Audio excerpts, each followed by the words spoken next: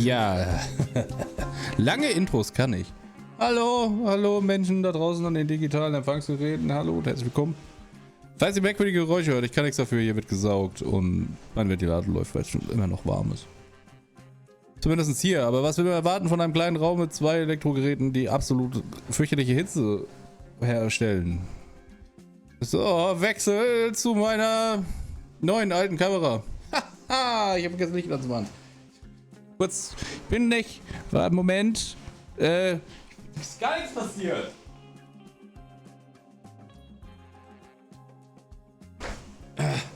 Ich hasse den Pause-Screen. Funktioniert. Ich meine natürlich, so jetzt, aber das ist das erste Mal. Hallo. Das ist fürchterlich überbelichtet. Ich hasse das Ding. Ich hab's nicht eingestellt. Ich hab's das Licht nicht eingestellt. Ja, ich hab einen neuen Kameraarm bekommen, der kann tolle Sachen machen. Der kann das da. Und dann kann der das da. Das nicht, das war die Katze. Das wird gerade gesaugt übrigens. Oh, guck mal. Ja, also ist ein toller Kameraarm. Toll. Der ist ein bisschen...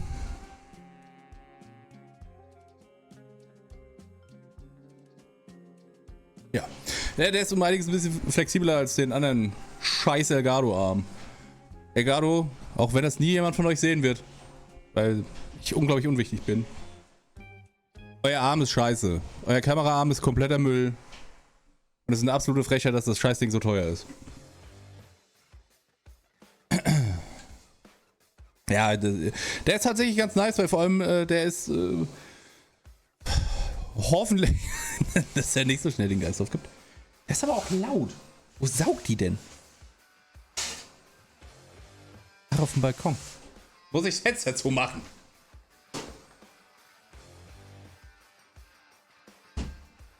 Das ist eigentlich physikalisch unmöglich, dass man so laut saugen kann, aber ich habe das Gefühl, es gibt Leute, die schaffen das.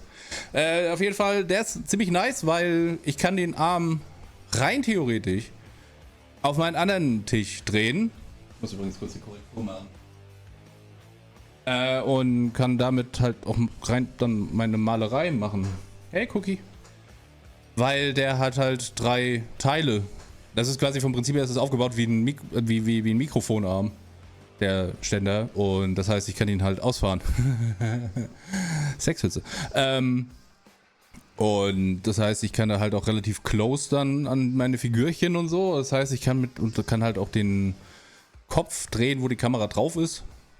Relativ easy. Das heißt, ich kann halt von oben drauf filmen, so, also so Vogelperspektive. Das ist ziemlich nice. Und dann habe ich mir endlich geschafft, mich drum zu kümmern, mir eine fucking Lampe zu bestellen, mit der ich malen kann und die ich wahrscheinlich auch potenziell als meine Hauptlichtquelle benutzen kann, weil sie einfach unglaublich hell sein soll. Ich hoffe, es ist auch so. Zumindest die Reviews, also ich habe die Empfehlungen waren da und das, was sie hat, ist das, was ich brauche, weil ich brauche Kelvin. Kelvin und Lumen brauche ich, die 2 nette Typen. Also Kelvin ist die Lichtwärme und Lumen ist die Helligkeit.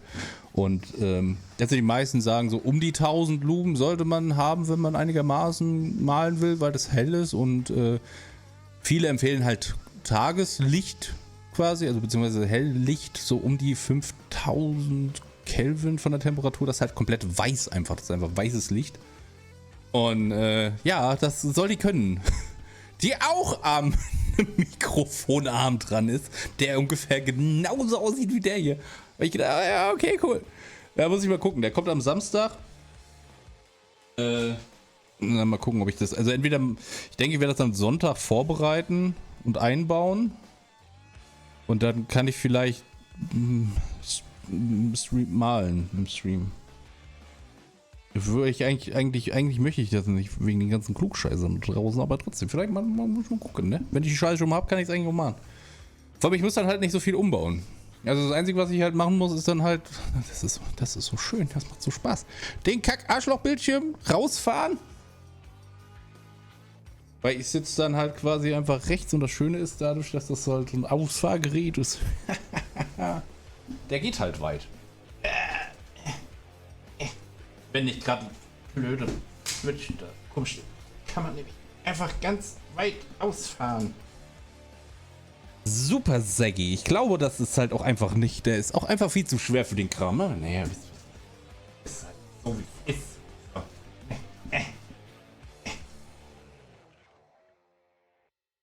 So.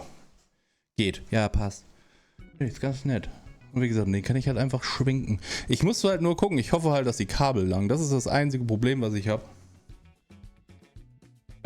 Weil ich, also das Mini-HDMI-Kabel ist halt eine richtige Hure. Mini-HDMI-Anschlüsse sind halt auch einfach der Hölle. Das ist einfach ein richtig beschissenes Teil. Wer immer sich das ausgedacht hat, gehört auch einfach in die Hölle.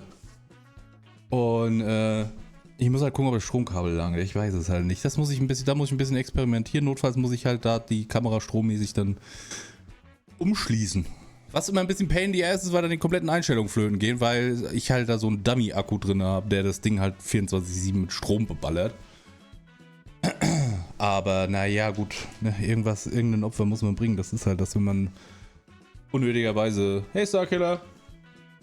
Wenn man unnötigerweise eine Kamera kauft für mehrere 100 €, um die dann als Webcam zu benutzen. Und dann zu faul ist, die Scheiße einzustellen, weil man kein anständiges Licht hat, wie gesagt. Wenn dann am Samstag, hey Amujab, wenn dann am Samstag die Lampe kommt, die LED-Lampe, dann muss ich die mal testen. Weil wenn ich die entsprechend an dem Tisch dran kriege, so wie ich das möchte, dann kann ich die halt auch als Beleuchtung für mich nutzen. Hoffe ich. Da muss ich ja nur testen, also ich muss halt dann gucken, ein bisschen rumexperimentieren, wie ich die halt da dran mache. Das nicht, weil ich schwenke dann halt, also ich fahre halt den Bildschirm aus, dann habe ich den halt quasi... Ich kann nicht auch mein Handy für den Chat nehmen, eigentlich ist ja scheißegal, ne? Ich meine, das kann ich dann halt rausschieben und dann mache ich mein OBS da drauf und groß, damit ich sehe, was da auch rausgeht. Die Kamera kann ich dann umdrehen, ausfahren, muss ich ja nur einstellen und hoffen, dass ich mich nicht ungeschickt anstelle, weil das sind halt so Federn in dem Arm drin, die das halt halten und das sind dann halt so Knüppelchen, die du dann da festdrehst. Weil ich glaube, wenn ich da den Knüppel nicht richtig festdrehe, dann habe ich die Problematik, dass dann halt die Kamera einfach mit einer sehr hohen Geschwindigkeit gegen die Wand geklatscht wird. Das ist die einzige Befürchtung, die ich habe, dass ich dann irgendwann mal das vergesse zu machen und dann macht es irgendwann mal so klack und dann schießt sie einfach nach oben und knallt gegen die Wand.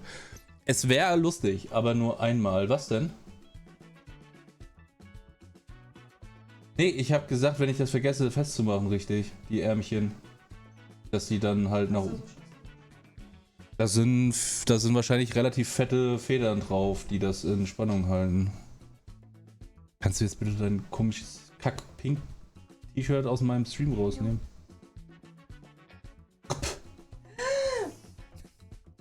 Das ist nicht... Das ist schön. Ne. Ja. Ich kann die Scheiße nicht mehr sehen. Was du nie mehr sehen kannst, ist mir egal. Da, die Tour ist wundervoll. Ach, Quatsch. Oh. Hallo Cookie. Nur langweilige 0:15 Kacke ist das. Kann ich auch in den Zirkus gehen. Und dann Background-Musik abspielen lassen. Nee, die sind live. Die sind live. Bye. Ja, was auch mal. Ja, danke. Hey, ich sitze Ach so, ja, klar. Das macht Sinn. Ja, aber dann kann ich den auch bei dir ausmachen, wenn du streamst. Weil dann will ich am Stromkasten. Schwinde jetzt, kleiner Teufel. Klugscheißer, mal hinten reinlabern. Verschwinde jetzt. Ja, es ist, ja, wo war ich? Achso, ja, genau. Und dann bin ich mal gespannt. Dann komme ich vielleicht eigentlich mal vorwärts. Aber ich habe jetzt erstmal Urlaub.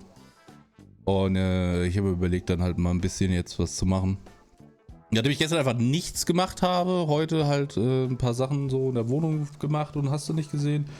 Mich stundenlang schlau gemacht darüber, was denn jetzt eigentlich die beste, was ich jetzt kaufen kann für Lampen. Da habe ich locker 2 Stunden versenkt in die Scheiße. Weil das Problem auf Amazon ist halt, wenn du guckst, natürlich findest du unendlich viele Lampen, aber das sind dann halt irgendwie die 30 € China-Lampe und das sind 90% sind alles so Mülllampen.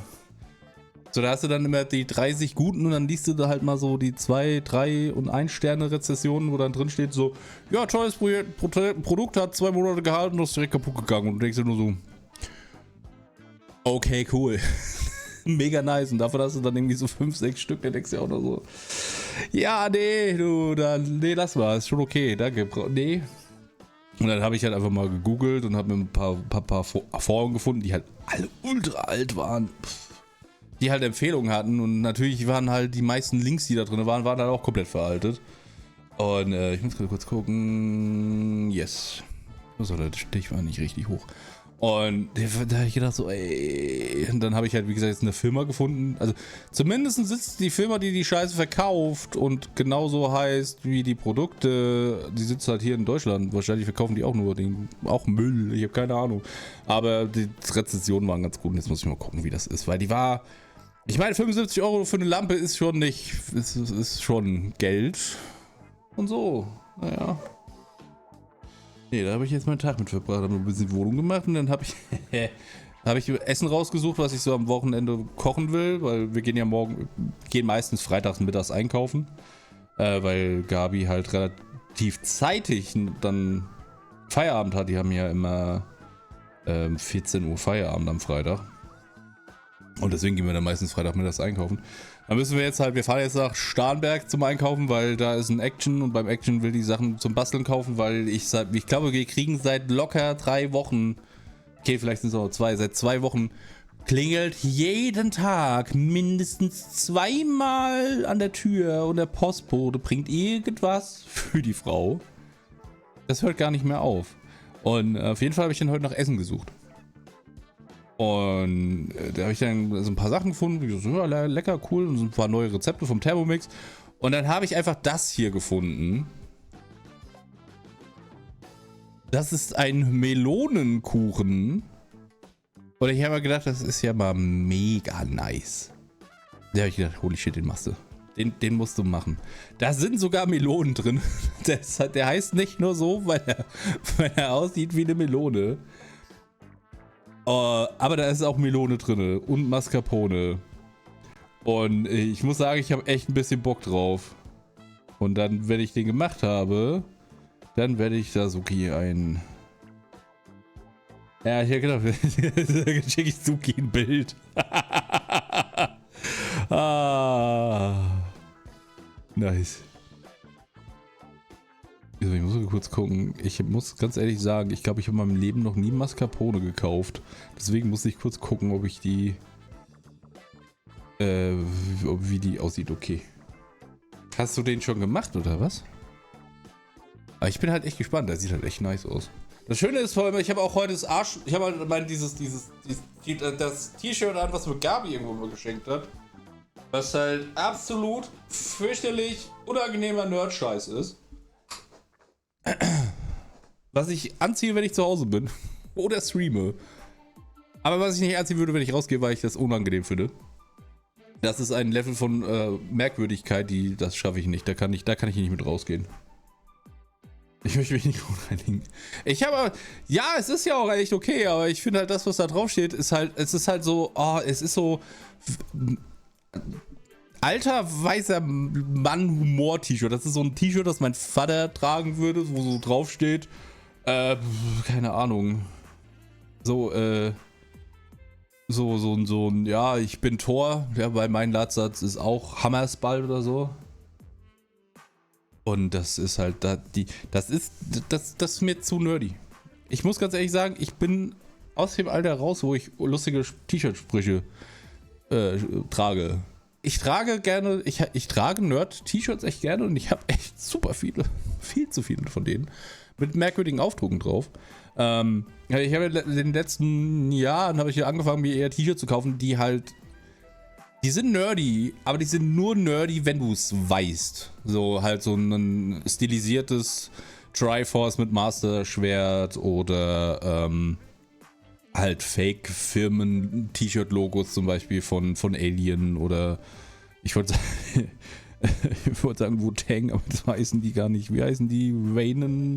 Wayland, Yutani, Wayland, glaube ich, oder so T-Shirts oder so, wo du halt nicht direkt siehst, so guck mal.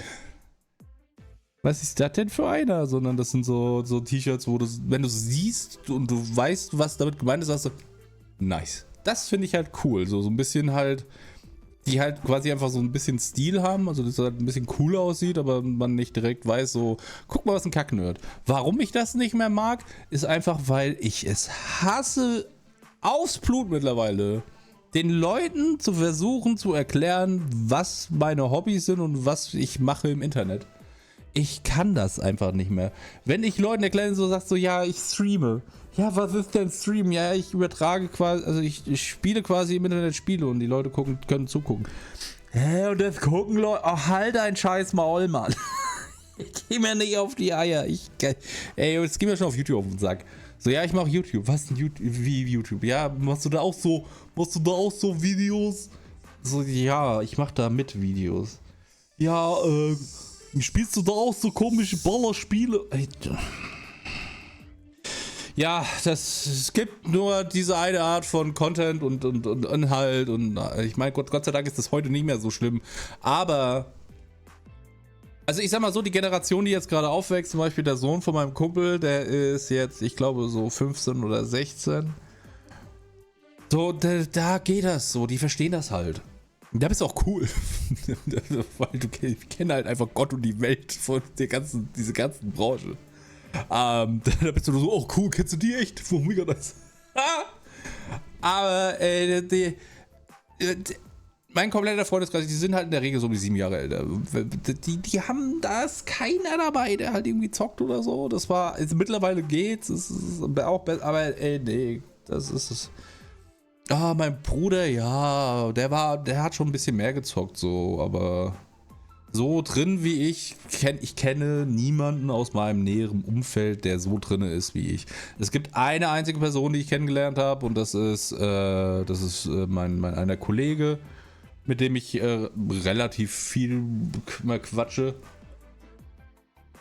Über halt PC und Gaming und sowas. Und das ist halt auch meine Chefin. Und das Schlimme ist ja, als ich mich neu bewerben musste, war ja halt auch immer dann meine alte Firma, also Audiobase, viel mit dabei. Und da musste ich dann halt immer erklären, es ist ja halt einfach eine Produktionsfirma gewesen. Und dann wirst du halt gefragt, oh, Produktion. Oh, was habt ihr denn produziert? Und da sage ich jetzt mal so, ja, Livestreams. Was sind denn Livestreams? Weißt du, da sitzen Leute, die sind so alt wie du oder vielleicht ein paar Jahre älter und die haben halt keine Ahnung vom Internet. Da sagst du, ja, E-Sports-Produktionen haben wir zum Teil gemacht, aber auch halt Gamescom oder so. Was ist die Gamescom? Was ist denn E-Sport? Electronic Sports, das ist quasi, wenn man kompetitiv Spiele gegeneinander spielt. Kenne ich nicht. Ach, echt? Das überrascht mich jetzt, aber. Oh, da hatte ich auch die Fresse. Ich kann das einfach nicht mehr. Ich kann das Leuten nicht mehr erklären. Das geht mir einfach. Ich kann diese blöden Antworten, vor allem auch diese Blicke dann jedes Mal, dieses so. Halt dein Maul und verpiss dich. Das ist echt so. Oh, da möchte ich Leute würgen. Echt ohne Mist. Das ist halt. Ja, nee, wie gesagt. Deswegen. Ja, es ist halt einfach, das ist halt echt so, es fühlt sich immer so an, als wäre das so allgegenwärtig, auch gerade so, wenn du halt auf Messen bist oder so, und da sind ja super viele dann doch Gleichgesinnte in dem Sinne, aber wenn du halt mal vergleichst, wie viele Leute da unterwegs sind, gerade auch, also in der Welt, beziehungsweise halt in Deutschland, das ist so ein kleiner Bruchteil von Leuten, die halt wirklich da tiefer drin sind, also Leute, wo es tiefer geht als ich habe eine Xbox oder ich habe eine Xbox zu Hause und spiele ab und zu mal Call of Duty. Das war das Lustigste, was ich hatte, als ich bei der Fußpflege das eine Mal war, weil die gute Dame, die mal Fußpflege gemacht hat, war tatsächlich auch eine Gamerin und die hat gesagt, ja, ich zock zu Hause über Call of Duty auf der Playstation, auf der Xbox und ich so. Holy shit. Ja, ich bring die Kleine ins Bett, dann wird erstmal gebangt. So, ja, nice. Das war lustig. Aber ja. Nee, tatsächlich nicht, weil ich habe ja nicht von der geschwärmt. Fußpflege war nice. Ich muss ganz ehrlich sagen, wenn man die Chance hat, medizinische Fußpflege oder so zu machen, ey, kann ich nur empfehlen. Muss ich auch mal wieder hin. Füße sind so kacke. Nee, es ist halt echt ein bisschen anstrengend. Aber nee, ich bin mal gespannt. Wie gesagt, am Samstag kommt dann die Lampe und dann werde ich das mal hier aufbauen und dann werde ich wahrscheinlich nicht am Samstag Bastelstream machen, aber vielleicht am Sonntag. Weil ich halt Samstag, also ich werd die Lampe halt hinstellen und dran bauen und werde testen, ob die funktioniert und dann wird es das wahrscheinlich erstmal gewesen sein, weil ich ja dann noch den ganzen Kuchen backen muss. Oder auch nicht. Dann werden wir den Kuchen halt noch backen und den ganzen anderen Scheiß. Und was ist Samstag angesetzt für ein Essen? Ich glaube, eine Currysuppe ist am Samstag angesetzt. Genau, eine Curry-Gemüse-Maultaschensuppe. Die mache ich am Samstag auch noch. Und als Nachtisch gibt es den Melonenkuchen. Und ja, damit bin ich wahrscheinlich wieder den ganzen Vormittag beschäftigt. Also der Kuchen geht relativ schnell sogar. Es sind, glaube ich, irgendwie nur 2 Stunden oder so. Das ist ziemlich angenehm. Und dann werde ich das wahrscheinlich dann halt den für das Kram fertig machen, wenn das dann irgendwann kommt. Nachmittags wahrscheinlich, weil DHL irgendwie immer nachmittags hier aufschlägt. Das heißt, ich werde es dann halt Sonntag vorbereiten und testen und umbauen, ob das so alles funktioniert, wie ich mir das vorgestellt habe in meinem kleinen Köpfchen, zumindest so rein die Theorie, und ich habe es ja auch mal zumindest so gebaut, als wenn ich es halt malen würde, würde es funktionieren. Und ja, das hat funktioniert und wie gesagt jetzt mit dem neuen Arm und mit der Lampe, die das hoffentlich, das muss ich nur gucken. Ja, wie gesagt, das einzige Problem, was ich jetzt nur sehe, ist, also was sein könnte, ist ja die Platzierung der Lampe aus dem einfachen Grund, wenn wohl... Also der Arm, den ich hier habe, der hat ein Manko. So, und zwar, wie gesagt, das sind 1, 2, 3... Ja!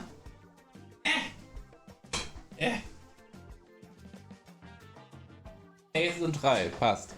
3 Gelenke. Das Problem ist halt, da wo die Kamera jetzt drauf sitzt, das sieht ihr natürlich nicht. Ich könnte den Arm quasi zur Seite schieben und könnte die Kamera nach rechts drehen. Das Problem an der ganzen Sache ist, die Kamera ist dann tilted, das Bild. Das heißt, ich muss relativ straight... Ja, Gott, der scheiß Denglisch, Alter. Relativ gerade mit der Kamera gehen. Von oben. Und ich weiß halt nicht, ob die sich dann beißt mit der Lampe. Weil ich kann gut sein, dass ich die Lampe die ganze Zeit rumfummel. Ich bin Weltmeister mit Fummeln an Sachen. Aber das werden wir rausfinden am Sonntag. Ansonsten muss ich jetzt nochmal umbauen. Aber das wird, glaube ich, hoffentlich lustig. Gucken, also meine Malskills sind übrigens immer noch scheiße. Also was heißt scheiße, aber ich bin ein absoluter Kacknoob. Das wird lustig. Ich einfach hoffen, dass nicht so viele Leute vorbeikommen. Ich werde dann erzählen, wie es funktioniert. So. Dinge, Spiele. Final Fantasy. Da wollte ich hin, ja. Nee, Wochenende wird lustig. Vielleicht komme ich dann, wenn ich dann wirklich streame. Nee, das ist online. Dann komme ich vielleicht auch mal zu was und mach das mal. Anstatt nur zu labern. Weil ich denke mir immer so, du kannst malen. Dann denke ich mir so, ja, wenn du jetzt anfängst zu malen, bist du halt aber auch die nächsten 8 Stunden damit beschäftigt, weil ich kann dann auch nicht aufhören. Also das heißt, ich kann nicht aufhören, aber ich mal dann und kriege dann nicht mit, wie die Zeit vergeht. Und als ich die 2 Testkopie gemalt habe, zum Testen, ob meine Farbidee passt, da war ich dann halt auch einfach 5 Stunden weg. Und auf einmal war es irgendwie 23 Uhr, nicht so. Wo ist die Zeit hin? Und dann denke ich mir immer so, wenn ich das mache, wenn ich halt am nächsten Tag da muss ich noch dran an mir arbeiten. Ah ja, ich habe ja ein paar vorbereitet, 30 Millionen Figürchen, und dann kann man da mal schön am Sonntag loslegen. Und wir legen jetzt los. Was ist ein Übergang? Jesus fucking Christ. Mit Final Fantasy 16, das ist toll.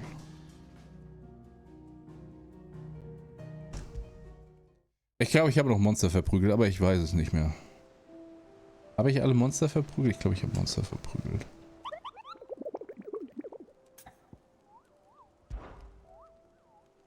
Richtig, ich habe alle Monster verprügelt.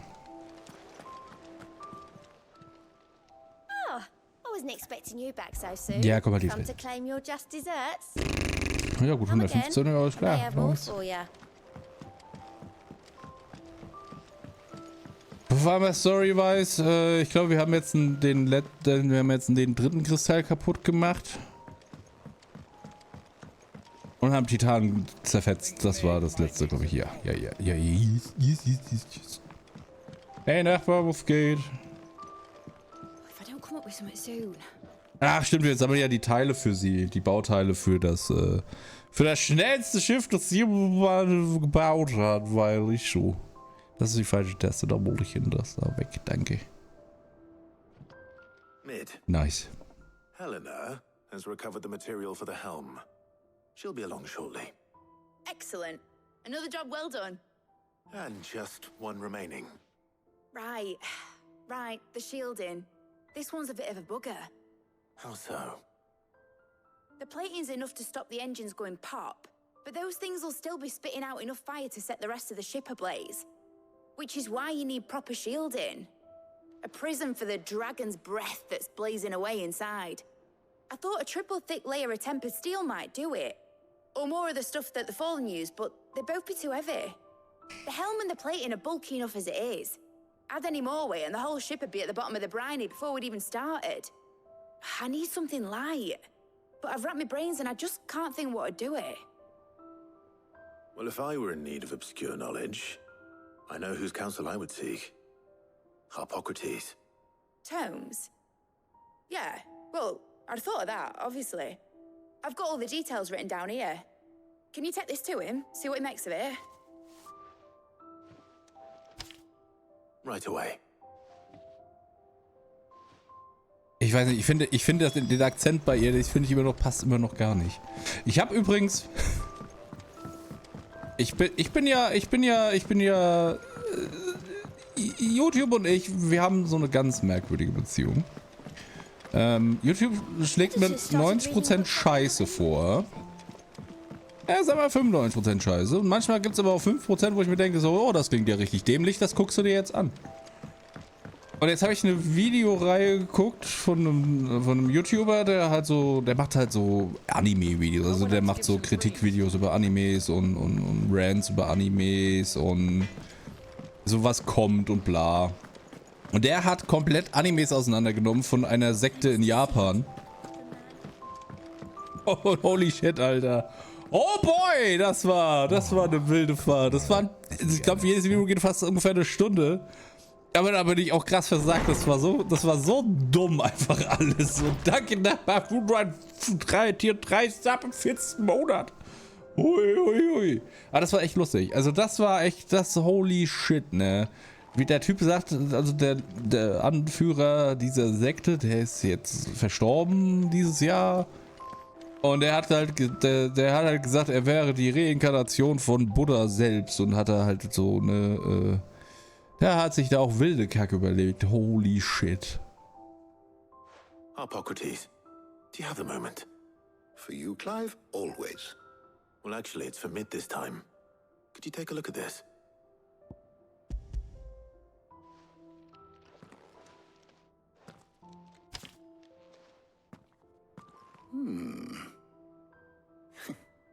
Shielding for a mithril engine? Whatever will that girl think of next? And what are these notes around the edges? She has some specific requirements for the materials. The shielding needs to be able to resist extreme heat on the inside, and yet remain cool enough on the outside not to set the ship alight, while also being light enough not to sink it. As you can imagine, she's struggling to find anything that meets her needs. I see. Ich hab da was. I wondered if you might know of a solution, or if you might be able to search the records for one. Perhaps it is not a different material she requires, but a different approach. What do you mean? Consider the lake we have made our home. Its blighted waters eat away far more quickly than fresh water or even brine. at timber and steel alike. And yet, we have made a home here from those very materials nonetheless. We have. But Bardolph must varnish every board twice over to keep it from rotting. And Obelus complains that without a constant supply of pitch. Hat er gerade Bitch gesagt? Early Gregorian histories speak of a preparation known as moon dew. It is said to be able to resist even the most ferocious flames. Before the dragoons tamed the worms and wyverns of the realm, nobles would daub their castle walls with it in order to guard against dragon fire. So if we could recreate it... It might be applied to some material or other in order to provide the protection it requires. As to how best to apply it and to what material, perhaps Bardolph and Obelus might be of assistance. I shall speak to them and see what wisdom they might have to offer. If you would be so kind as to procure the necessary ingredients, I shall discuss the specifics of how it might be most effectively put to use with our two friends. The knowledge of the past may yet prove useful to we of the modern era. Thank you, Hippocrates. And since you're asking others to help you, perhaps I should too. Darf ich jetzt noch mehr rumlaufen und Leuten fragen, dass sie mir helfen? Das ist ja immer nett. Ach nee, doch nicht. Ja, nice. Ah.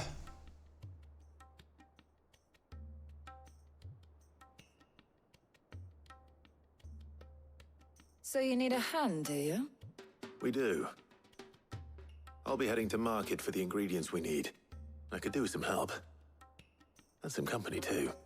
The other can assist me in researching how best to prepare the shielding itself. Can we count on your aid? Always. Well, if Jill's game. Thank you. I am sure either of these fine young minds would prove indispensable in my research. I leave the decision as to who will go with whom in your capable hands, Clive.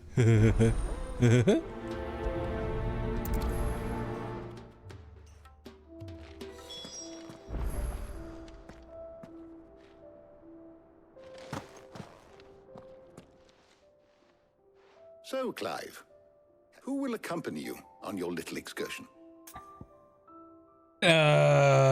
Ich nehme natürlich. Ich nehme natürlich. Ich nehme Jill mit. Very well. So then, what do we need to find? I have taken the liberty of preparing a list. Here. Natürlich. White chocobo eggs. Pepio nuts. Are you sure this list is right? Everything on here seems very edible. I would have thought the ingredients would be a little more exotic. Though these items may seem mundane, they have potent effects that are rarely exploited, effects for which they were once highly prized. So much so, in fact, that they were harvested almost to extinction, hence moon dews having fallen from favor. Now, of course, they can be obtained with ease. You should be able to find everything you need at the market in Northreach. Is that so? I've been meaning to visit Northreach anyway. I'll set out now. Join me there when you're ready. Aber können wir nicht einfach zusammen... Warum? Okay. You two enjoy yourselves. You too, Talia. Man hätte jetzt natürlich auch... Ach, ist ja auch egal. Auf nach Nordstedt. Wie viele Punkte habe ich eigentlich von den Fähigkeiten her? Ja, ist schon klar. Komm. Also die Karte lässt sich schon ein bisschen feiern manchmal, ne? 1600.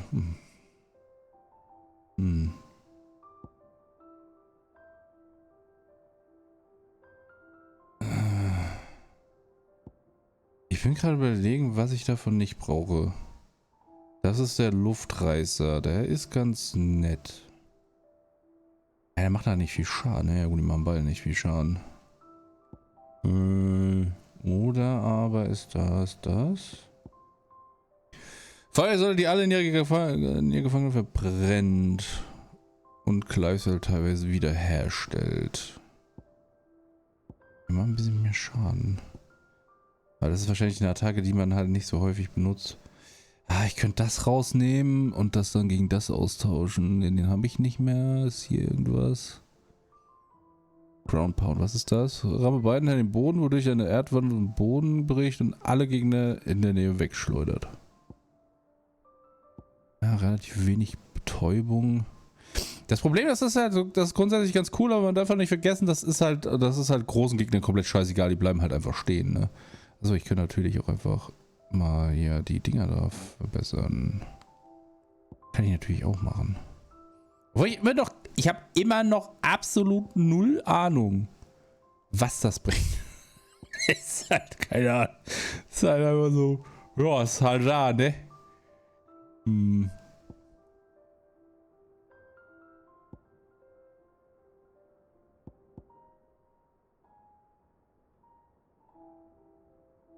Ja, das könnte eigentlich ein guter Ersatz sein für den Prügelattacke.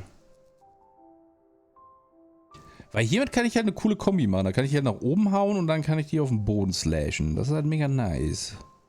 Und die Attacke ist halt tatsächlich, finde ich, gefühlt super useless, weil die halt echt nicht viel Damage macht, außer dass sie die betäubt. Ich glaube, ich tausche das dagegen aus. Dann könnte ich rein theoretisch das eigentlich auch vergessen, oder? Weil dann hätte ich noch 700. Könnte ich mal das da machen.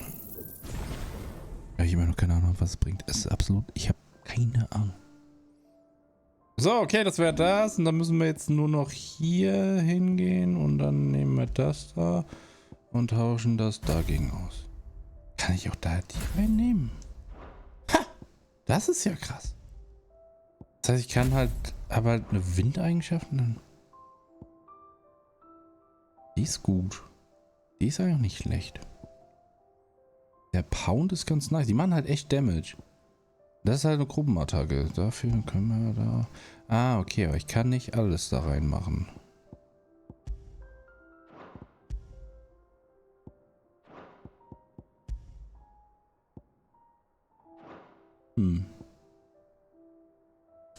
Aber good to know. Achso, ja, weg. Ne? Weg wollten wir. Richtig. Ja. Ich habe aufgepasst. Ich schwöre.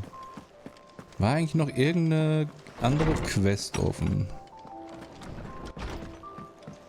Wie ist eigentlich mein Bestand von Tränken und sowas? Well, don't just stand there gawping.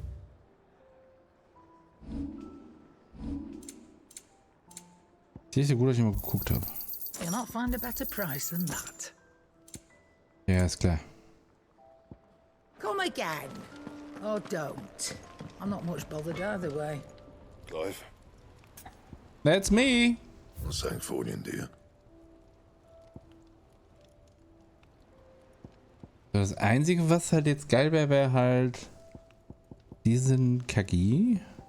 Aber den brauche ich. Aber dafür brauche ich Weißwürmknochen. Wo auch immer ich die herkriege. Ich werde das jetzt. Ich guck das jetzt nicht nach. Das wird schon irgendwann auftauchen, hoffentlich. Aber wahrscheinlich von einem Wurm, der weiß ist. Macht Sinn, oder? Now, where's Jill? There's talk at the glass gate. Keep them pilchards nice and chilled. I won't have... Are those Papio nuts? I can never tell. How goes the hunt for ingredients? I've only just started. I'm sure everything we need is somewhere amongst all these stalls, though. Why don't we split up and see? We'll take a couple of ingredients each. All right. What am I looking for? How about you look for the Papio nuts and some garlic? I'll find the other things we need. We can meet by the gate when we're finished. Lecker Nüsschen, yam yam yam und Knoblauch, num num num num. You'll not find a bruised pippin in the... Fresh cuts! Come and get them before... Hallo, hast du Nüsse? What can I interest you in today? Ah, Knoblauch. Ah, yes. Gut, dass der genau eine Knolle Knoblauch hat. How the hell is anyone... Buy, sell, or be gone. Ja, du bist ein sympathischer Let's see Typ. how Jill's getting on. Chill, ich habe alles gekauft. Ich hoffe, du hast auch alles gekauft. Ansonsten bin ich enttäuscht. Did you find everything? Ja. I did. Here.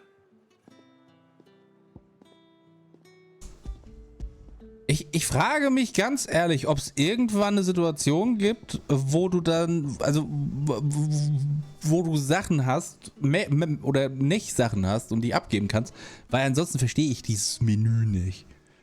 Weil bis jetzt waren es immer Quest-related Items, die ich da abgegeben habe und von denen du immer nur eins hattest. Aber dieses Menü indiziert ja irgendwie, dass du vielleicht irgendwann mal eine Auswahl hast, was du abgeben kannst. Also das irgendwie, ansonsten ist das Menü auch kompletter Quatsch.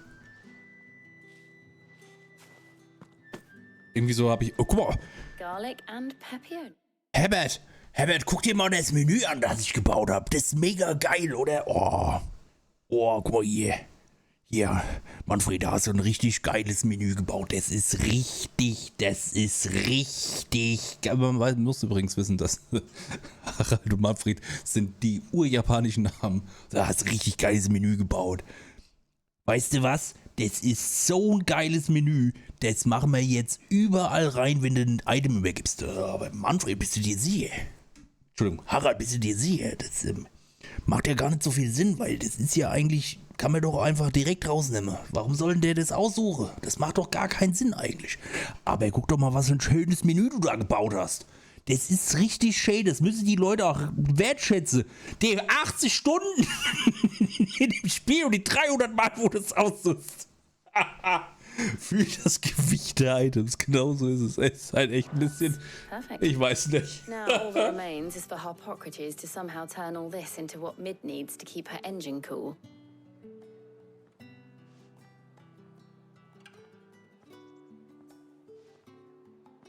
But before we head back, would you walk with me a while? Da brauchen wir jetzt aber kein Menü, um das zu bestätigen, ja.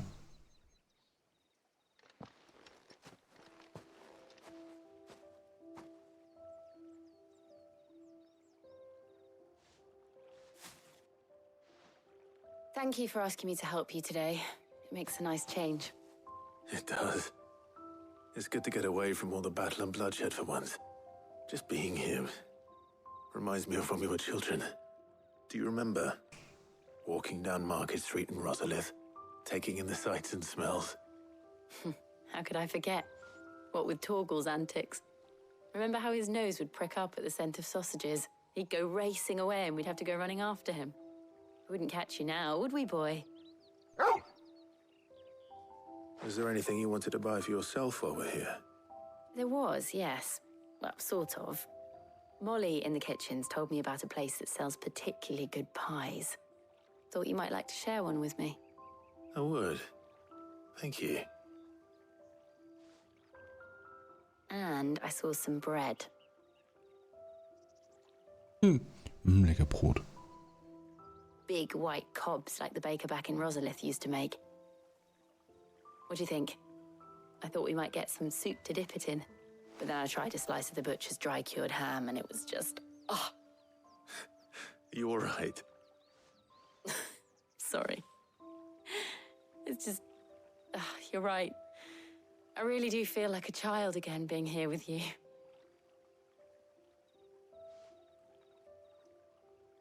Clive. Is it wrong of me to enjoy this? No, Jill. This is how life should be. And it's how our lives will be when our work is finally done. When we can live on our own terms.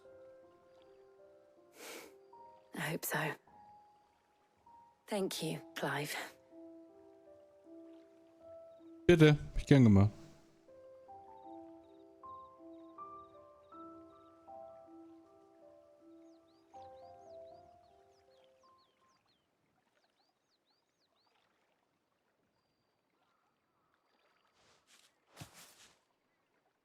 Well, I suppose we better be getting back. Oder I need to get it give these on. ingredients to Harpocrates and Talia. I'll see you at the hideaway. Take care. I will. You too. Da passiert doch jetzt was. Nein? Was? Das alles? Das war jetzt ein bisschen enttäuschend.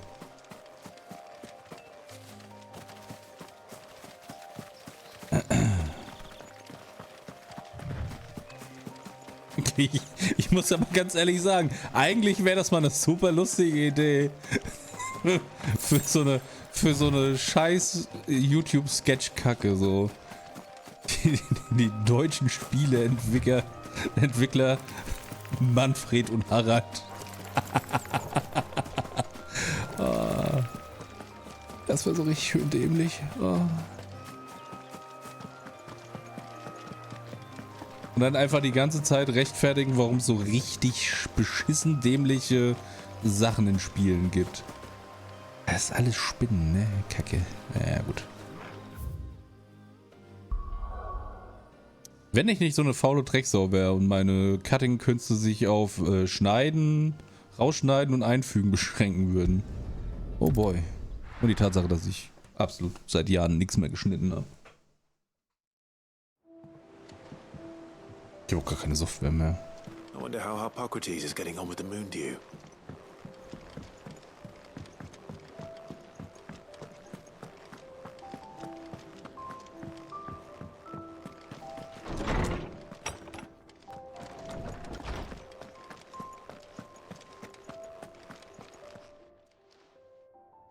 How's work on the shielding progressing, Hippocrates? Well, very well indeed.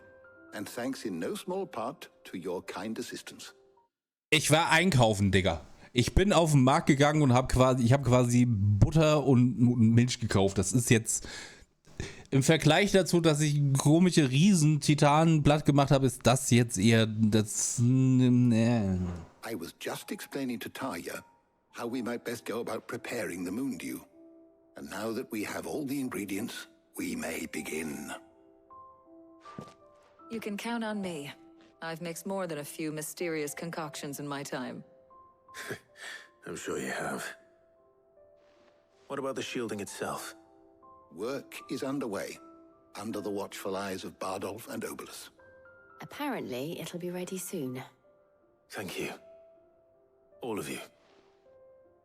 Right then. Jill, would you join me in the infirmary? Many hands make light work and all that.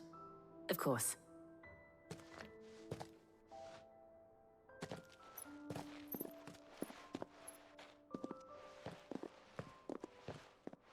Oh, and Clive, thank you. It was nice just being with you. Nicht viel zu tun, oder was? Ja, das kenne ich. It appears our work here is almost at an end. A shame. I was enjoying playing the man of action for once. When both the shielding and the moon dew are ready, it will merely be a matter of applying the one to the other. Followed by a rigorous process of testing and retesting, of course.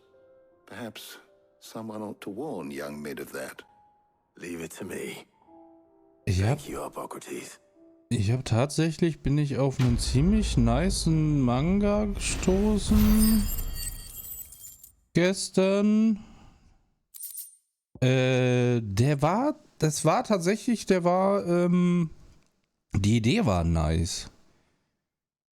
Ist halt, ist halt so ein Fantasy-Ding gewesen. Jetzt muss ich gerade, hallo, bitte, hilf, danke, darf ich jetzt? Da.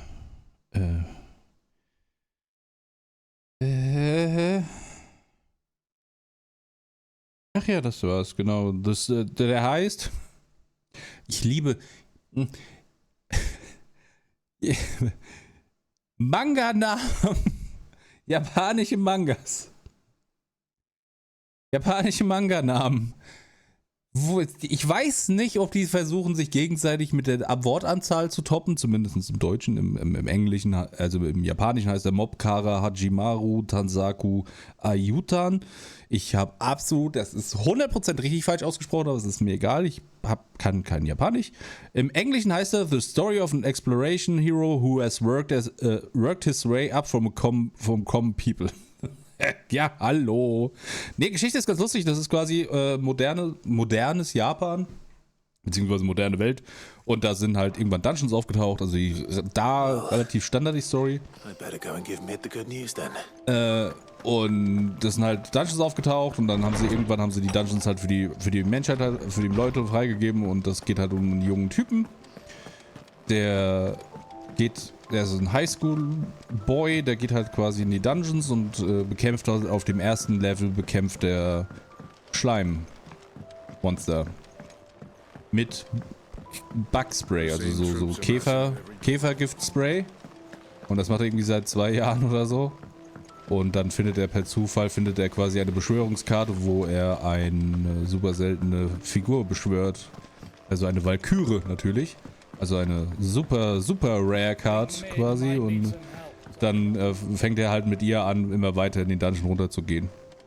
Was er sich vorher nicht getraut hat, weil erste Kapitel geht es halt darum, dass er dann in den zweiten Flur geht von dem Dungeon und dann kriegt er einfach instant auf die Fresse und kommt ins Krankenhaus und wird aufs Übelste vermöbelt. Es ist halt relativ sympathischer Anfang, sind glaube ich 6 Chapters draußen. Ist halt relativ sympathisch, weil er ist halt nicht Captain OP-Hose so, sondern er kriegt halt einfach richtig auf die Fresse die ganze Zeit.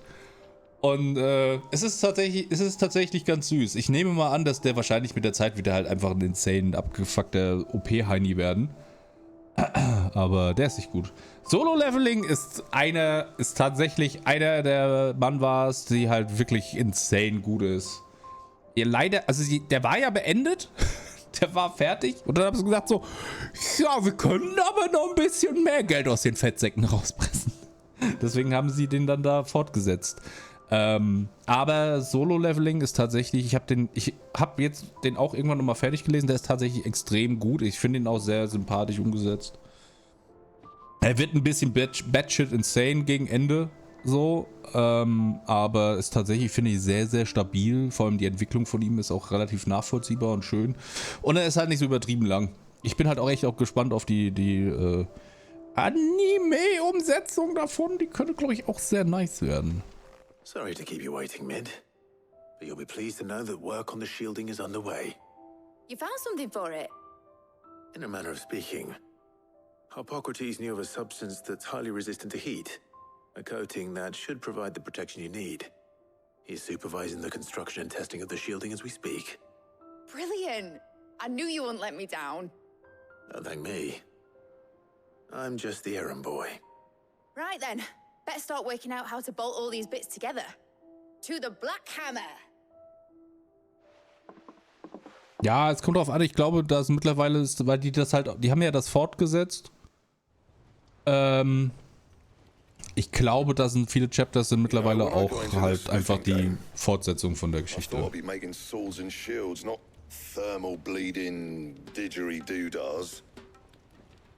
Displacement stacks. Same difference. Whatever you call it, I ain't putting it together in here. It's cramped enough as it is. Let's take this outside. Mid, you get all the parts lined up on the deck. I'll take care of the rest. On my way. Oh, and bring me the biggest hammer you can find. This is gonna require some precision walloping.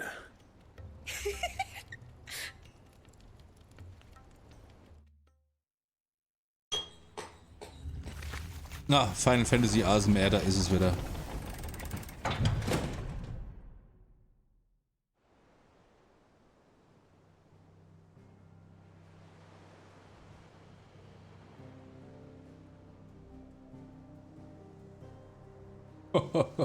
Ja, ich weiß, was du meinst.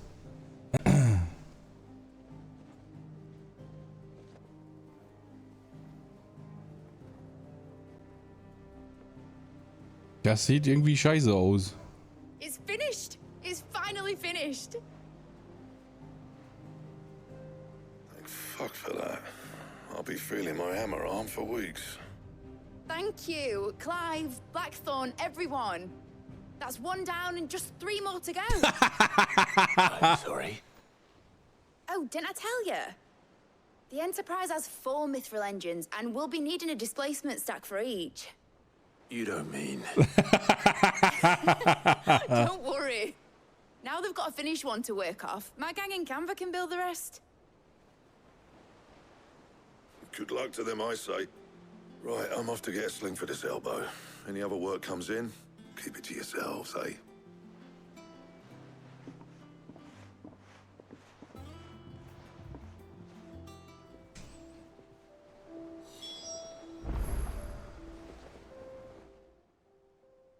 What's the matter? Nothing. Just daydreaming. Thinking about the Enterprise sailing off over the horizon to shores unknown, searching for a land untouched by the Blight, just like me and my dad planned. So if the worst came to the worst and every scrap of soil in the Twins turned black, we might still have a chance. That's what she was meant to be. You see, one last chance just in case we needed it. But now she's so close to being finished, I've realized I don't want her to be that. I don't want her to be just a lifeboat for us to cling to if things get desperate. I want people to sail aboard her by choice, not from the lack of it. In a world where we're not just trying to survive, but where we can actually live. I'm working on that. And I'll do everything I can to get you what you want. Don't you always? All right. My mind's made up.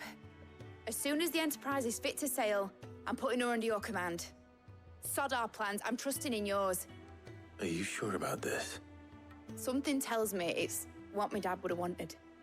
He'd be proud of you. You were gonna visit his grave, weren't you? I was. And you can come too now that your little project is finished. Right. There's just one thing I need to finish up first. Won't be a mo. All right. I'll let Otto know you're coming. Meet us in the mess when you're ready. Aye, aye, Captain.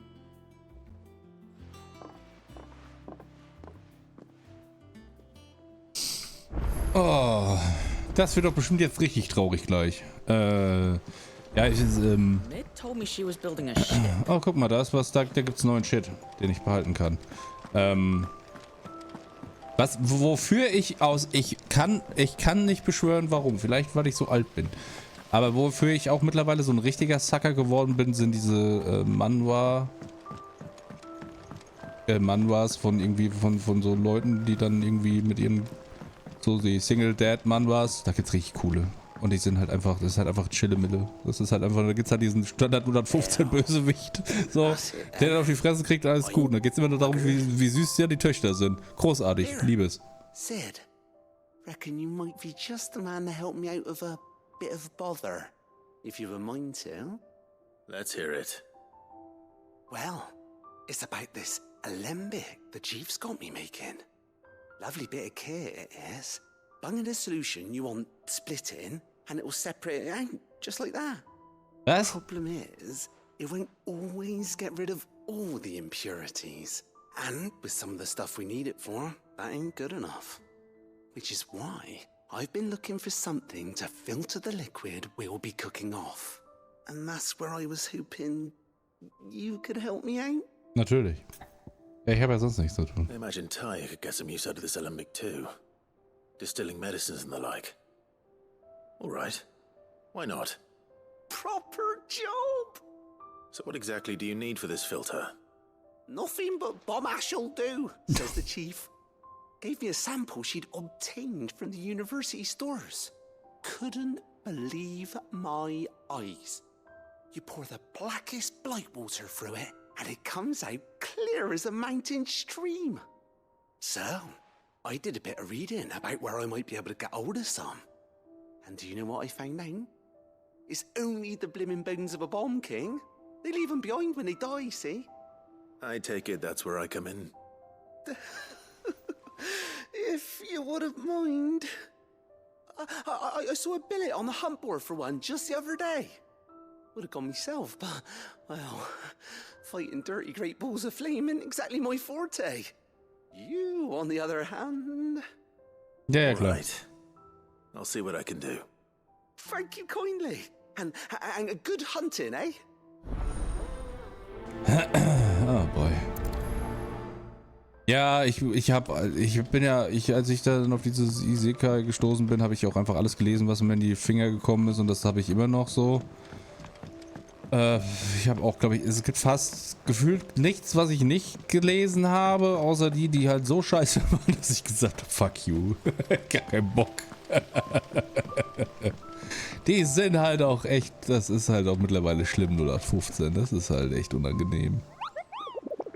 So, wie viel Münzen müssen wir hier lang?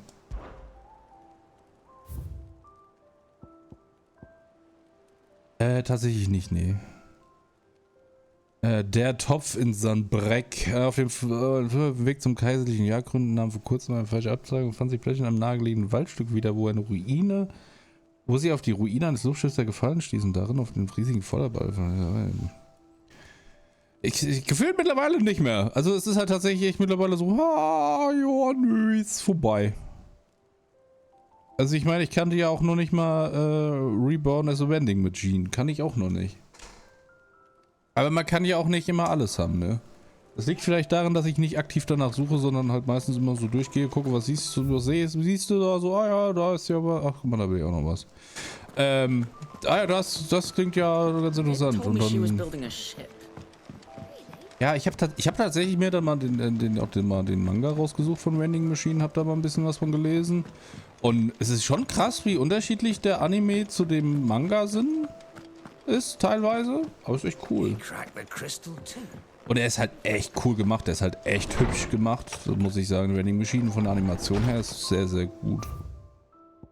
Oh boy. Ich bin auf alles Anweisen hin die Buchhaltung durchgegangen und ich habe vielleicht etwas entdeckt, dass du dich vielleicht kümmern solltest, möglicherweise. Und damit meine ich sofort. Du weißt, wo du mich findest. Ja, bitte. Trouble with the ledgers. Shouldn't he be asking Otto for help? Alleine wie gut es halt gemacht, achso, das war schon.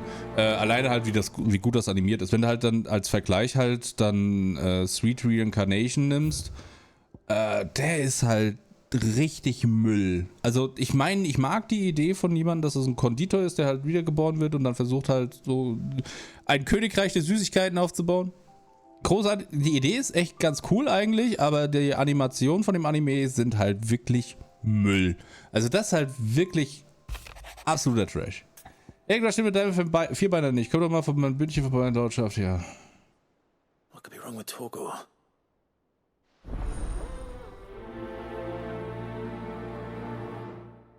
Oh, ja, nee, muss nicht sein. Die fühlen sich manchmal immer so ein bisschen gezogen. Wenn der Postmann 10-mal klingelt. Danke für deine Hilfe mit Schleder neulich. Leider scheint dem alten Kriegskampf schon wieder ein Laus über die Leber gelaufen zu sein. Er zieht jedenfalls ständig ein langes Gesicht und krummelt in sich rein. Ich frage mich, ob er nicht noch etwas anderes auf dem Herzen hat, als nur die Sache mit dem Leder. Ich weiß nicht, was es ist, aber irgendwas rumort in ihm. Ich weiß, du hast immer gut zu tun, aber wenn du es irgendwo dazwischen schieben kannst, könntest du dich mit dem Schledorn gehen und ihn nur fragen, was los ist. Ja, manchmal schon. Ja, reden mit ihm, ist klar. Ja, das ist schon richtig. Also manchmal ist das schon. Was habe ich letztens geguckt? So ein Anime habe ich gesehen. Ich weiß gar nicht mehr, was das war. Ich habe auch irgend so ein. Dings war das, genau. Hier, der andere Isekai, der jetzt auch rausgekommen ist. Nee, verpiss dich mit Jujutsu Kaisen, ist mir scheißegal. The Great Cleric hat eine neue Folge bekommen. Undead Murderface ist übrigens auch richtig gut. Auch sehr gut was auch auf jeden Fall empfehlbar ist, ist Som 100, The Bucket List of the Dead. Da habe ich irgendwann vor Ewigkeiten mal den Manga gelesen und der Anime ist großartig. Ich glaube, der encapsulated sehr gut das Feeling von dem Manga. Tatsächlich besser als der Manga selber, finde ich. Weil die halt mit Farben arbeiten können. Am I Actually the Strongest? Auch extrem. Also, das ist gut, ist halt aber das schon. Oh boy! Der Typ hat halt einfach gar kein Gewissen. Wie halt einfach. Ich hab den auch schon vor Ewigkeiten mal gelesen, glaube ich. Schon einfach wieder vergessen. Aber wie er einfach am Anfang da einfach gefühlt als. Hey, die gehen mir auf den Sack. Ich bring die halt einfach alle um. Okay, cool. Nice. Okay. Do you have a moment? Not really, no. This won't take long. I just wanted to ask how you're getting on. August was worried about you, that you might still be doubting your craft. even after learning the trick of that cuirass. Is there something else weighing on your mind? Perhaps sharing your thoughts might help. That bastard's like a dog with a bone. Still, he's got a keen eye, I'll give him that. He's just, well, Karen showed me something. Something I've never seen before. And that was? A sword. An odd-looking thing with a single-edged blade. The metal itself wasn't anything to write home about, but fuck me. The edge on it. You could slice a man clean in two with a weapon like that, and he'd be halfway home before he even realised he'd been cut. So that's what's troubling you? No. Not troubling me exactly. More distracting. Can't Hey stop Lord, was thinking, geht? how do you get an edge that sharp? It's driving me mad. And if you knew how to do it, Guck mal. we could das arm sind the geile curse Sachen. breakers with even better blades. That's about the size of it, yeah. I'll see what I can find out. Sharper swords are always welcome. And we can't have our master blacksmith being distracted. You're a soft touch, you know that. But I can't say I'm not grateful for it. Good luck, eh? Thank you. See what Karen knows about this sword. Also, ich wette 10 €, dass das Schwert ein Katana ist. Ich weiß nicht warum. Aber es ist. Also, das ist halt so ein. Das ist so ein richtig fürchterliches Klischee. Auch in Animes und so eine Scheiße. Oh, guck dir dieses unglaublich scharfe Schwert an. Oh, guck mal, es ist ein Katana. Vor allem, wenn du dann mal kurz 2 Sekunden überlegst, dass Katanas halt einfach. Das bringt ja nicht so viel. Die sind meistens relativ. Sie waren. Also, ich glaube, ein Katana gegen einen Ritter, da hast du mit dem Katana leider die Arschkarte gezogen, weil. Wenn du mit dem Katana, glaube ich, auf Metall schlägst, dann ist das Katana auch ganz schnell kaputt. Ich glaube, die hatten das. Das ist da nicht so. Habe ich mal irgendwann gehört. So you can read. Congratulations. But I didn't say I were wrong with him. I said something weren't right. Ja, so funktioniert das. Treats. He used to love cracking the bones from Molly's boiled brown, but now he won't so much as look at them. Didn't like him. Which is why I'm of a mind that his mind's on something else. You've not been working him too hard, have you? No harder than usual. Is that it, boy? Do you need a rest? Ja, aber das ist, glaube ich, die hatten auch nicht so, also Metall war halt auch nicht so krass da, ne? That's what the lawsman seems to think. Then maybe this all has something to do with whatever it is that's woken inside him. I suppose things have been different since Rosalith. Perhaps Hippocrates knows something. Instead of everything, you mean? Perhaps.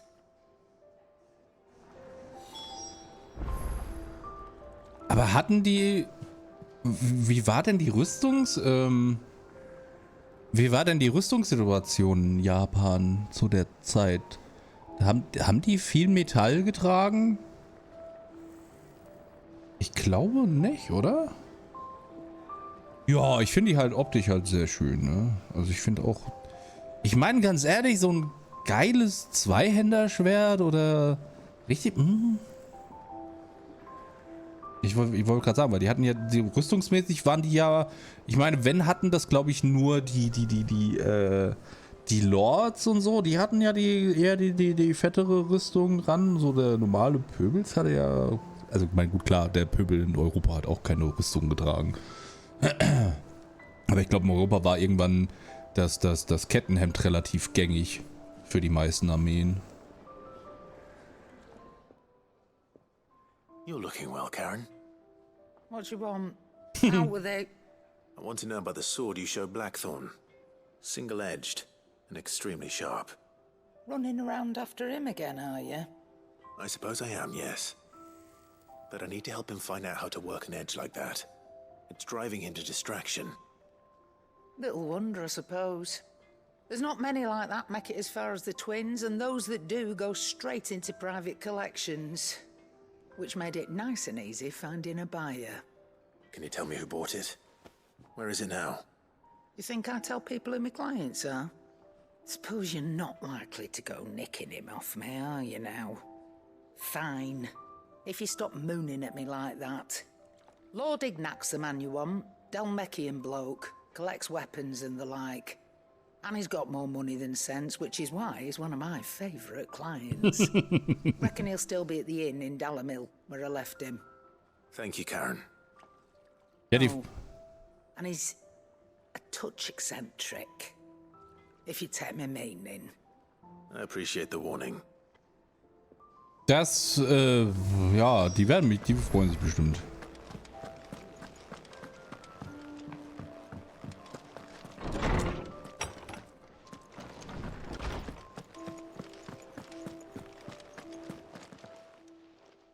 Lawsman, I need to ask you about Torgal.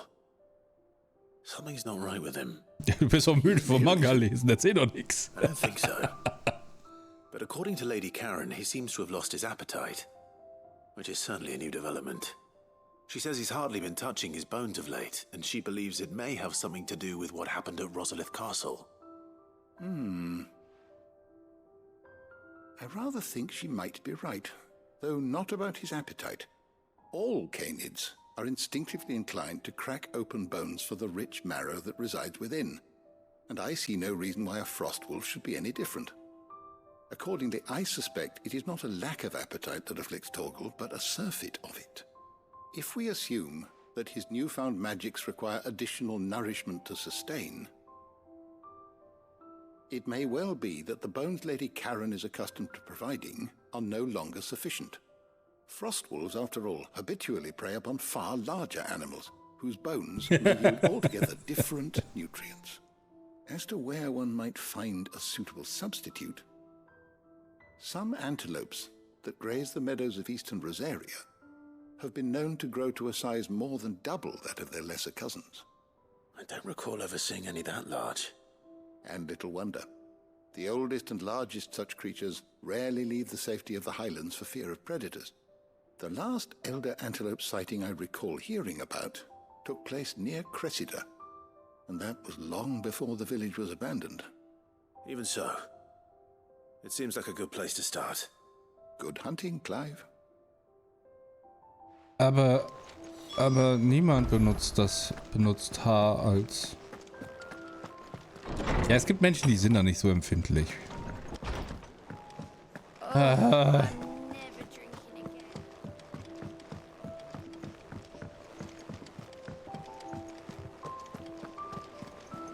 Ja, ist klar. Is that the thing Tomes helped with?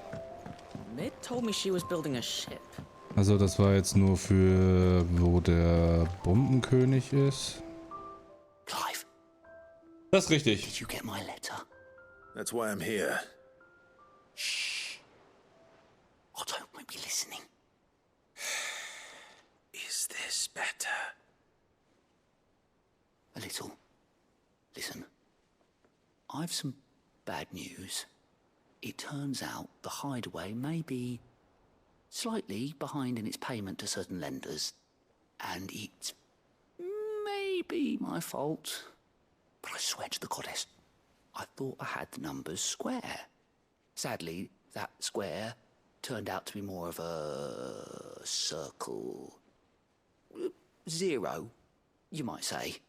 I can straighten it out, I swear, but it's gonna take some time, and I'm gonna need help keeping it from Otto. Bit late for that, I'd say. There you are! What a surprise! So let me get this straight. You forget to pay our lenders what they're due, and instead of coming straight to me, you get Clive to come to you. And I hope he'll dig you out of the hole you've dug for yourself. Clive, the man in charge of the place you've been cheerfully trying to bankrupt. And you thought this was a cunning plan. Why? Well, who needs paying? Oh, just Martha. And the dame. And, well, Lady Karen. But only 500 talents. We owe 3 of our most trusted friends 5 million gil. Each. 5 million each. They tossed the bulk of the money we used to rebuild the hideaway, you see, and, well, I must have made some sort of oversight. Those ledgers were my responsibility, and it was my decision to entrust them to you. This is my fault. Passiert mir auch immer. You have that much to hand? I can always ask my uncle. No, we don't. And no, you won't. We've lightened Lord Rosfield's purse enough. After the king's ransom we had off him, he deserves better than to see our begging bowl. Besides, we'll need to learn to stand on our own if we're gonna make this work. All right. But that doesn't mean you have to shoulder the burden yourself. Is there anything I can do to help? There might be. How'd you fancy taking these to Martha and the dame? Rocks. Rocks, he says. Worth 1,000 talents apiece, these are. A little something Sid and I set aside for when times got lean. And I reckon 15 million in overdue debt probably qualifies. I just hope our associates' eyes are a bit more discerning than yours. I'm sure there will be. Should be me making the rounds, really. Ja. You know how it is with this place. Orders to bark, asses to wipe, and all that. I know. Which is why I don't mind going in your place. Go. Do you know why I only gave Master Clive here 2 star rubies? Because you'd rather Lady Karen killed me. Because I'd rather Lady Karen killed you. Yes. Well, I suppose this is goodbye then. Don't worry. I'm sure Karen will understand. Really? Do you think so? Nope. No, I don't. Man muss halt aber leider sagen, dass ich finde den Humor, der ist halt wirklich sehr on point in dem Game. Also ich finde ihn echt großartig zum Teil. Ah, da ist Schwertkram. Da ist Isabel. Ja, wir können das hier zuerst machen. Oh, großartig.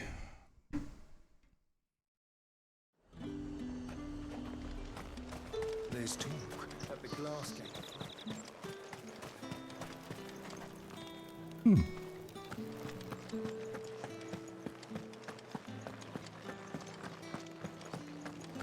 Stimmt, das letzte Mal, als wir hier waren, waren wir ja als Branded.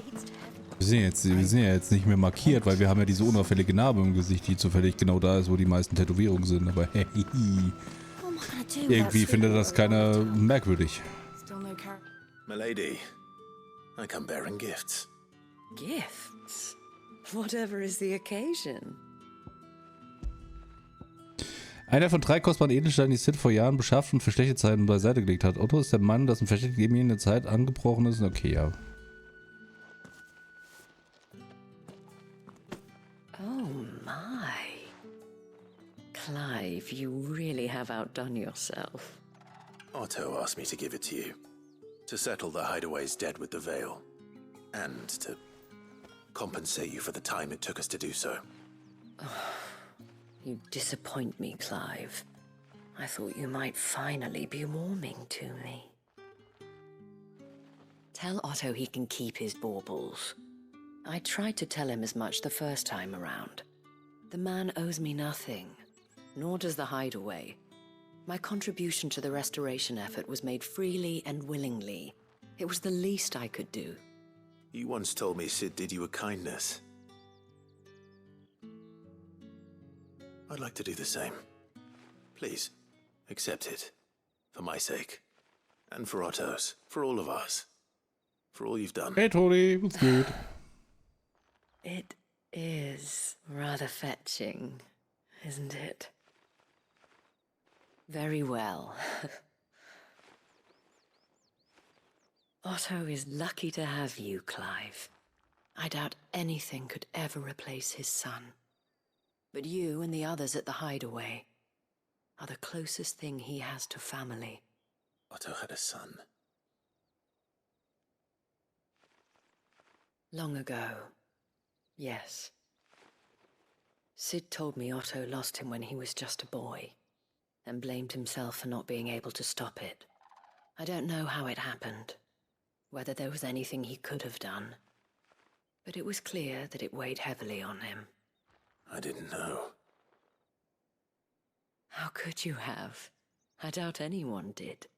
Besides Sid, I've never met a man more keen to bear his sorrows in stoic silence. An ill habit, given that both have always been surrounded by friends desperate to help them.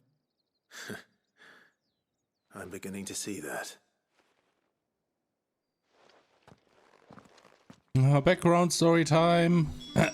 So, das war das, was wir hier machen müssten. Jetzt müssen wir... Warte.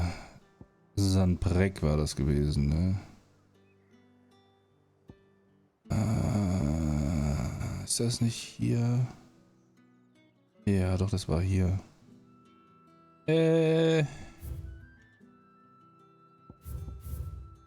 Ja, nee, das Jagdding ist nämlich hier. Muss ich doch.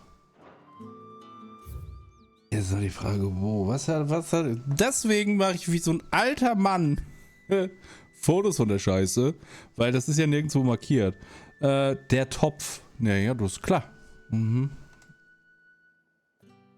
Das ist Cap de Osiré. Sind das Franzosen? Die Buchtwarte. Tor der Büßer. Ach, Sionhöhe, namenlose Kirche, nein. Ostwach, Drachenhorst. Das heilige Auge. Chlorissier. Leuretthöhle, Sonnenfahrt, die alte Straße. Der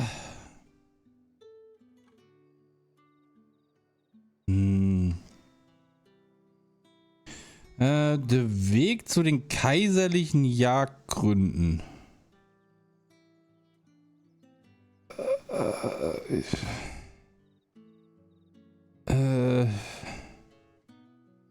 Westwachkap. Kurz vor dem falschen Abzweigung fand sich plötzlich ein nahegelegenen Waldstück wieder, wo sie auf die Ruinen eines Luftschiffs der Gefallenen stieß und darin auf einen riesigen Feuerball.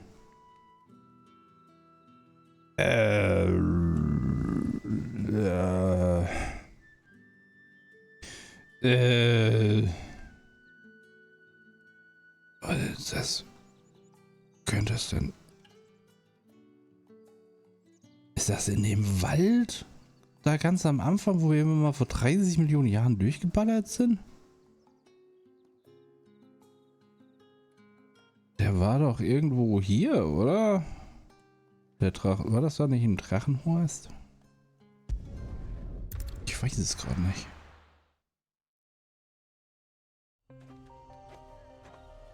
Weil da ist ja... Da ist so vorne schießt halt ein... Da da wo ich hingucke, aber da ist... Ja, wir reiten einfach mal da und gucken, was passiert. Vorher sammle ich das dann noch ein.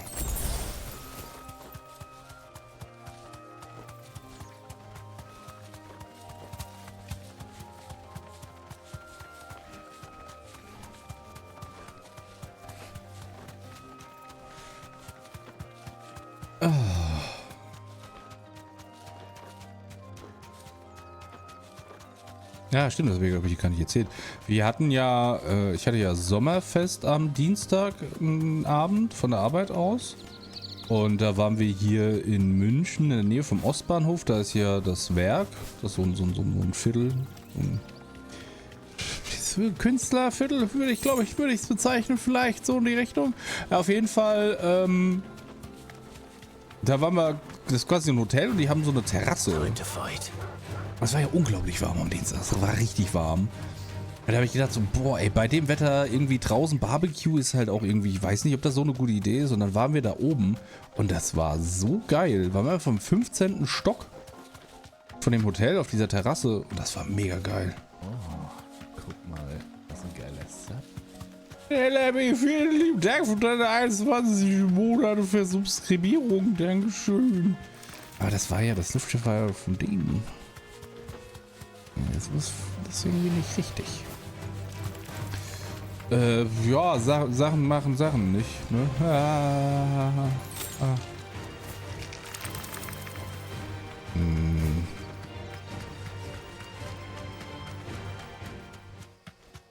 Ja, das ist ja hier Kakenbrück, aber da ist doch kein...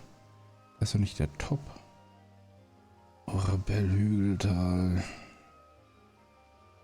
Die Tränenspalte.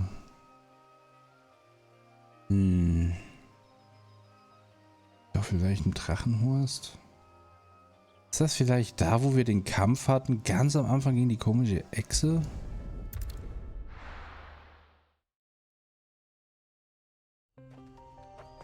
Versuchskreierung, was? Was für ein Versuchskreierung, was?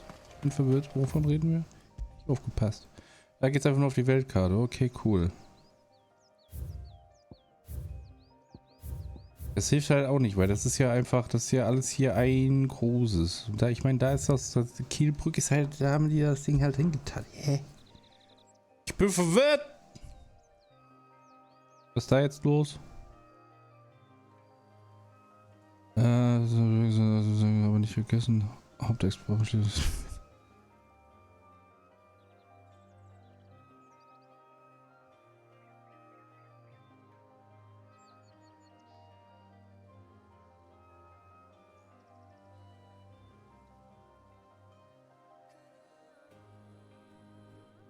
Ja, so, das heißt, das ist eine Lüge. Das wissen wir alle. Wo ist mein Bild? Ich muss sogar kurz gucken, was der Auftragsort der Topf in Sandbreck. Ist ja hier.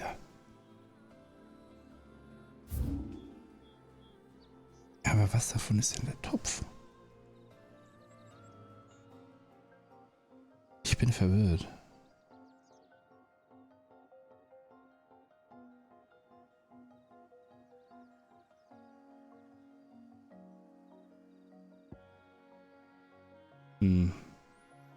Auf dem Weg zum kaiserlichen Jagdgrund nahm vor kurzem eine falsche Abzweigung, fand sich plötzlich in einem nahegelegenen Waldstück wieder, wo sie auf die Ruine eines Luftschiffs der Gefallenen stießen, darin auf einen riesigen Feuerball, vor dem sie schreiend Reis ausnahmen. Später gelang es mit Hilfe einer Buches, die Kreatur zu stimmen. Doch sie behauptet steif und fest, dass der Bomber, den sie gesehen hat, mindestens 10-mal so groß war, wie den der darin beschrieben.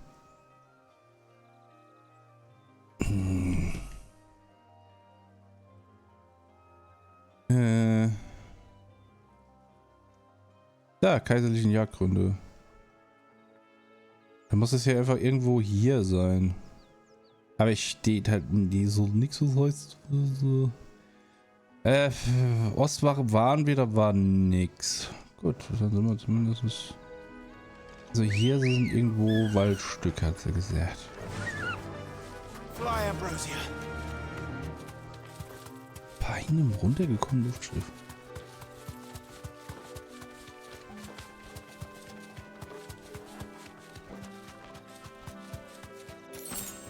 Ja, die machen es einem auch nicht so einfach. Das muss man dann halt, das muss man denen halt lassen, ne?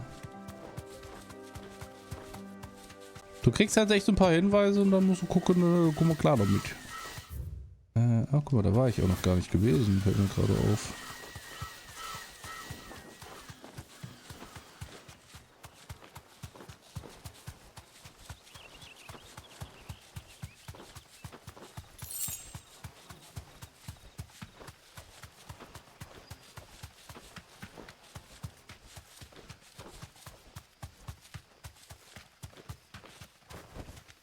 I can walk from here.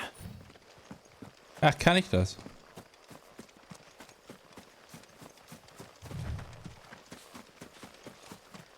Interessant, was ich alles kann.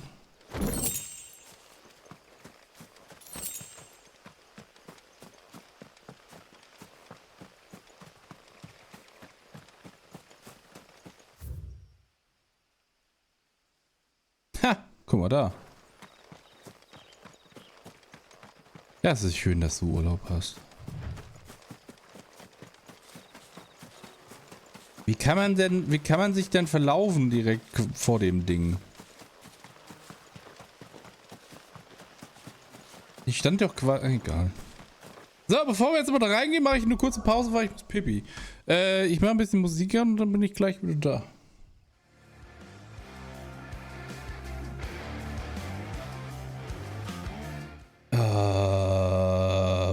Ja, boah, nö, ja, also.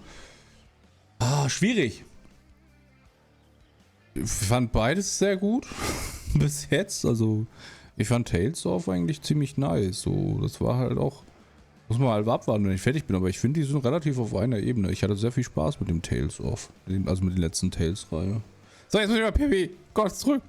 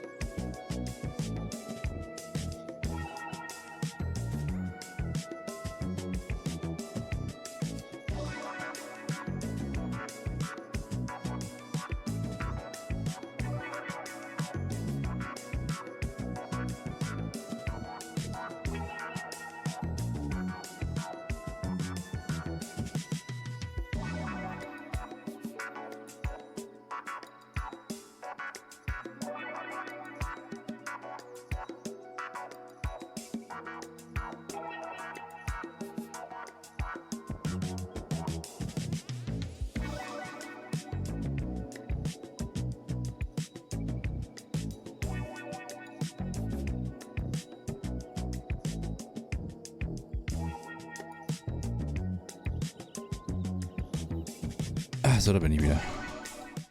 Ich habe gerade auf der Toilette gelesen, weil ich immer ein bisschen, ich bin ein Handyspielmensch auf der Toilette, dass das Horde ausfällt. Tut mir Stefan ein bisschen leid, der macht da ja den ganzen Videokram für. Ich habe gesehen, dass er einen kompletten Transporter vollgepackt hat mit Technik. Jetzt muss er die Scheiße wieder zurückfahren. Oh, die arme Sau. Oh, oh boy.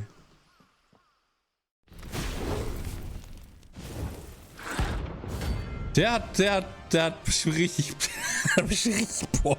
What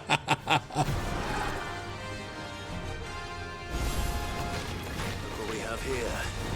Greetings, Your Majesty.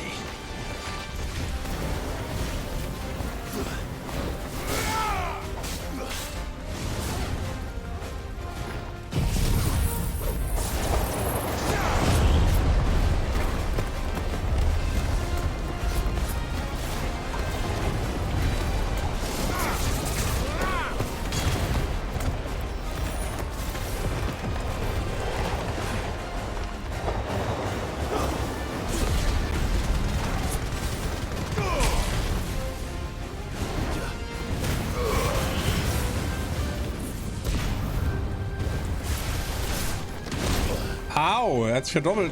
Schwein. Nee, ich hab's doch gelesen. Was soll ich denn auf Ouch antworten, Mann?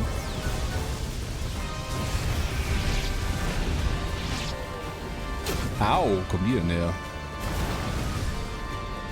Nee, hab ich doch gesagt, hast du nicht zugehört oder was? Ich hab doch geantwortet, noch bevor ich auf die Toilette bin. Der hast du nicht zugehört.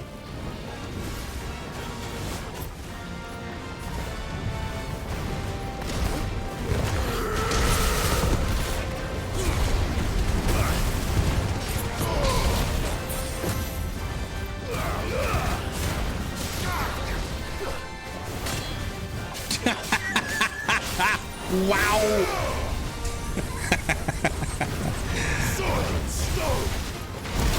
Au. Nee, ist schwer zu sagen. Hat halt einen anderen Schwerpunkt als Final Fantasy Gefühl. Aber ich finde beide eigentlich extrem gute Titel.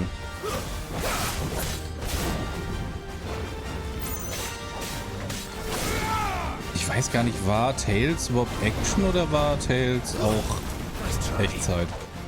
Ich weiß es gar nicht mehr.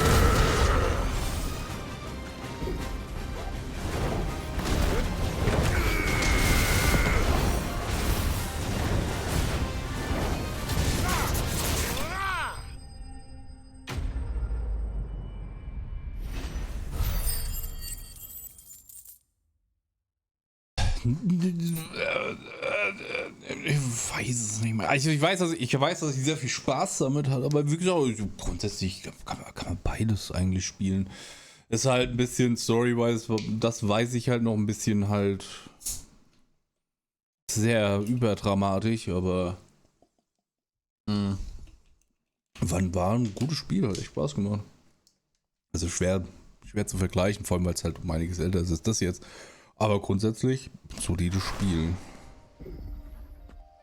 So, jetzt haben wir den kaputt gemacht.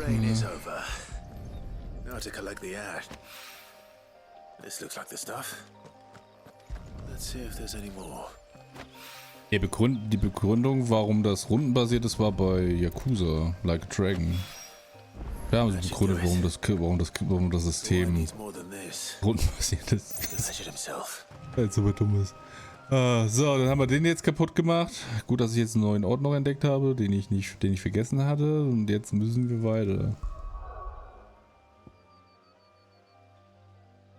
Hier sind noch zwei, genau. Ich muss einmal zum Marthas Rast. Und noch irgendwas war da. Ach so, richtig Jagd. Noch irgendwas jagen.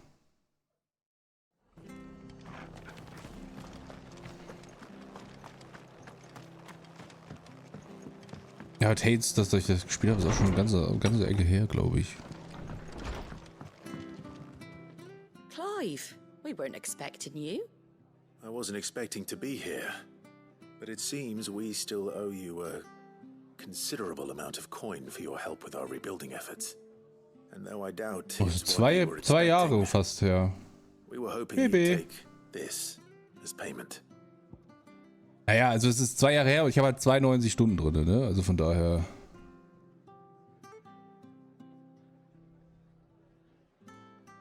Ah, das war echt cool. Das hat Spaß gemacht. Sonst hätte ich nicht so viel Zeit reingeballert.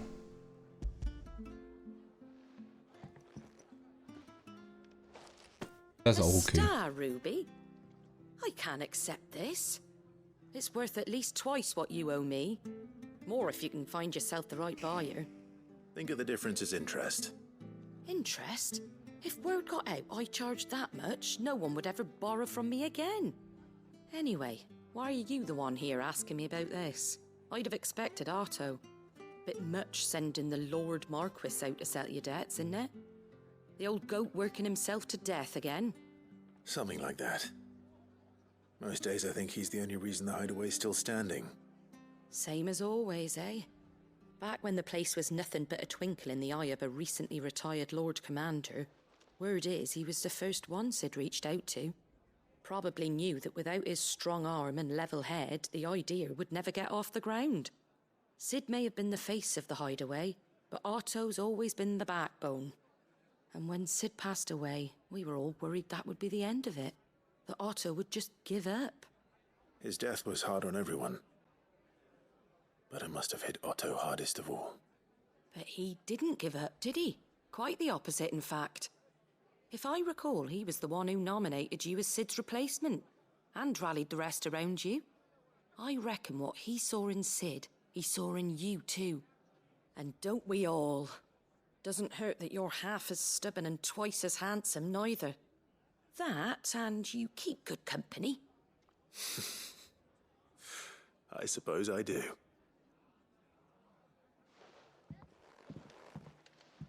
Go will want to know the stones were delivered. If he's still with us. Also ich persönlich mag Kaffee um jede Uhrzeit tatsächlich. Weil ich mittlerweile den Geschmack relativ angenehm finde. Zumindest vom guten Kaffee. Eiskaffee wäre natürlich einfach die beste Kombination aus zwei Welten, ne?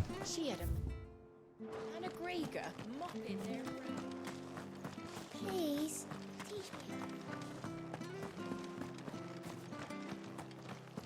Ich will auch mal wieder einen Eiskaffee mir reinknallen. Habe ich auch schon ewig nicht mehr gemacht. Ja, das nächste, was ich erstmal probieren will, ist einfach das nächste Mal erstmal Kimchi selber machen. Das will ich mal probieren. Da habe ich Bock drauf. Nachdem ich den Melonenkuchen gebacken habe am Samstag.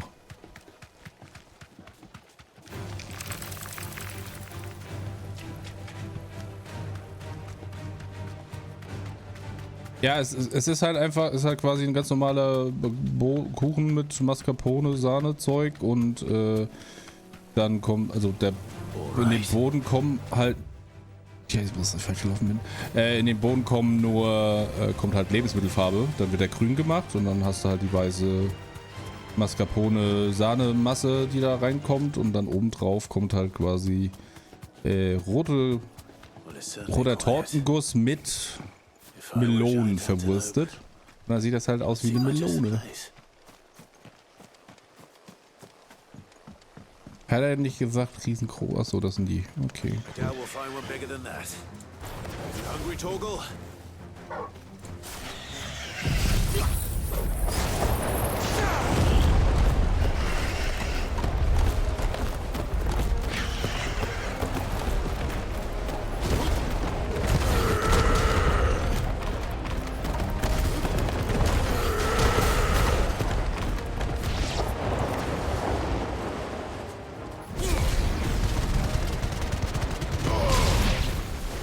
Wieso hört sich das komisch an? Das ist halt einfach nur ein Kuchen, der halt dann aussieht wie eine Melone.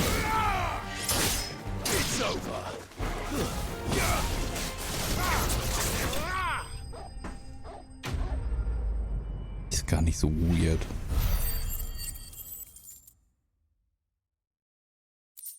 So sieht das Ganze dann aus, wenn es dann, also einigermaßen hoffentlich. So soll das Ganze dann aussehen. Das sind halt so Schokostreusel, die da noch oben drauf sind. Wie gesagt, das ist dann roter Tortenguss. Da kommen dann halt die Melone rein.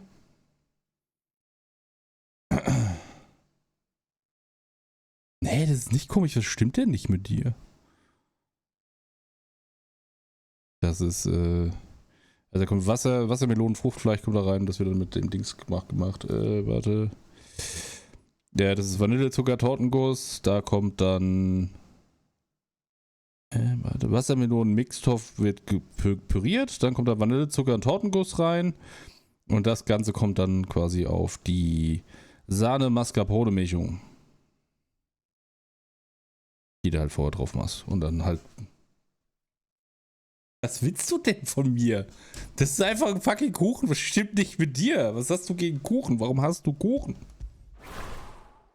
Das ist mega nice. No.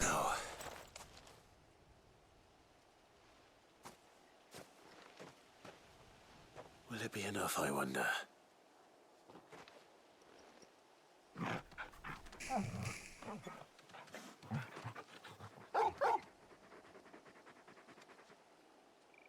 I say that answers my question. Which means we owe the lawsman our thanks. Was für Just a ein... big puppy, aren't you? Was Apple Crumble, was für ein Ding? Very big puppy.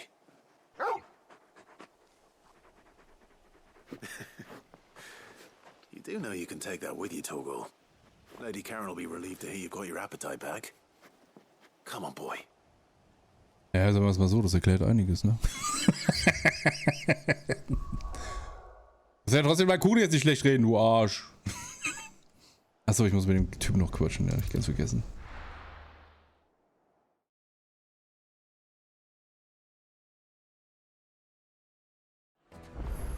Ja, es kommt halt immer drauf an. Also die meisten Kuchen, die ich selber mache, das sind halt auch wirklich nur Kuchen, die ich selber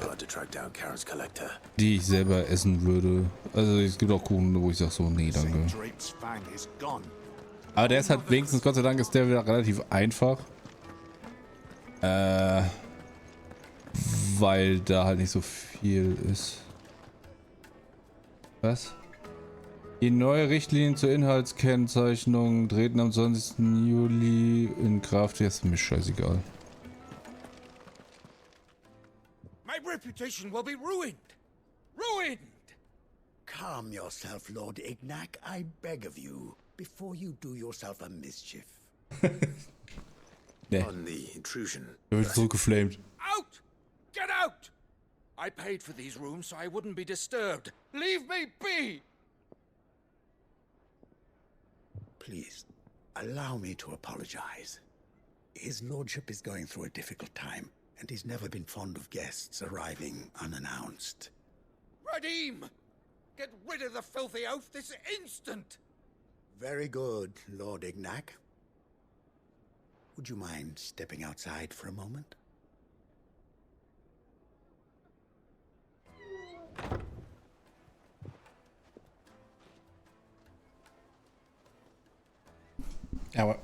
I'm sorry if I've caused you any trouble. That? Oh, no. That's just how his lordship is. Though the morning's events have left him somewhat fractious. He has been dispossessed of his luggage, you see. The thieves also made away with a considerable amount of coin. Coin the innkeeper will soon be keen to collect. I don't suppose a certain blade was among the stolen items. A single-edged sword. It was purchased from a merchant friend of mine. Ah, you know Lady Karen. Yes, I'm afraid it was. Then I'll retrieve Lord Ignac's luggage. But I have one condition. You have but to state it. You are welcome to anything that is within my power to grant. I want an audience with Lord Ignac. A few minutes should be enough. Then I'll be on my way. A condition I would be a fool to refuse. Of course, you shall have your audience. I don't suppose you saw where the thieves went. I did not, no.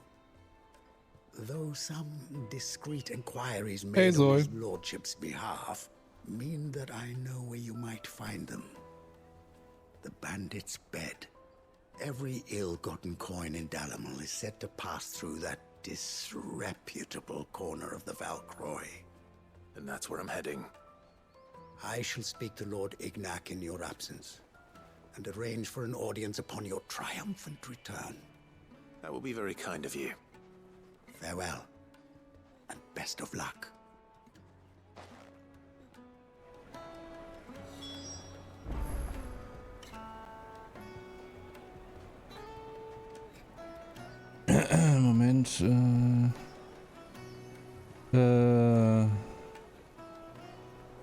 Moment, can you recommend if a curse was occasionally restrained and now this is applied to using profoundly vulgar English and persist next as a method for duration of your stream.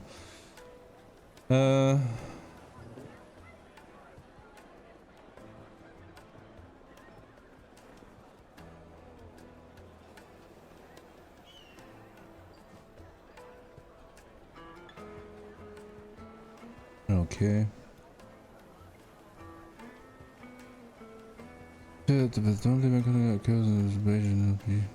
Labeling.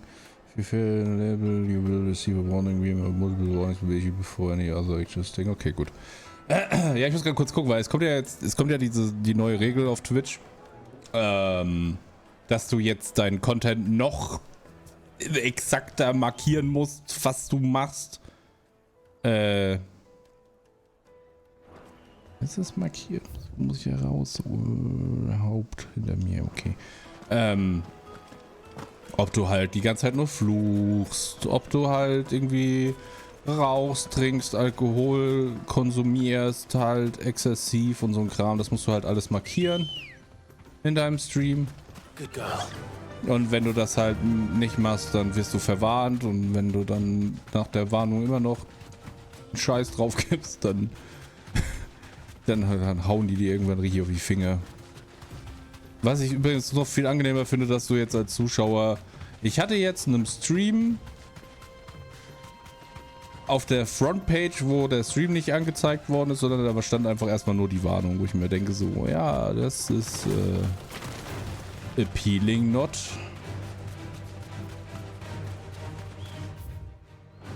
Ich weiß nicht, also Twitch wird... Also ich habe echt das Gefühl, mit jedem Moment, den Twitch existiert, werden die merkwürdiger. It just works. Ja, keine Ahnung. I don't know.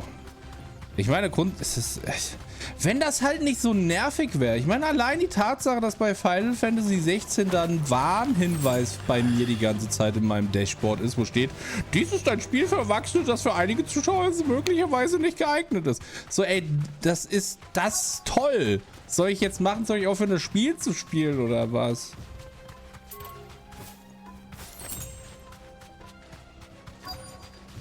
Ach, da steht natürlich jetzt ein dicker Typ dabei. Ich glaub's ja nicht.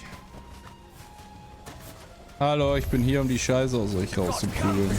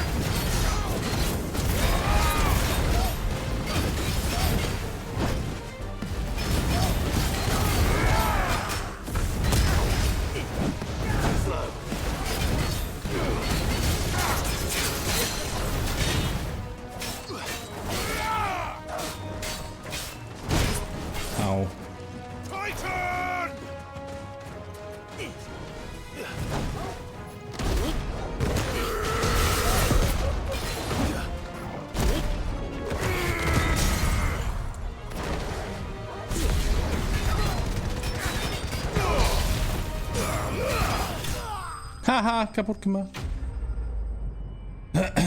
Also, ich verstehe, ich glaube, das ist halt der Grund, warum, also einer der Gründe, warum die das wahrscheinlich gemacht haben, ist, damit sie sagen können zu ihrem Werbepartner, hey, guck mal, bei uns gibt es keinen Content, der euer Werbebranding schlecht darstellen könnte.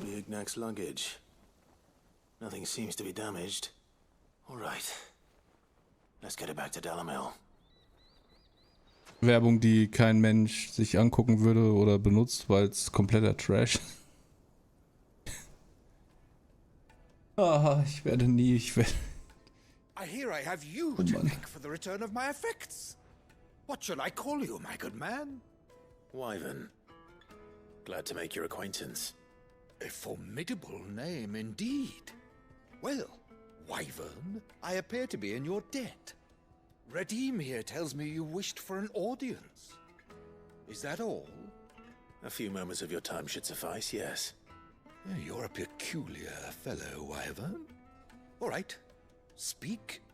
Master Wyvern was wondering if you could tell him about a certain single-edged sword you recently acquired. Oh, a true work of art, that one. Karen drove me hard on the price, but I would have sold her Radim here to get my hands on it.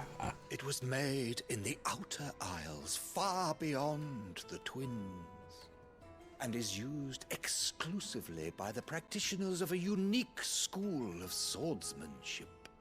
They believe no combat should ever exceed a single strike, and hone their blades to such perfection that none ever does. Each sword is made for that one perfect stroke, and for that stroke only. They crack upon a second blow. There's a brutal sort of beauty to it, really. But how do they hone such an edge?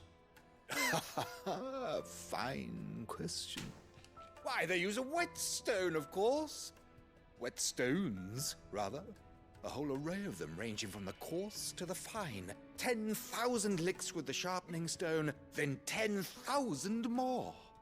But it is the final stone which lends the blade its legendary sharpness. A mineral quite foreign to this great realm of ours. And that is the key. The secret ingredient. Wyvern, it occurs to me that my little lecture is hardly equal to services rendered. Take this, together with my regards. The very stone of which I spoke, far rarer among collectors than even the blade itself, and a far more fitting payment. Thank you. Pardon the intrusion, my lordship. However, it is long past time we prepared ourselves to depart. So it is. I am locked in bitter competition with a rival collector of curiosities. I am one step ahead of the unscrupulous scoundrel, but he is hard at my heels. Are there many other collectors out there? Too many to count, but only one do I consider my nemesis. Lord Byron Rosfield. And is a perennial thorn in my side. I can imagine. Farewell, Wyvern. May our paths cross again.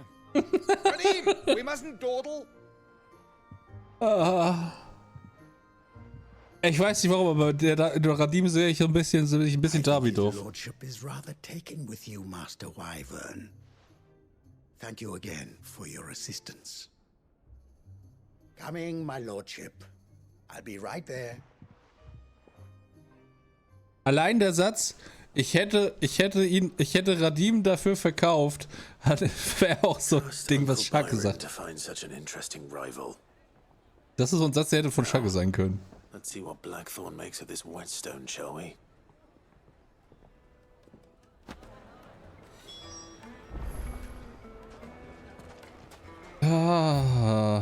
So, wir haben jetzt alles, ne? Müssen wir alles erledigt haben. Jetzt ist nur noch die Scheiße zurückbringen, Gott.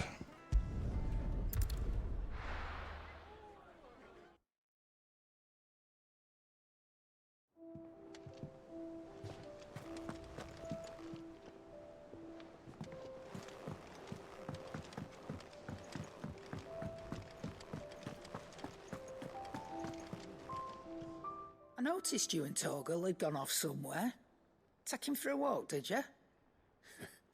You could say that.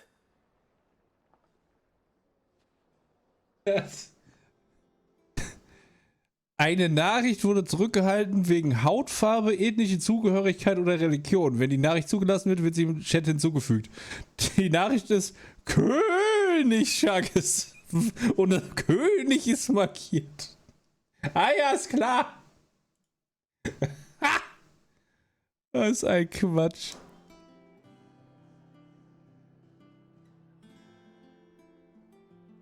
So, Molly's leftovers weren't good enough, eh? That'll teach me for treating you like you're still a pup. All right, no need to shout. Now we know what you're after, I can see about getting some in. Speaking of which, I brought one for later. Can I leave it with you?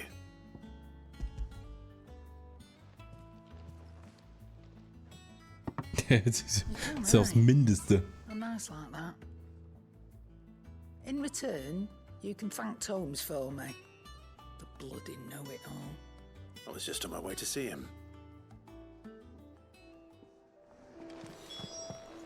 Aber ich glaube, ich weiß auch, wo das Ja, ich glaube auch, dass das daran lag. Sorry for the wait. Yes, sorry. But hopefully you'll agree it was worth it. You learned something about that sword then? I did better than that. Das ist halt genauso wie Mario Pavango. Also Mario halt super oft Probleme hat in Spielen mit Autoerkennung von Schimpfwörtern in Namen, seinen Namen zu benutzen, weil bei Mario Pavango ist das Wort Wang drinne und Wang ist halt teilweise, wird das erkannt als Schimpfwort, deswegen darf er seinen Namen oftmals nicht benutzen.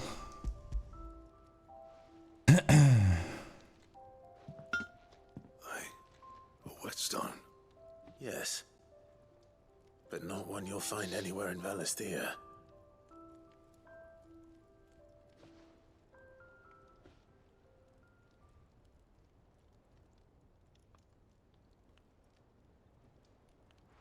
No wonder I couldn't get the same finish on the grinding wheel.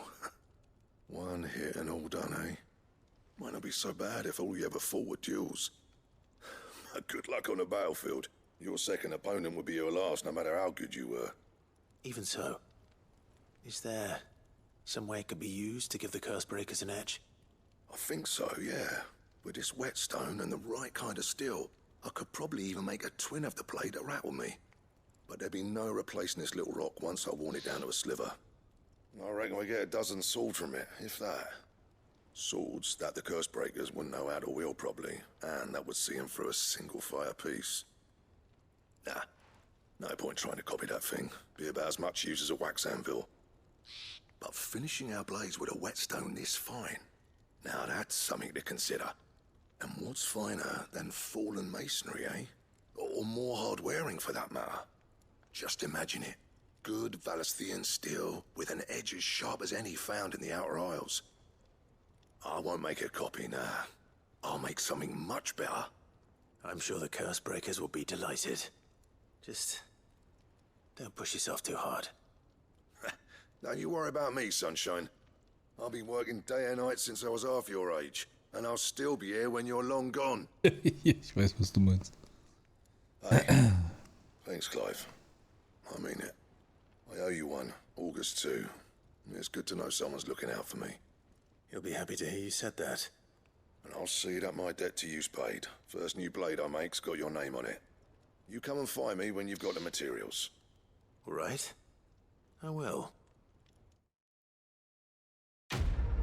Jetzt gibt's neuen Scheiß. Und Level Up, nice.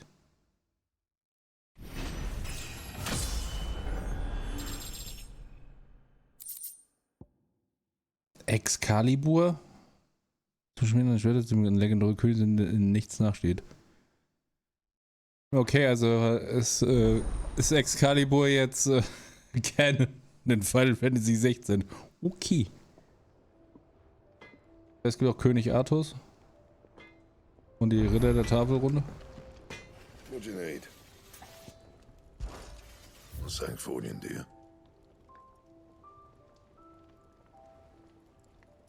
Er ist auf jeden Fall besser, aber es ist trotzdem nicht so gut wie das da, ne? Weil, man darf ja nicht vergessen, das Diamantenschwert geht ja noch auf 2 hoch.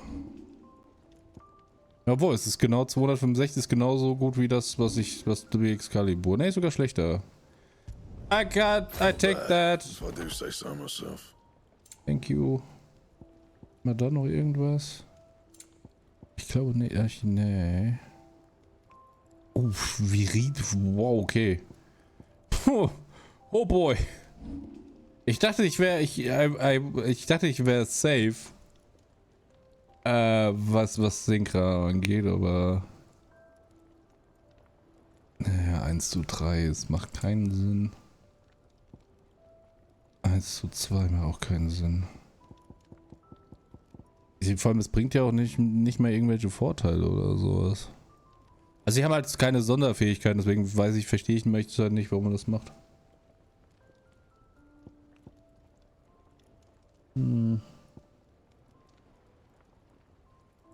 Okay. Ja, ich muss mal gucken, ob ich irgendwas übersehen habe. Ne, wir sind jetzt aber auf jeden Fall waffentechnisch da auf dem besten Stand. Ja, vor allem ist es so ein Armreif, weißt du, und Armreif und Gürtel ist halt auch das, was dich am meisten beschützt. Das ist easy. Easier bad. Nee, das ist nix. Und wie gesagt, bei den Verstärkten ist es halt, das ist so minimal, dass sich das halt einfach nicht lohnt. Um ehrlich zu sein, da irgendwas zu machen.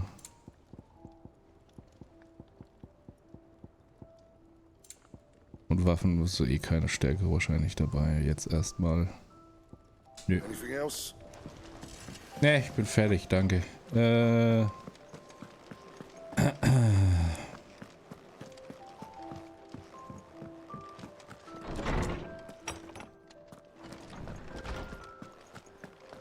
Ich weiß gar nicht mehr. 15 war halt, 15 fand ich halt, das mit der Magie war halt richtig Müll. Das war richtig schlimm. Ah, Clive. Were you able to locate your quarry? We were indeed, Lawsman. You pointed us in exactly the right direction. And Torgal's been a very happy hound ever since. Very good, very good. Lady Karen sends her thanks, by the way, for your part in solving the mystery. Ah. But that reminds me. After your last visit, I found myself pondering Torgal's talents. Do you recall our conversation concerning Lady Jill's role in Torgal's transformation? About how she somehow woke the power within him. Precisely that. A reasonable conclusion, I thought. But one which raised certain questions in my mind. You see, the Fenrir of legend served Shiva and Shiva alone. And while the powers attributed to him are certainly impressive, the records imply they are somewhat different in nature to those you described Torgal as having used. What are you suggesting? That Torgal may be the beneficiary of more than one icon's power. Consider that in addition to Lady Jill, he has served as a loyal companion to you, your brother, and even the late Cid. In short, the icons hitherto near at hand, or should I say at paw, have been diverse and plenty, and that number has only grown as the realm's dominance have fallen to your sword. One can but speculate as to how all of this has affected Torgal. He has seemed more fierce of late. And if I am not mistaken, he will grow fiercer still. We are fortunate indeed to be able to count him amongst our allies and not our adversaries. Oh. He's more than an ally. He's a friend. Ich muss ganz ehrlich sagen, ich kann mich nicht mehr an das Skillsystem von 15 erinnern. Ich fand es allgemein ein bisschen zu... Ich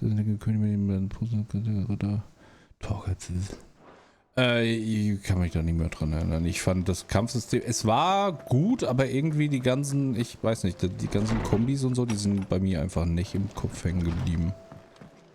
Also dann muss ich wieder, ja. Wie gesagt, das mit der Magie, ich habe das auch tatsächlich mit der Magie vergessen, dass du die Scheiße mal brauen musstest, wie so ein Bekloppter. Aber ich habe einfach nie, das habe ich einfach nie gemacht. Ich hatte immer so meine 2, 3 Attacken, die ich da gemacht habe und das war's. Und damit bin ich halt das komplette Spiel durchgeballert. Ich war einfach komplett overleveled bis zum geht nicht mehr. Good. Still alive, I see. So Lady Karen accepted the ruby. About that. I tried my best, but she was just too stubborn to take it. She threw it right back in my face, in fact, and told me I could stick my stupid stone where the sun don't shine. Karen refused payment. I hope it wasn't something I said. I'm sure you were as tactful as ever. Let me see what I can do. Oh, wonderful. I hope you have better luck than I did. Ja, jetzt muss ich ja die 2 Meter wieder zurücklaufen, ne? Ja, wir gehen ja erstmal jetzt mit dem Reden da hinten und dann gehen wir auf dem Rückweg dabei vorbei,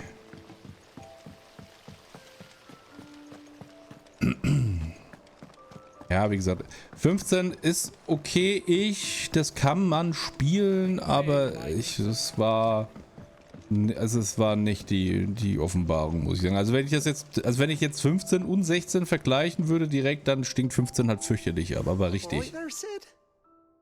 How's that hunt for the bomb ash going? I have it here.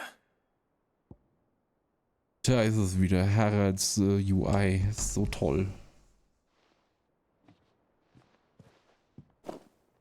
That's the stuff. And plenty of it, too. Enough to keep the Olympic bubbling away for a good old while. You're a gent, Sid. Let nothing say otherwise. Right then. Let's get this contraption up and running.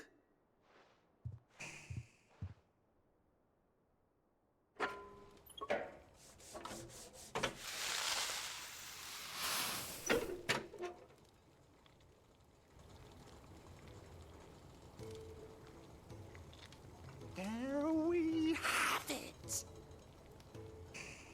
The Telemon Alembic. And it works just like the chief said it would.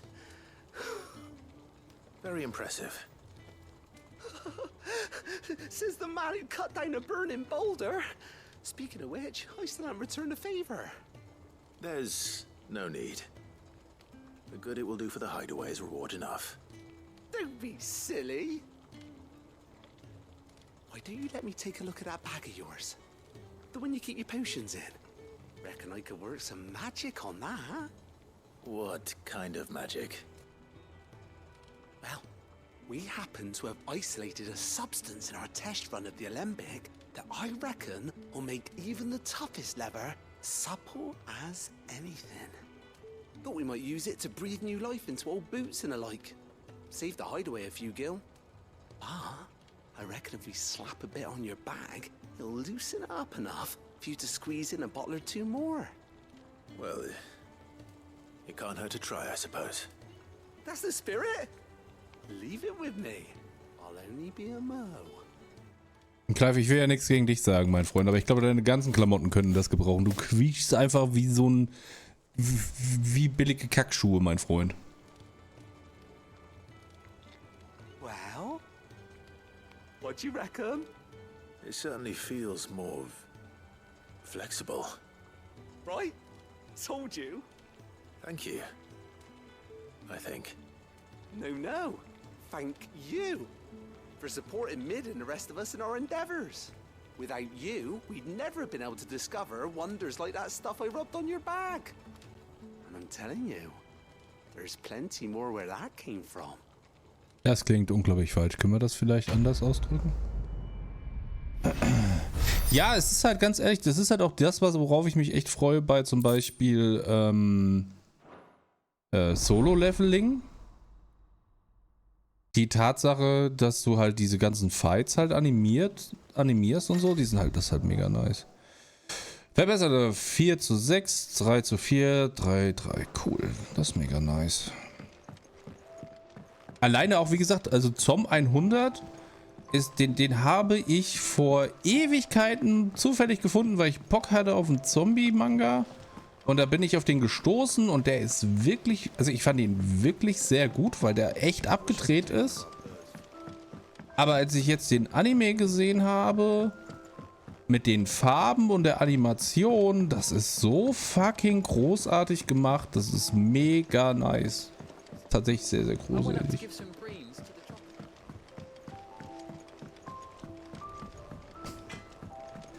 Weil zum Beispiel die, lustigerweise Zom 100 kriegt gibt's einen Realfilm, der jetzt demnächst auf Netflix rauskommt.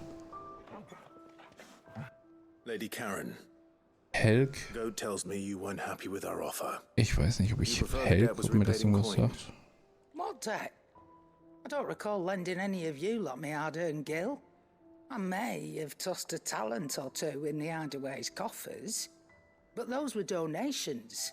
And you can hardly call it charity if you go asking for it back. Of course not. But one good turn deserves another. And our circumstances have changed. Nee, Helg kenne ich Surely you nicht, wouldn't sagt shun man the gar nicht. gratitude of a pauper who happened to have become a prince. Oh, so you're a prince now, are you? Oder? Nee. Fine. But I'm selling it and taking what I'm owed, then you're getting the rest whether you like it or not. Ich glaube, ich habe davon mal gehört, aber ich habe es nicht gelesen. Crimson Karma kenne ich auch tatsächlich nicht. Where'd you even get this? A decent trader might nab 1,000 talents for a star ruby. A canny one, meanwhile, might claim it were nicked from the belt of Sid the Outlaw himself and ask twice as much. Might be I already have a buyer in mind. Might be you even know her. A fine continental maid whose beauty's only eclipsed by a guile in commerce. You wouldn't mind, would you? Not at all. Just be sure to tell her that it's always a pleasure doing business. Ja, das habe ich aber auch gelesen. Das mit dem He-Man-Abklatsch, das war eben die zweite Seite, stand so, das könnte auch He-Man sein. Und ich so, okay, you weird. ended up delivering all 3 stones. Thanks to this lump. I sometimes wonder what I pay you for. Speaking of which, I still haven't been paid last month's wages. Oh, so you remember what's owed to you then? Get your ass behind that disc of yours and don't get up before those ledgers are square. Right away.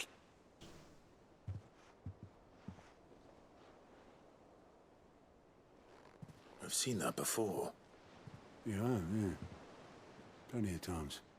It was the only goblet Sid ever used, either out of habit or because the filthy sod couldn't be bothered to find a clean one. I knew so little about him. Like most people. Martha and the Dame both seem to have fond memories of him. I bet they do. How long did you know Sid before he... Before he died. 20 summers, give or take. Back in the day, I was a purser on a trade ship, which is where I met him. He bought passage to, forget where. And having nothing better to do on the long nights, we sit up drinking island rum till the morning bell dragged me back to my duties. Quit my post not long after that, on account of making a fine maiden's belly fat. But me and Sid stayed close, promising we'd one day sail the seas again. That was before fate stepped in and said she was having none of it. The magic woke inside my son soon after his first name day, and there was no hiding his knack. Couldn't you and your family have... My family were the ones who summoned the constable. Wanted the monster taken away. I couldn't turn my back on him. Forget what I felt, and I couldn't for the life of me understand how they could. Luckily, Sid was of the same mind as me. It was him who stood beside me when all I wanted was to tear the whole world down. Him who cried for me when I had no tears left of my own. Him who swore he'd do everything he could to stop it from happening again. And he was true to his word, too. Left the Royal Army once and for all. His ranks, his ribbons, gone. Just like that. Threw away everything he had. All to right a wrong that no one else had the courage to face. I knew then I'd follow that man to the ends of the earth. Okay, wow, that turned out dark. Shit.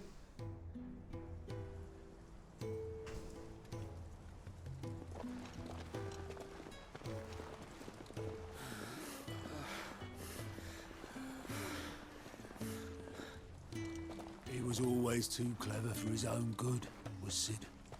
Saw the world for what it really was, while the rest of us were content to go along with the lie we were shown.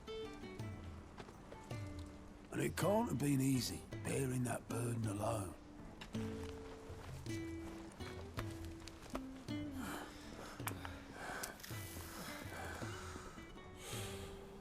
But he didn't let it stop him.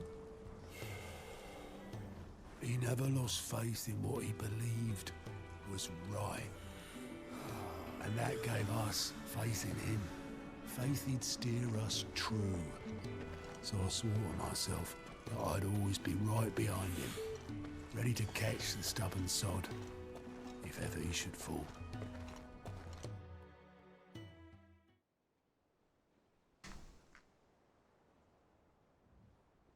couldn't even do that.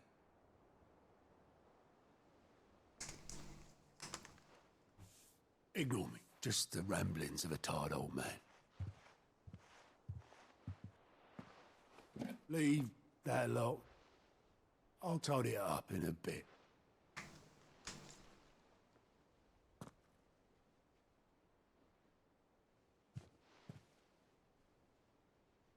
This is Sid's handwriting.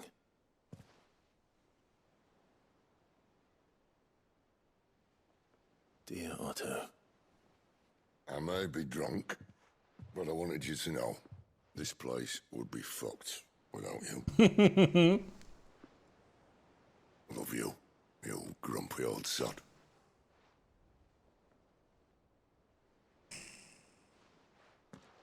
This note. Hmm? What about it? Sid was right. Without you, we'd all be lost.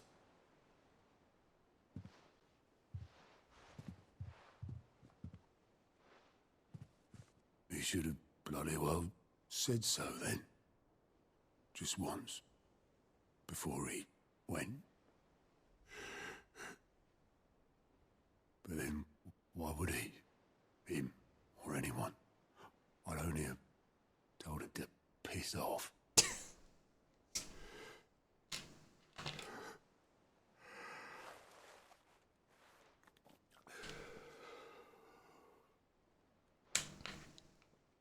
You're wrong, though. Both of you. It was never just me keeping the hideaway afloat. It was all of us. I just shoved people in the right direction, and I barely seem to be able to do that anymore.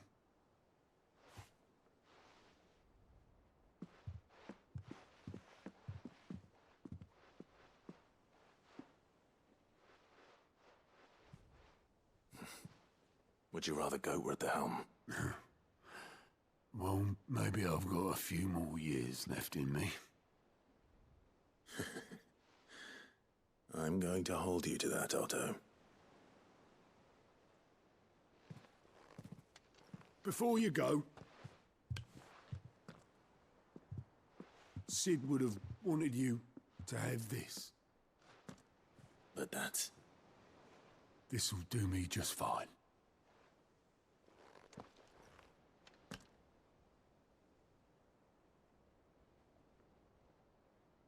Thanks for the ray of sunshine. I'll see if I can't pay you back. Already have.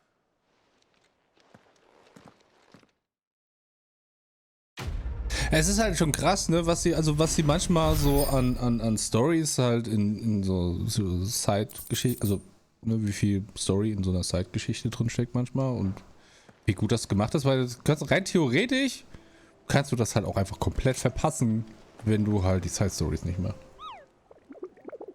Ich verstehe Menschen nicht, die sowas nicht machen, aber es soll es ja geben, ne? Und ich muss sagen, das ist ein extrem schönes Schwert. Ja, vollkommen, ich rede einfach mit Otto, ich kann ja noch später kaufen. Ach so, stimmt, ich habe ja noch ein neues Amulett. Oh, I wasn't expecting you back so Seid so in Yakuza. Nur nicht so abgedreht. All yours. Come again. I may have... Nee, da wollte ich hin. Weil das ist das da und das. Aber 25% auf Supertränke oder 40. Nee, dann lieber Heiltränke, danke. Also ich bin mir nicht sicher, ob ich die Amulette so geil finde. Weil ich finde irgendwie, keine Ahnung. Ich finde die Fähigkeiten halt jetzt irgendwie in der Regel nicht so überzeugend bis jetzt. Ich meine, die 40%, ja, ganz nett, aber so der Rest, I don't know. Das ist halt, die sind halt so absurd spezifisch. Das finde ich halt echt krass.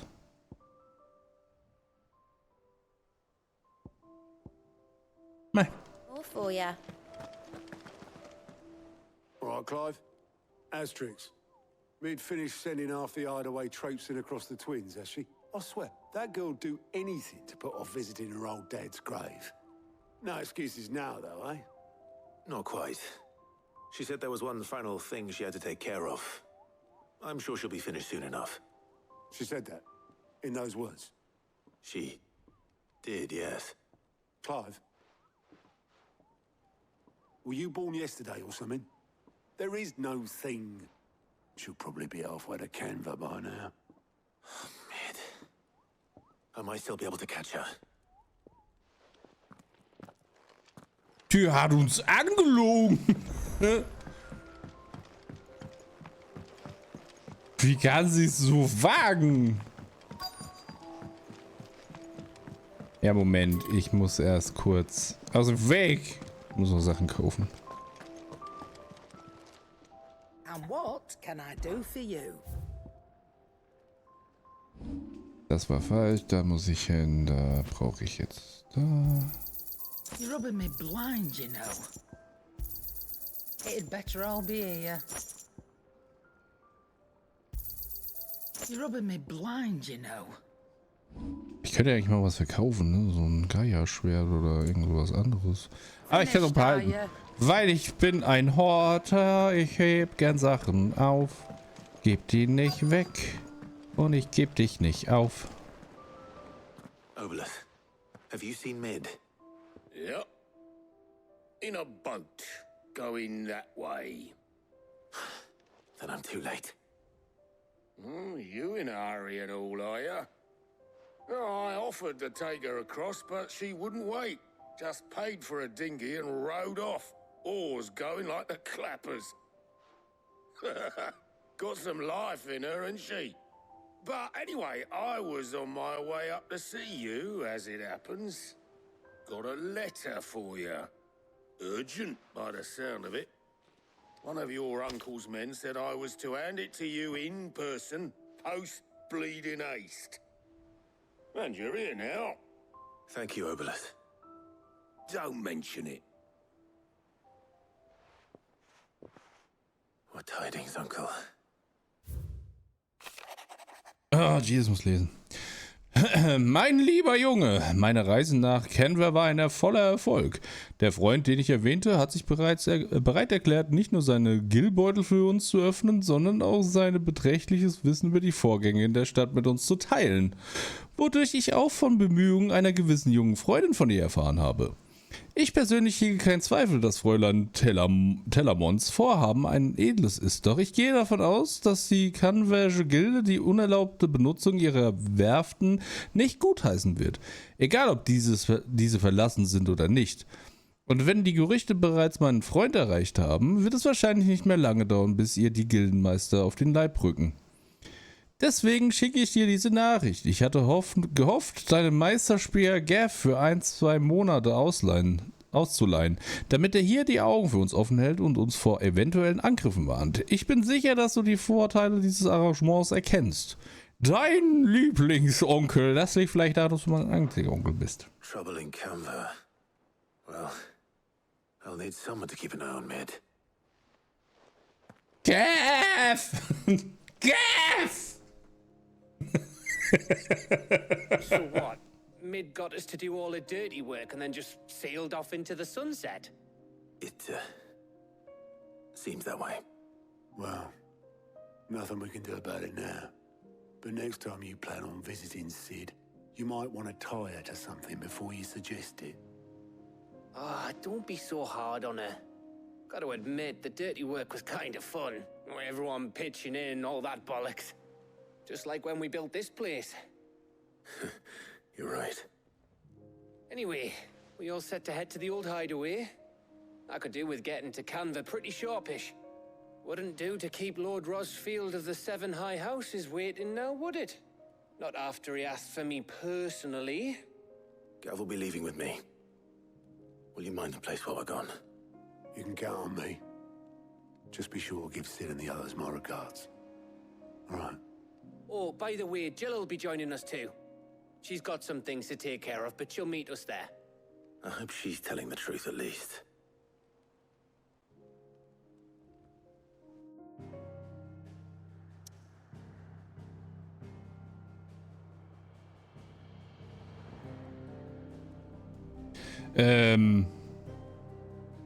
Ich musste gerade gucken, weil der Name Obolus, wie mir jetzt irgendwie warum auch immer erst jetzt bewusst geworden ist ja, ne, man sagt ja Obolus, dein Obolus aus, Gott, gib mir mal einen Obolus, das ist ja so ein Wort, das man benutzt. Ich habe mal kurz gegoogelt. Ich wusste gar nicht, dass Obolus eine Münze aus dem antiken Griechenland war. Wollte ich jetzt einfach nur mit euch teilen. Ich dachte, wusste ich nicht.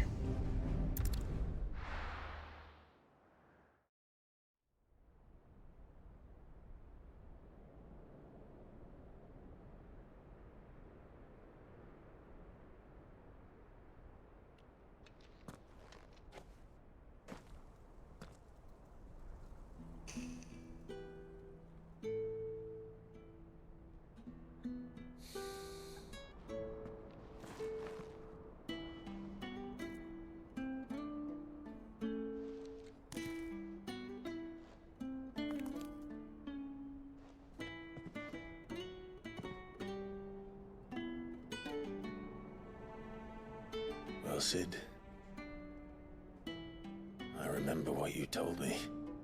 But if no one is listening to what you have to say, you may as well not say it.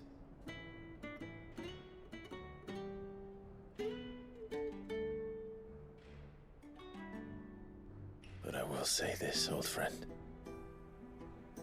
Hugo Cooker is gone. His shadow looms over us no longer. It's a pity the Phoenix can't be in two places at once. If he'd have been with us, maybe he could have done something for the lost. Not even the Phoenix can bring people back from the dead. Ja. Life has a beginning and an end. So we must live while we have the chance. And not as slaves to the crystals, but as free men.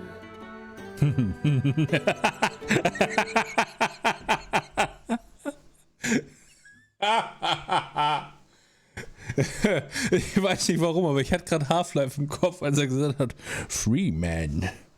Mr. Freeman. Die richtige Person am falschen Ort makes all the difference. Mr. Freeman.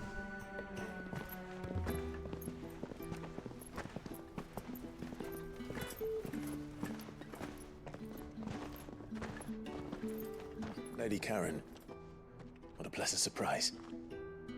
I thought I'd drop by and see how you were all doing before heading off to restock my supplies.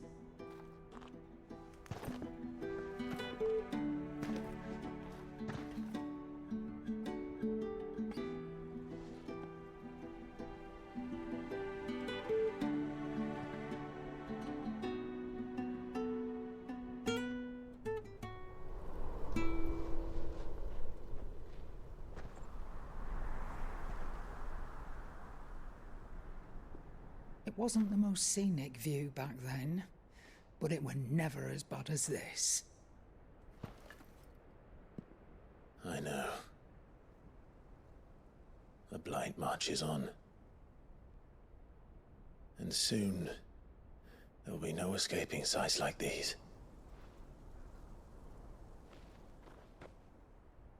So our mission remains unchanged. We cannot stop until every Mother Crystal is gone, and their thirst for ether with them. The only one that remains in Storm is Drake's Tail in the Crystalline Dominion. Our next target. We're going to Twinside. It's the capital of the Empire these days. I wouldn't like to think how tightly guarded they've got the place. Not that that'll stop you. But we do well to scout it out before you go charging in. We would indeed. If you're off to the Dominion, you can take this great lump with you. Goods. Who I am I'm sorry. Have you forgotten you're the most wanted man in the Twins? I thought you might like to disguise yourselves as the attendants of a travelling trader, assuming you've no better ideas. You wanted to buy yourself some tools, didn't you? Well, now's your chance. You're letting me go with them? Oh, thanks, Nan. Stop that! You'll break me bones, you great galoot.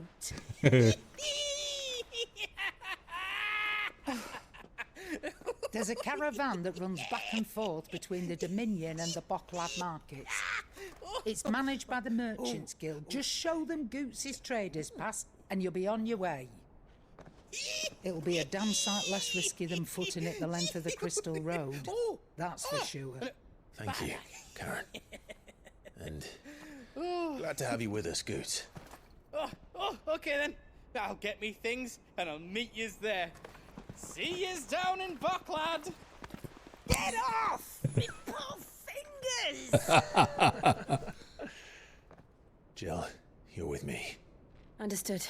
And Gav, Already on my way, Captain. be careful. Aren't I always? Sagt der Einäugige.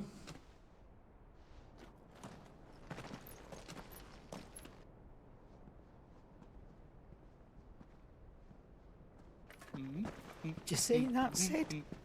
Your protege's making a proper little outlaw of himself.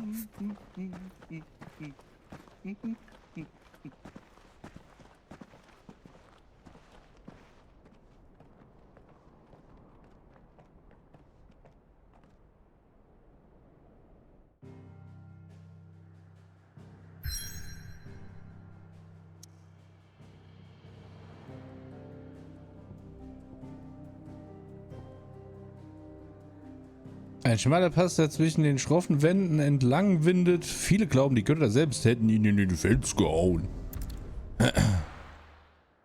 Glaube ich nicht. Ich glaube, das ist eine Lüge.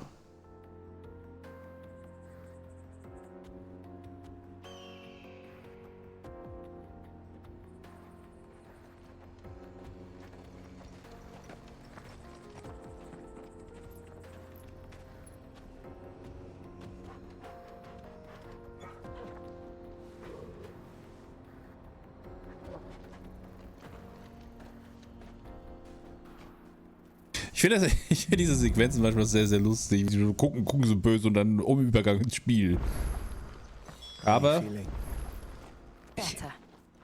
Thanks to Taya. I'm glad to hear it. And Torgal helped too. Didn't you, boy? Ja. Ich hätte gern auch einen Flauschihund, auf dem ich reiten kann. Neuer Auftrag in der Nähe. Oh, jeez. Na, ach man. Ey, du könntest meinen, dass ich mittlerweile gecheckt habe, dass das nicht Zoom ist. Aber es ist halt einfach so untypisch irgendwie für ein Spiel, dass dann R2 und L2 da nicht irgendwie Zoom ist. Mann. Hey Navy, was geht?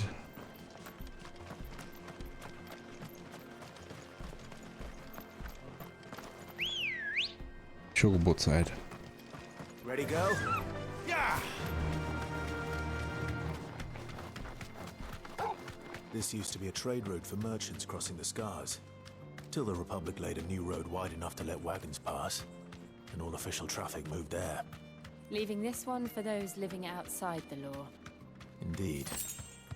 I doubt we'll be the only outlaws on the trail today. Ja, ich sehe da schon böse Monster, sehe ich da.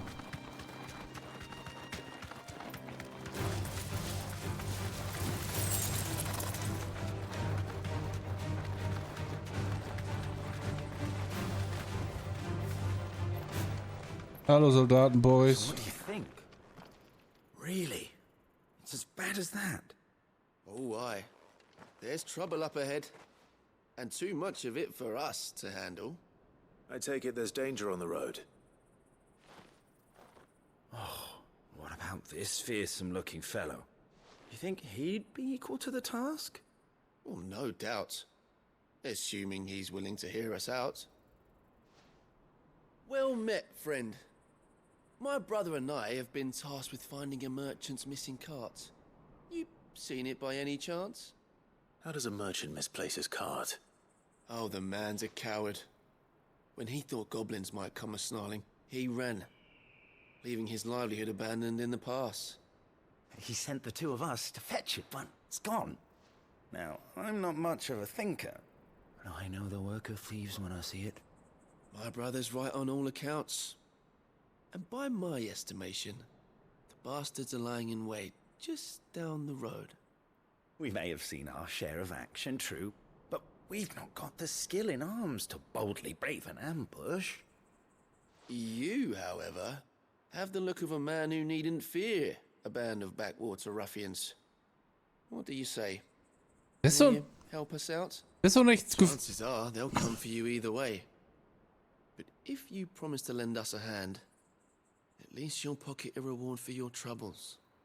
Ist der Typ nicht 3 Meter groß und 3 Meter breit? Well, if I'm going to have to deal with them anyway. You've clearly got a fine head on those broad shoulders.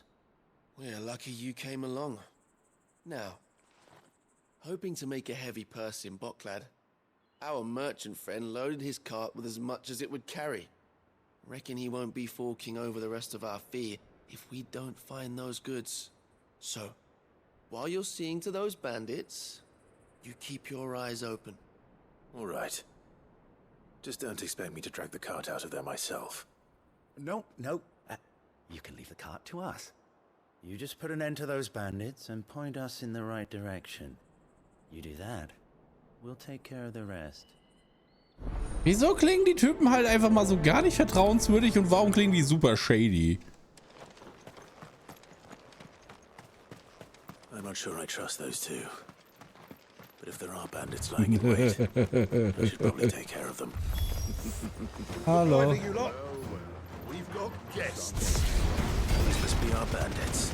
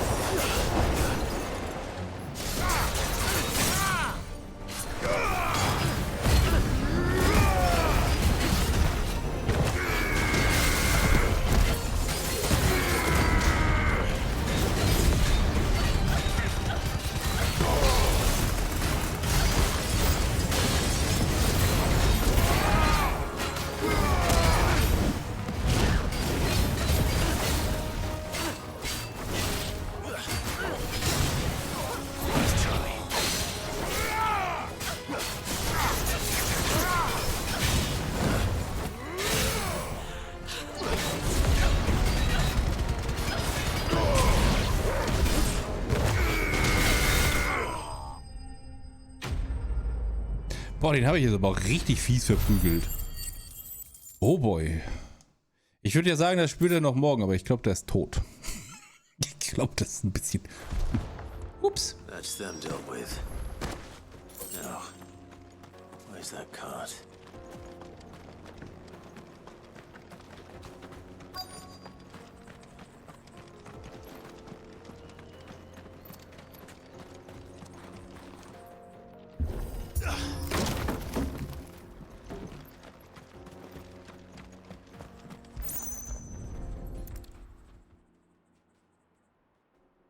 Getting all of this out of here will be a nightmare. Seems we've found ourselves the right man for the job, wouldn't you say? Found the cart and didn't leave a single bastard breathing. Our merchant friend will be delighted. And how exactly will he be getting his goods out of here? You leave that to us. After all, it'd be wrong to make such a fine warrior haul cabbages to market. Das gleiche habe ich auch gerade gedacht. My cabbages!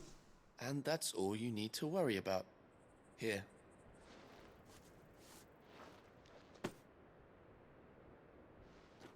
It's been a pleasure.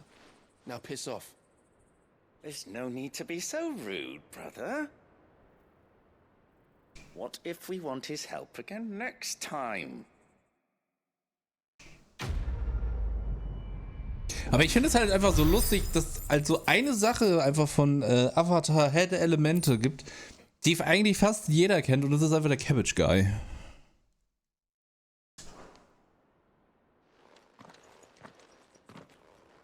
Kann ich jetzt übrigens die Typen verprügeln? Die waren sehr unhöflich zu mir. Das finde ich nicht gut.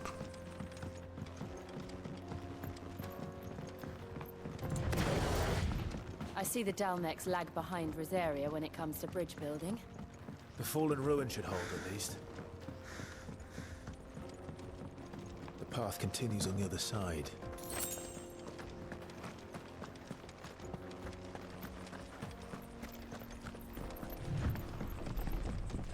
Da noch irgendwas? Nö.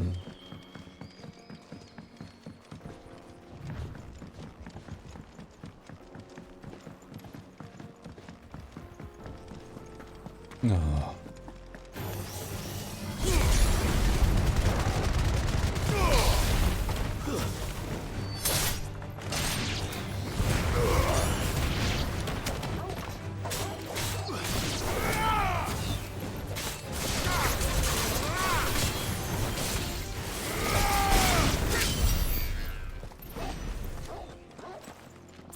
Warum bellen wir?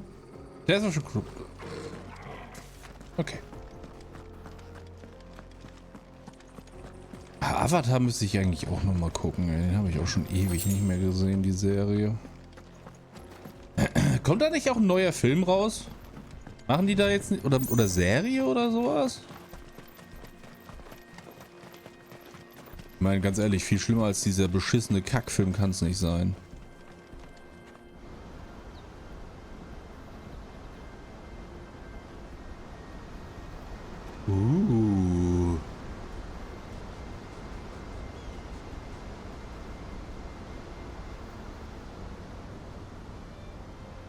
So this is Zemeckis. The land of the gods. It's even more impressive than I imagined. I remember being captivated by the story as a child. Long, long ago, man was overcome by avarice and challenged the gods in a bid to win their power. The final battle took place here, at these falls. Or so the legend goes.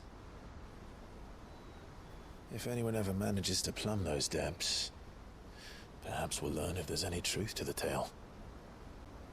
That the gods emerged victorious and punished man for his defiance by visiting upon him 2 curses. Dominance and bearers. To tell the truth, I always thought it strange that the dominant and their icons were deemed a curse. Back home, the dominant inherited the throne. They were admired and exalted, not spurned. Whenever I got to that part of the story, I always assumed there must be something I'd misunderstood. You had a lot of storybooks, didn't you? In your room, I mean. When we were young. The old legends were always my favorites. Epic battles between gods and men. Father encouraged me to read as much as I could. He thought it good for my education. You really were a boy like any other, weren't you?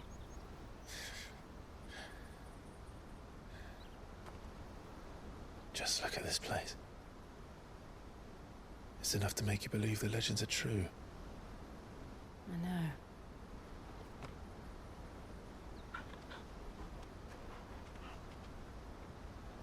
We're not far from Boklad. The road will be busier up ahead. Then we'll have to keep our wits about us.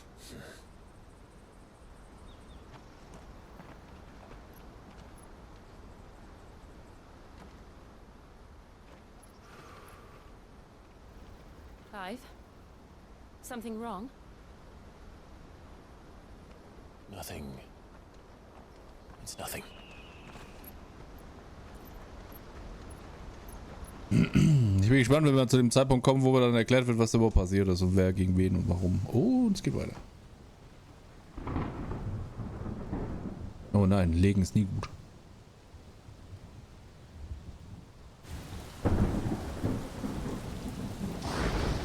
Da passieren jetzt dramatische See, the Dinge. reports are true, Father. You have surrendered the throne to Olivier. I have. Emperor Olivier shall rebuild the Holy Empire of Sambrek.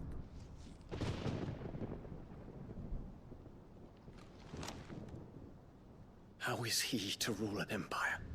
He is but a boy. I shall advise him until he comes of age. Father, please. Or for as long as I am able. The empire we seek to build needs young blood to rule it. And I can think of none better suited to the task.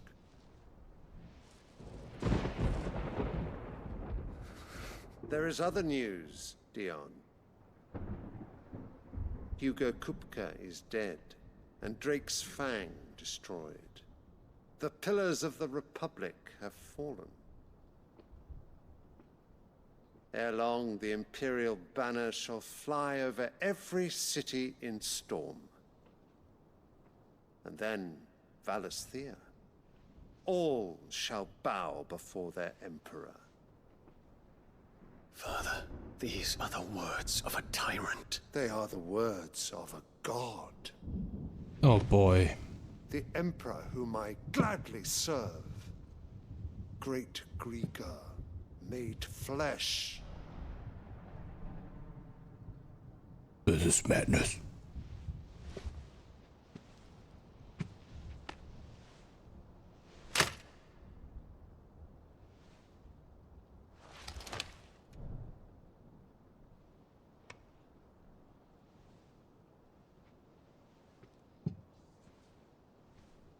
Return to your camp, Dion, and ready your forces. It is time to show the world the true power of Sambrek.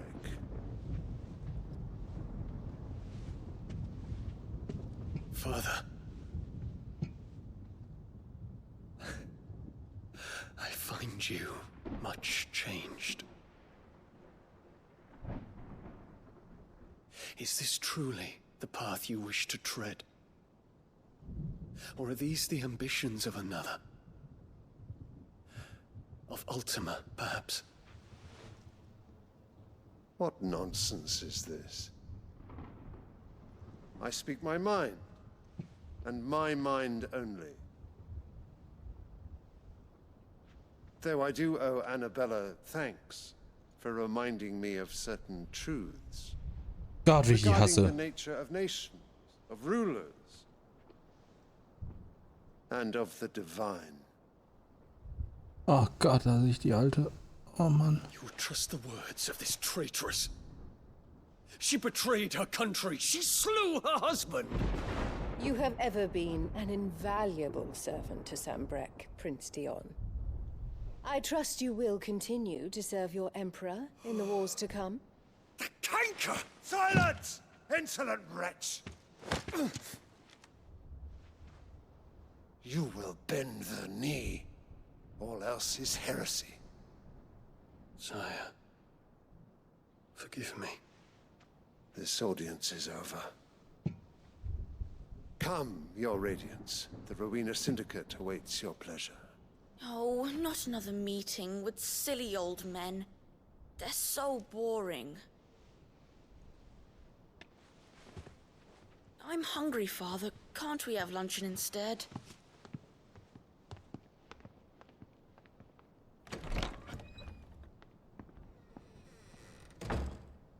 Does it pain you that you will not inherit your father's throne? I have suffered worse.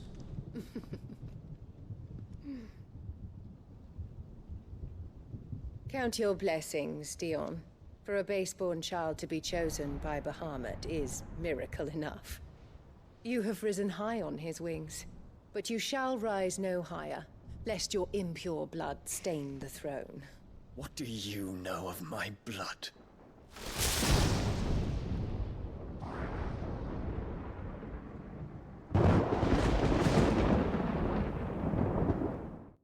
Naja, das ist unsere Mutter, also von dem Hauptcharakter, von Clive, die Mutter. Und sie hat halt das Land verraten und verkauft und unseren Vater und unseren Bruder quasi auf dem Gewissen. Und sie hat halt dann den Emperor geheiratet, halt von Sunbreak. Und hat halt unser Land verraten und hat alle Leute da drin foltern und töten lassen. Das ist halt eine richtige Bitch, Mann. Sie ist richtig ätzend.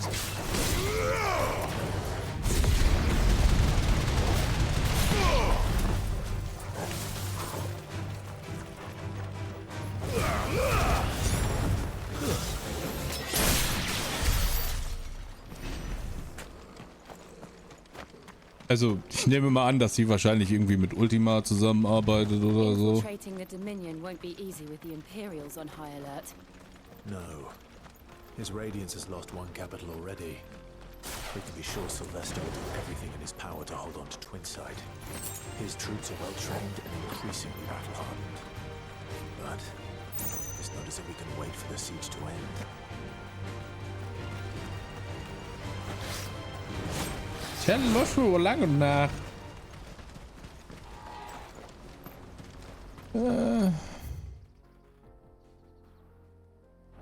Ja, guck mal, da ist ein Magus. Also das ist halt, die ist halt richtig scheiße, die alte. Und die spuckt halt auf uns, weil wir nicht, also die hat uns halt super scheiße behandelt, weil wir nicht, den Phönix in uns hatten, beziehungsweise den Dominus des Phönix waren. Und hat uns halt immer richtig scheiße behandelt und so. Das ist halt so eine richtig, das ist halt so eine... Ich glaube, das nächste, was mir dazu einfällt, ist das so Dritte Reich-Mentalität, so mit, ne, wir sind viel besser als wie die anderen und so ein Scheiß. So eine Ideologie fährt die halt.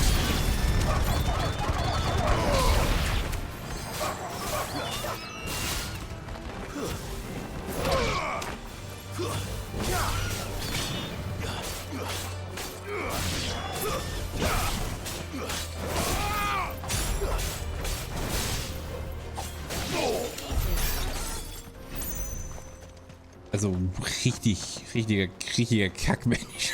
Das ist richtig schlimm. Ich meine, die ist extrem gut geschrieben. Ich meine, ganz ehrlich, so viel Hass musst du halt auch erstmal... Oh, ein Antikschwert.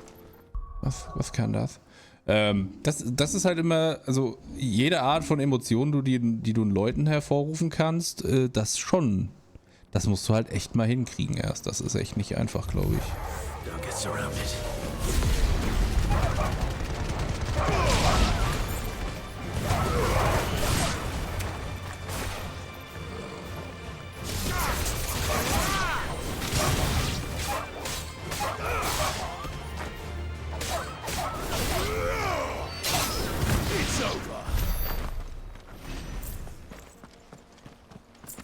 Also ich muss hier nicht hin, aber ich will gucken, was hier ist. Also nix momentan ist gut. Hier ist 100% irgendein Monster oder so später, was man jagen kann.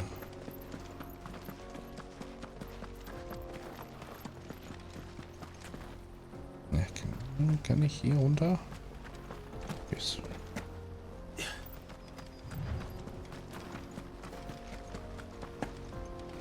Dass die Leute immer ihr Glitzerzeug überall rumliegen lassen. And they're all making for the crystalline dominion. Because they don't know how to live without the crystal's blessing.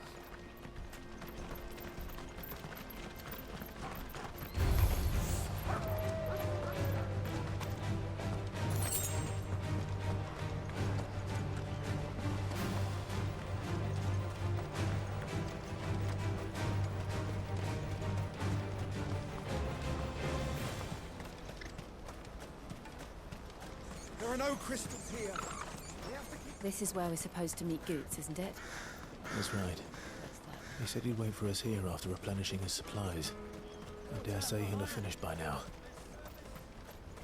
What do you think, girl?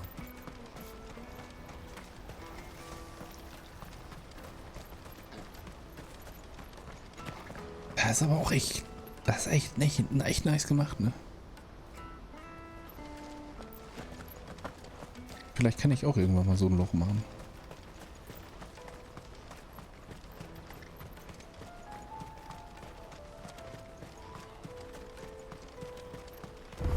Let me carry your goods. I'm cheap. Hallo. What are you looking for?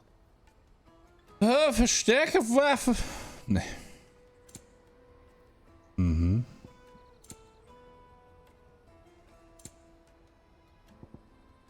You're welcome anytime. Ist sonst noch irgendwas? Ich glaube nicht.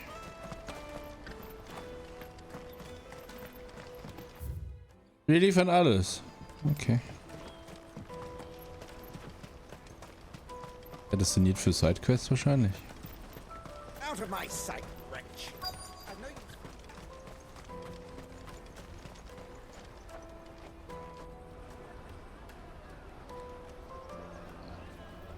Wonders from across the water. Come one, come all. Feast your eyes.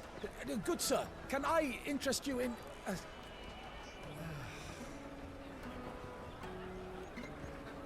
How much? For a measly crust of bread? You won't find any cheaper. Not nowadays. But you're more than welcome to look.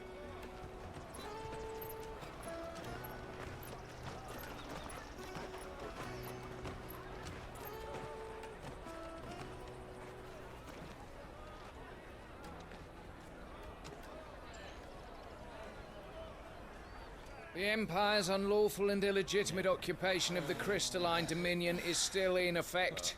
Only those whose business in Twinside has been officially approved by the Republican Army will be permitted to cross the border. All who seek entry are to form a line and ready their documents for inspection. Looks like we aren't the only Der hat richtig Bock, der Typ.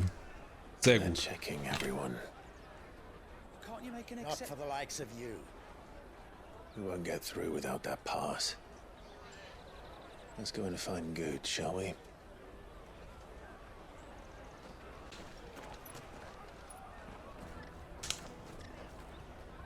He must be around here somewhere. Come and taste my peaches. They're sweet as Bitte nectar. was? Nee, lass mich mal allein mit deinen Peaches, bitte. I'll take the large one. Hallo, Götz. Ah, Good. There you are. Clive, I'm so sorry. Don't tell Nan, will you? Slow down, Good. Just tell us what happened. It's me trader's pass. It's gone. We cannot ride the caravan without it. We won't even be able to get through the flipping checkpoint. Do you remember when you last saw it? It was in my pocket a minute ago. Then a bairn bumped into me and... Yeah. You don't think that they might have nicked it, do you? It wouldn't surprise me. A busy market like this is prime territory for pickpockets. So, to get the pass back, we need to find this child. Where would we even start? Und dann brülle ich die Scheiße aus ihm raus. I know where. I've got a pal in Bocklad who might be able to help us. No one knows more about what goes on round here than she does. Where do we find her? She's the owner of the Crimson Caravans, up that way. Natürlich. Sign's got a red chocobo on it. Natürlich, ihr seht, das ist also klar. You two go on ahead. I'm gonna check the rest of my stuff, make sure nothing else is missing. All right. We'll meet you there. Ja, das ist ja der Witz an dem Charakter. Die Stimme. Ich weiß, wo es ist, wir sind vorbeigelaufen. Und weil der halt so super, der ist halt super schüchtern und hat so eine, ist halt zurückhaltend und ängstlich. Obwohl er halt diesen monströsen Körper hat. Ne, ist das nicht jetzt. Das ist der gelbe Schokobo. Der rote Schokobo. Looking to hire a coach? It's 10 million for a two-birder to the Crystalline Dominion. Take it or leave it. Oh, we're not here for that. Then I bid you good day. Oh, wait!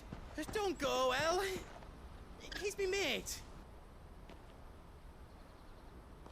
As I live and breathe. Goots, what are you doing back in Boklad?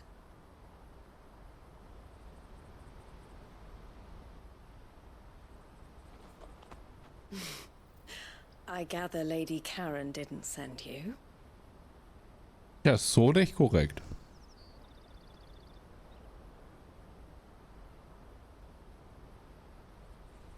So what trouble have you got yourself into this time? It's me trader's pass. It got stolen.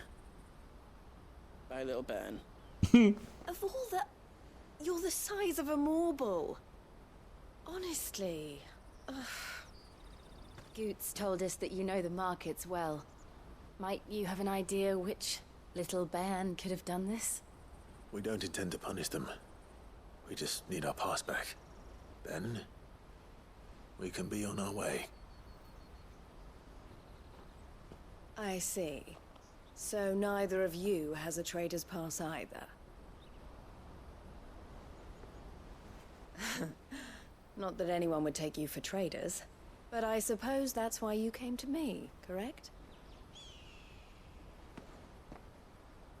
Now, I can't say for sure who took your pass, but I suspect I know why they did it. Let me explain. Oh, bitte nicht. Es wäre so lustig, wenn einfach Charakter die unterbrechen würde und sagen, nee, komm, lass da einfach, wo wir hin müssen. Danke.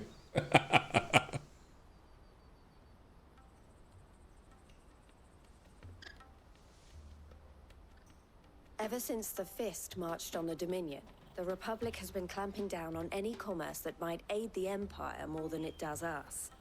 Which means traders' passes have gone from being merely a way of easing one's progress to being essential if one wishes to cross the border at all. And with demand outstripping supply, they've become a precious commodity, leading some to seek to acquire them by less than legitimate means. So the children are stealing passes to sell on the black market? Yes, and no. Passes are inscribed with the names of their owners, and yet none of the victims' names have appeared on the register of those passing through the checkpoint. Which means? That someone is doctoring the stolen passes. The same someone who is encouraging the children to steal them. And the same someone who has Goots' pass, no doubt. Whoever they are, they're ruining the livelihoods of honest merchants, which is why we've decided to take a stand. Will you stand with us? You want to get your pass back, and we want to ensure that no more are stolen. Catch whoever's behind it all, and 2 birds shall be slain with a single stone. Is there any other way of getting to the Crystalline Dominion, Goots? They won't let you in if you're not with the caravan. It's that, I don't know, try swimming across the strait. But the guards will definitely spot you if you try and do that. Like, we don't want to get spotted, right? So either we find the people who took the pass, or give up all hope of entering the Dominion. All right. We'll help. Thank you kindly. But I don't know your name. Eloise at your service. Clive. A pleasure doing business with you, Clive.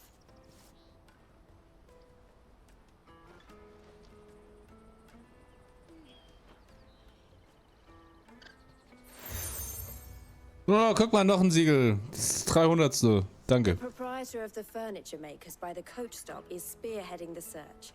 Wear that, and he will know you for a friend. Of course, natürlich. Suggest that you speak with him first. The furniture makers. Understood.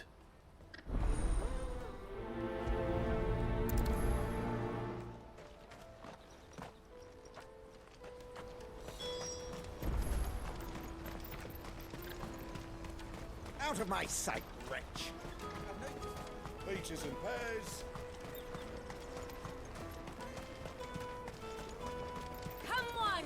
Da kommt dann bestimmt raus, dass der böse, böse Mann, der das macht, die armen Kinder da nur, der benutzt die nur. Und wir müssen die befreien. Looking for something in particular? Ah, Eloise collared you too, eh? Then I expect you want to know more. She told me you were leading the hunt for the pickpockets. What have you learned? For one, that they're targeting the traders carrying the biggest packs. Harder to watch your back, see?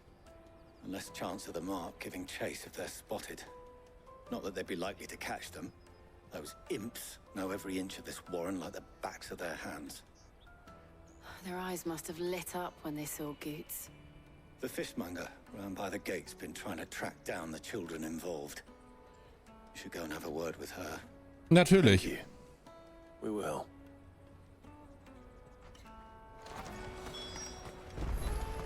Wenn die mich jetzt nochmal irgendwo hinschickt, werde ich wütend. Come, taste my peaches. They're sweet as You should come with me to the Dominion. Life will... Fish for sale! Fresh sorted and smoked! Can I interest you in... Ah, sorry. Message from Eloise, is it? She's asked me to help her. To help you find the pickpockets. Is that so? Suppose I better tell you what I know then. For one, this isn't a family operation. All the traders say the children who stole their passes were dirty, dressed in rags. Street urchins, by the sound of it. We get a lot around here. Orphans from the Auf jeden wars. Fall. A few, perhaps. You saw the refugees gathered by the entranceway? They're all looking for a new start in the Dominion and beyond. Some of them take it as an opportunity to rid themselves of unwanted baggage. The shame of it. Whoever's behind this would have to have made themselves known to the children at some point. And so should we. You should start with the children around here, then. I doubt they're the ones involved, but they might have heard something. It's worth a try. Hey, cool, lass mich noch mehr umhören. Warum mache ich denn eure Arbeit? How hard can that be? Come, taste my peaches. Nein, ich nehme deine scheiß Pfirsiche nicht jetzt. Halt die Fresse, Mann. Excuse me. Do you mind if I ask you something? Can't stop you. I was just wondering if anyone has asked you to do anything out of the ordinary recently. Anything you grown-ups ever ask us to do is shut up and go away. So guess what I'm about to tell you to do? Sorry. I'll leave you alone. Hallo? Können wir der undankbaren Kackpratze mal kurz ins Gesicht hauen? Was ist das denn? Ich bin mir ziemlich sicher, ich calle jetzt schon, wer uns helfen wird. Und zwar ist es das Mädchen, was ungefähr jetzt schon in zusammenhanglos gefühlt 8 Sequenzen aufgetaucht ist, die ihre Heilkräuter verkauft. Weil warum auch immer man der Meinung ist, dass das nicht auffällt, wenn man ein kleines Mädchen, das Kräuter verkauft, 80 Mal irgendwo überall zeigt. Und die hat bestimmt gar nichts mit der Story zu tun. Do you have a moment? What do you want? What I want is to know who's asking children like you to pick pockets. I don't know. Nobody's asked me. What's picking pockets? Do you get paid for it? No, you get in trouble for it. So if they come calling, you know what to tell them. Das war zum Beispiel ein relativ netter Junge, das ist okay.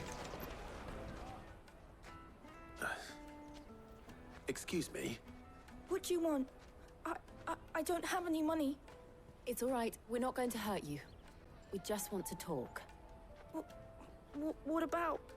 We've heard that some very bad people are making children like you steal from travelers. We need to know who's behind it so we can stop them. I don't know much about it, really. But my friend, Honza, he said he got a job doing something dangerous. Sounds promising. We need to find him and ask. Do you know where your friend might be? He's usually by the tents outside town. Thank you. You've been very helpful. Ich finde es viel lustiger, dass die Leute jetzt einfach Twitter abandon, weil der Mr. Tesla so schlimm ist und dann zu Mark Zuckerberg rennen und jetzt seine Sache benutzen, die halt einfach, wenn nicht sogar momentan noch viel schlimmer ist. Das habe ich auch noch nicht verstanden. Vor allem Facebook hat nichts geändert, außer dass sie sich Meta genannt haben und sind immer noch genauso scheiße wie vorher. Aber ich verstehe ich nicht. Wo soll das sein? Irgendwo steht draußen. Daddy.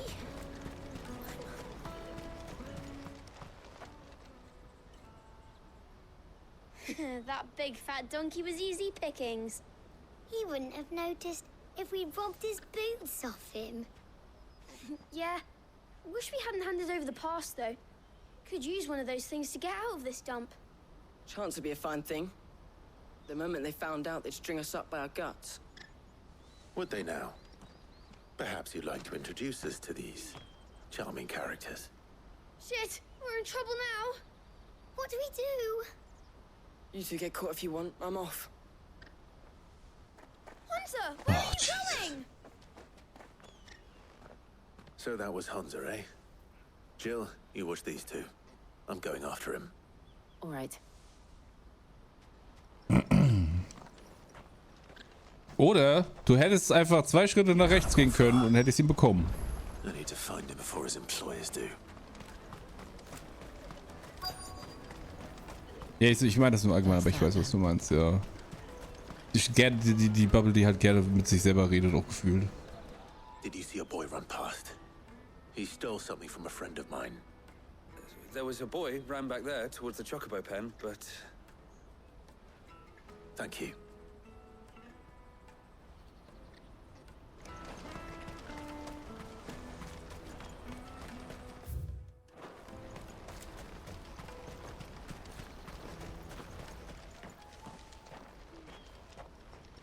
Shit. Cornered. It's all right, Hunter. I'm not going to hurt you.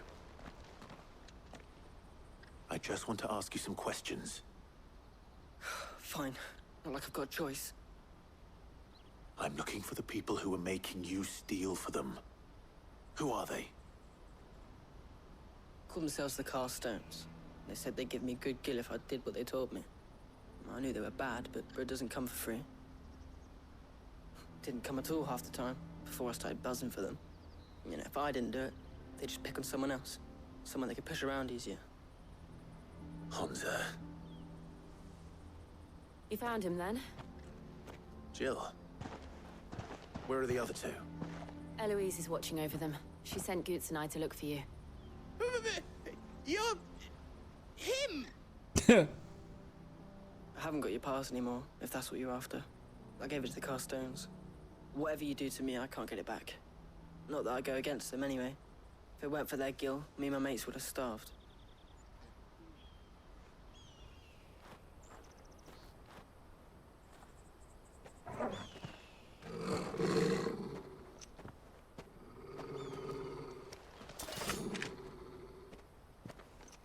Cowards. You will not force another child to do your bidding. Wait, we're not... Don't hurt him.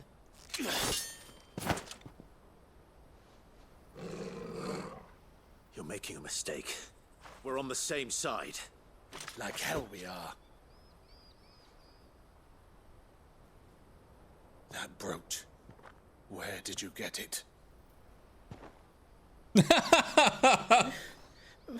Master Theo. Goots. What are you doing with these people? Unless you're the ones my sister was talking about.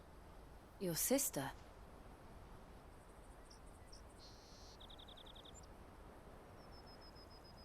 Du wirst mir jetzt nicht erzählen, dass der Götz kennt, den Typen, der einfach unverkennbar ist und hat ihn nicht erkannt. Das macht das, ja.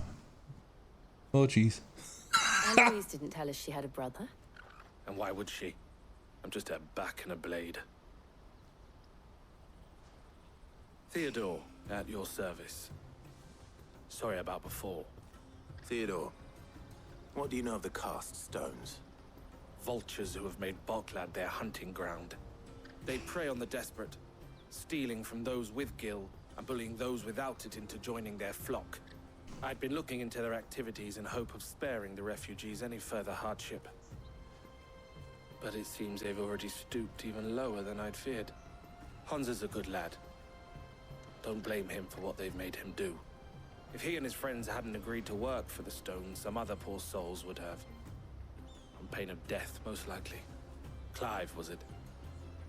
And my sisters asked you to help put an end to the pickpocketing.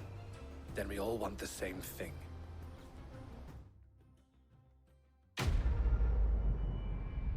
Also ich muss sagen, so gern ich dieses Spiel habe, ne, aber es ist halt schon manchmal einfach nur dumm. Ich kann es leider nicht anders sagen. Ich meine, guck dir Götz an, ja, der ist nicht unauffällig. Das ist ein Typ, weißt du, der steht in der Menschenmenge auf dem Konzert mit 50.000 Menschen. Du würdest den Typen sofort erkennen. Und dann willst du mir erzählen, dass Theo Schmalzlocke ihn nicht direkt erkannt hat. Und dann... das ist halt so dumm, das tut echt weh manchmal. Aber ist okay. So, what's the plan? Der Praktikant muss ja auch was schreiben. We find the cast stones and we crush them. You get your trader's pass back, and I make Boklad a safe place again. All right then. All right then. All right. Honza, where are they camped? Don't worry. They'll never know you told us. Couldn't if I wanted to. They always come to town to collect the passes. Meet us outside the gate. I tried following them once, but they spotted me halfway down the trail. Said they'd string me up. We'll try it this time. Which way were they going? Back down the road towards Leighton's Cleft. To Leighton's Cleft, then.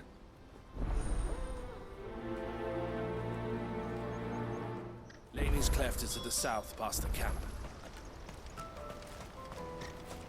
No, you better not have scared anyone.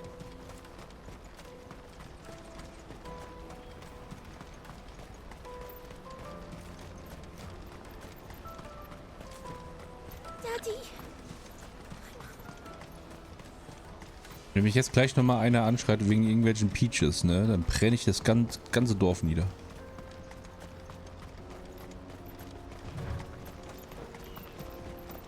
Oh, da glitzert was.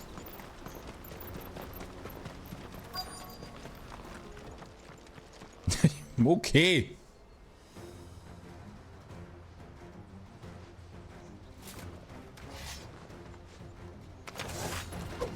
That's the one who's been sticking his nose in our business. You should have minded your...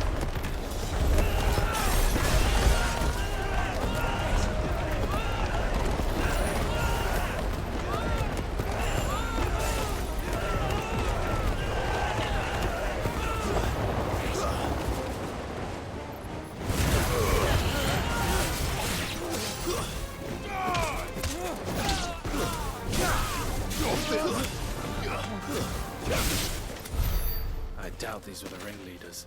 Ja. But at least we know we're on the right track. Meinst du? Das ist ja schade.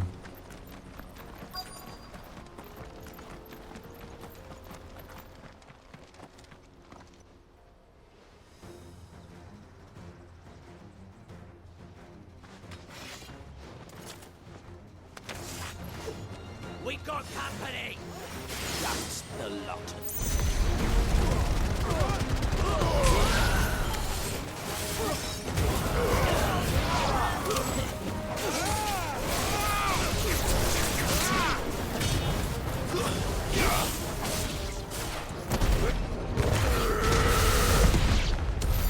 More foot soldiers. Fewer now.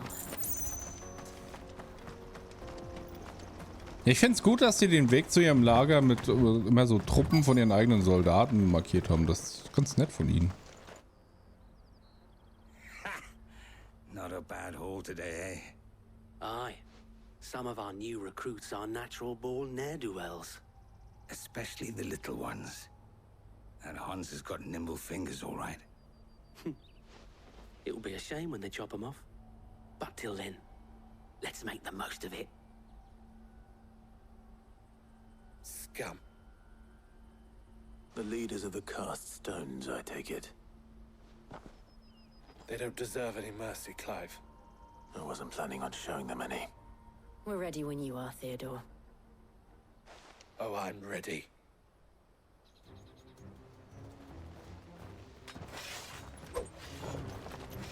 Fuck! It's that guard from Boklat! Kill him! Kill them all!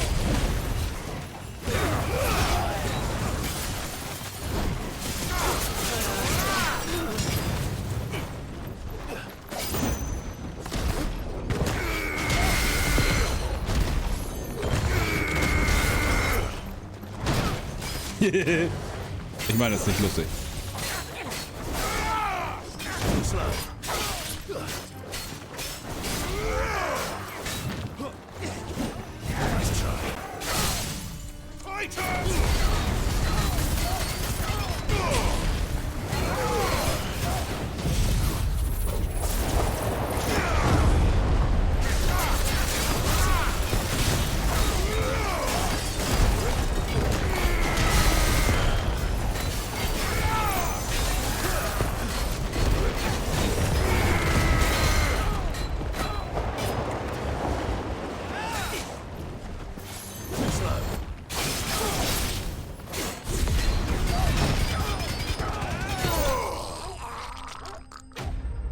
Unangenehm. Das Geräusch. Unangenehmes Geräusch. Ich wollte einfach nur so unangenehm sagen. Und ich dachte, nee, mit Geräusch ist vielleicht besser verständlich.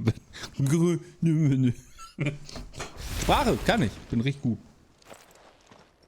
Bin ein wortgewandter Typ.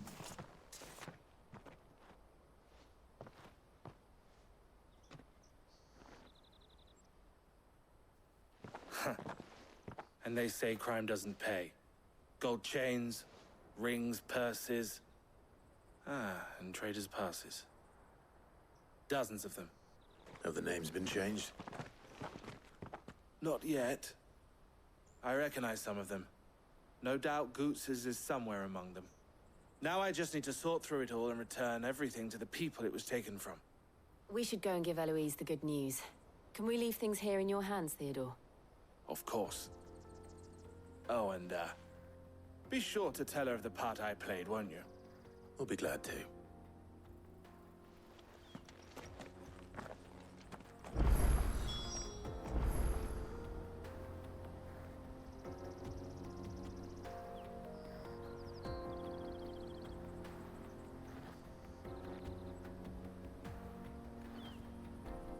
Sorry, ich guck gerade Bilder durch.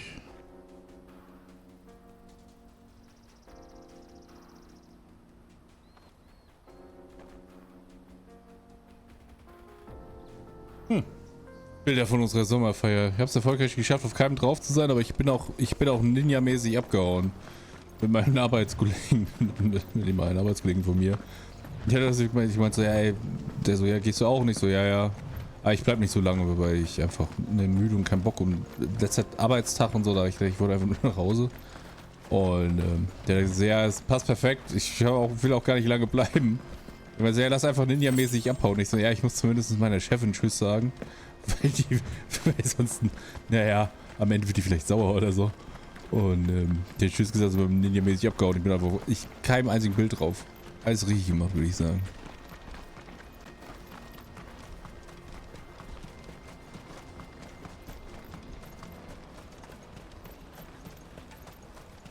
There are no crystals here. Daddy, I'm hungry. That's that then.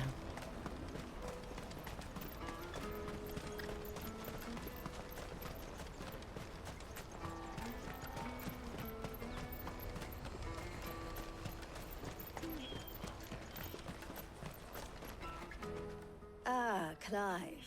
How goes the hunt? My brother isn't getting in your way, I trust? Quite the opposite.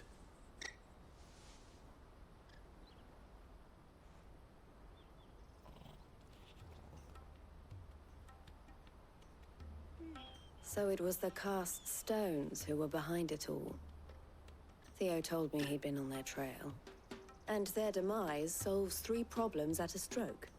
That of the pickpockets, the bandits pulling their strings, and the passes they were stealing. I only hope yours is among the items you recovered. Only time and Theo's return will tell. Speaking of whom, welcome home, Dear brother. You are too kind, Eloise. Here, Clive. Goods' pass. Ask him to keep a closer eye on it from now on, would you? I will. Thank you. El, I've asked our boys to carry the rest of the goods back. Can I count on your help in sorting through it all? Of course. I'll make some space in the storeroom. I expect you'll soon be on your way then. But it wouldn't do to leave without introducing yourself properly. Would it now? Sid. Don't look so shocked. We're on the same side. I don't understand. As you now know all too well, we at the Crimson Caravans are always happy to help those in need. For a small fee, we will move anything that needs moving. Be that goods to market, or bearers away from it. I was the first my sister helped escape. If it wasn't for her, I'd have been branded as a boy. I had no idea. It just so happens that we are seeking to expand our operation. And who better to join forces with than the leader in the field? Wouldn't you agree, Theo? I would. It seems our purpose is the same in more ways than one. So what would you say to working together again? It would be our pleasure. And our honor. The honor is ours. Here, Clive. This is for you. Oh, Jesus. What is it?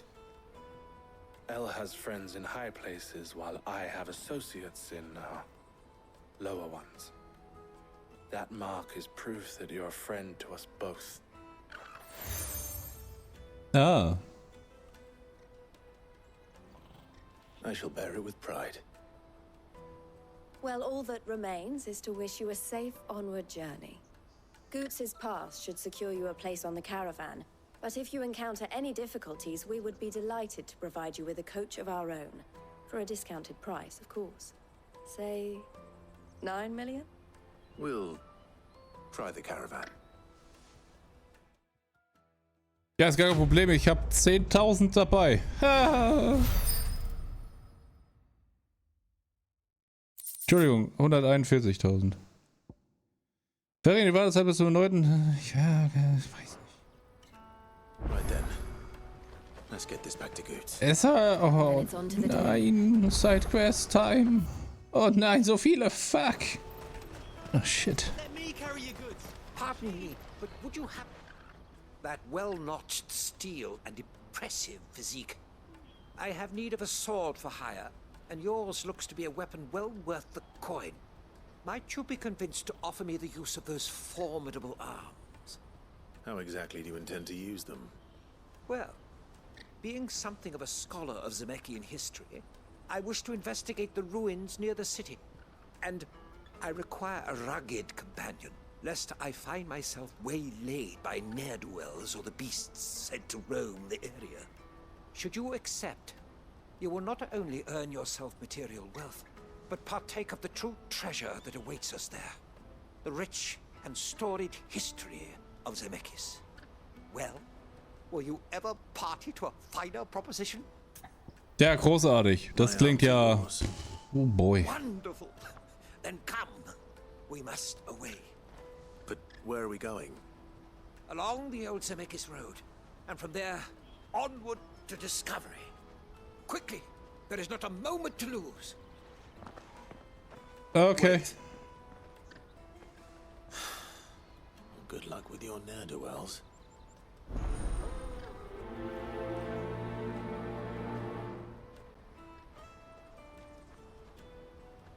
I better make sure he doesn't get himself killed. So, dann da noch hin.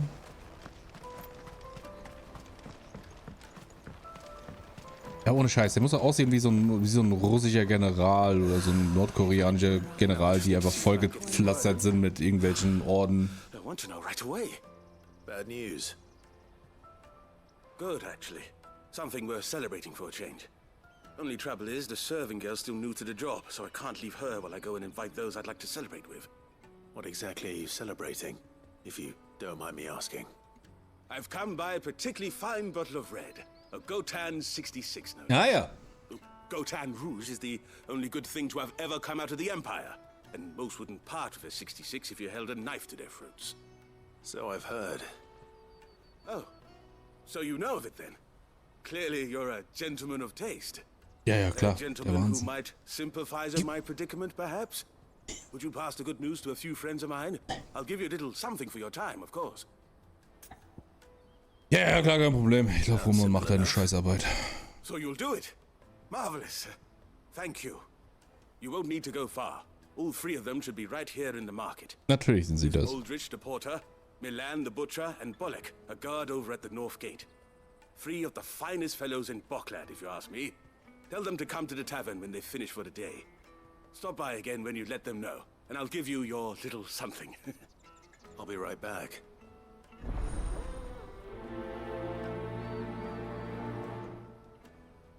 Das sind immer so Quests, da habe ich mich schon immer gefragt, warum? Ich meine, kannst du nicht, also ich meine, da sind doch nur, also ich meine... I hear the brothers found another victim. Oh, hallo. Can you believe it? I believe it, all right. What's that? The third this month? Ich dachte, ich kann da rum, aber habe ich nie aufgepasst.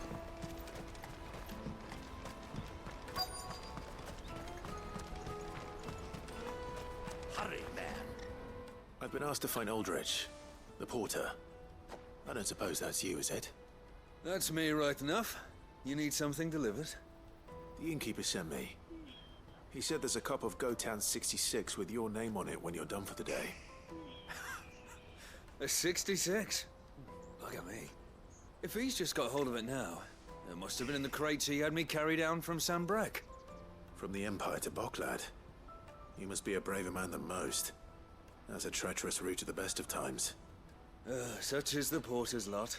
There's not a patch of storm these feet haven't traipsed across. It's Oriflamme Das ist one day, richtig. then Ja, up to obwohl, ich würde nicht Camber the sagen, next. schlimmer als Link. The farther you're willing to go, the fatter the purse. Which is why there's no shortage of competition for some of the longer routes. I'd say I've done enough for today to earn myself a cup of something tasty. Thanks for letting me know. Gibt's eigentlich einen Grund, warum du den Satz geaddet hast, Zoe? Sind schon wieder irgendwelche Spam-Bots unterwegs, oder was? Out of my sight, wretch.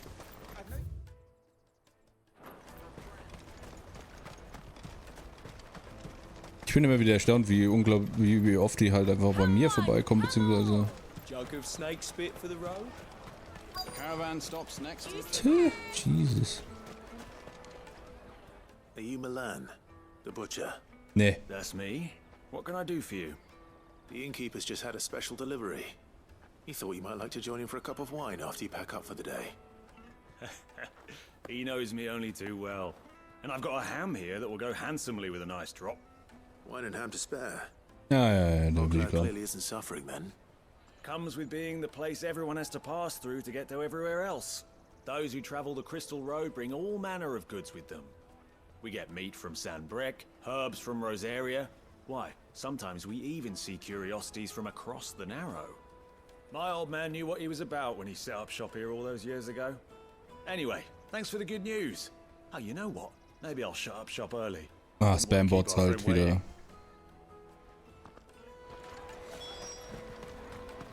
You won't find anything of this quality in Twinside.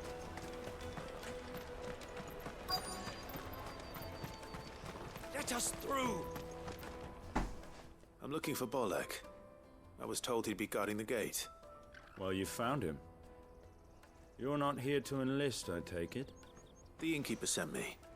He's just taken delivery of a rare vintage. A Gotan 66.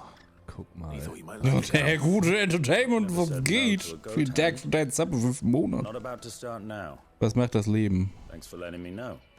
You must be a busy man. The market would be flooded with refugees if we weren't here to stem the flow. Oh, my heart goes out to them, all right, but we've got our orders. No papers, no passage. Plenty try to slip past us nonetheless. And every now and then, one of them's foolish enough to try and force their way through. And when they do, well, things can get nasty. You know what? That wine's sounding better by the moment. Well done. I wonder if the innkeeper might spare a cup of that wine. Come, taste my peaches. Ich habe tatsächlich auch wieder mal seit ewigen Jahren mal wieder einen Weißwein gekauft und den habe ich auch getrunken, also ein Glas davon. Und ja, war okay. Also ich muss ganz ehrlich sagen, dafür, dass ich eigentlich jemand bin, also dass ich halt wirklich in einem Weindorf groß geworden bin, bin ich kein Wein. So viele Leute. Wow, danke für den Raid. Da ist er, der Raid. Hey, vielen Dank. I see you've been of some assistance to Eloise. Perhaps you can extend me the same kindness? Vielen lieben Dank. Perhaps. What would I be doing? Finding someone. You see, I've been having trouble with thieves, and despite the many pains I've taken, I can't stop them from rummaging through my packs. Was gab's I was Feines? writing about my lot to a friend of mine a few days back, and he offered to track the culprits down. Now, Joseph's a sellsword, and a good one at that. But he's been gone days, and I'm beginning to fear the worst. Also ich muss ganz ehrlich sagen, ich hatte mal einen richtig geilen Wein. The old Zemeckis Road, perhaps? He doubted they would be fool enough to linger here in Boklad. Joseph's lived a hard life. Made him grey long before his time. Oh, nice. I just pray he hasn't been killed over a few sacks of grain. I can't imagine there are too many grey-haired sellswords around. Hopefully someone will have seen him. Ja, das brauche ich nicht. Meine ganz unangenehme, peinliche Kacke ist im Internet. Danke, YouTube. Da gibt es sehr viele Videos, die super peinlich sind und da auch alles, was irgendwie alles, was ich irgendwie Dummes gemacht habe, ist da veröffentlicht. Ja, kommt auf den Wein drauf an, tatsächlich, was du für einen Wein trinkst. Ich meine, am Ende ist es halt wirklich, kommt es halt wirklich darauf an, wie die Qualität ist bei den meisten Sachen. Ich kenne auch genug Bier, Whisky, der auch widerlichen Kader gemacht hat. Spoke to your friends. They'll be along soon. That's fantastic news. Thank you kindly. It's been a while since we all sat down together. And the way I see it, that wine is as much theirs as it is mine. Ja, genau. How so? Well, I wouldn't be serving anything but slops without Aldrich to go and fetch the good stuff for me. And then there's Milan, who always sends customers my way. And Bolek, an even-handed keeper of the peace, if ever there was one. Those three are the backbone of Boklad. Lose any one of them, and the market would soon fall apart. And without the market, I wouldn't have a single customer. I'd say that's worth a bottle of 66, wouldn't you? And more besides. Everyone needs a shoulder to lean on. Be they world-weary innkeepers or brooding swordsmen. Right, I'd better prepare for my guest's arrival. I hear you had me carrying a bottle of Gotan 66. If I'd have known, I would have sold the thing and lived like a lord. I'll settle for a cup, though, if you're in a sharing mood. A Gotan 60 bloody 6. Just as well I had something special of my own set aside. A bottle between the four of us might not be enough to drown our sorrows, but it can't hurt. Here they are, the three pillars of Boklad. Sit yourselves down, gentlemen. The woes of the world may be monstrous in many, but there's nothing like a few good friends to keep the misery at bay. Never a truer word spoken.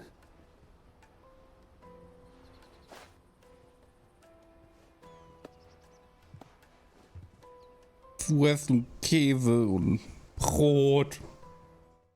Geil. Aber ich hoffe, der wird noch dekantiert, wenn das ein Rotwein ist.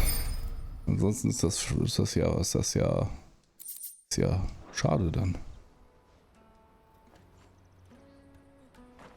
Nee, ich war mal mit meiner Arbeit, haben wir quasi, da war es so, dass dann jede Abteilung durfte quasi einen Ausflug machen und das wurde dann von der Arbeit bezahlt.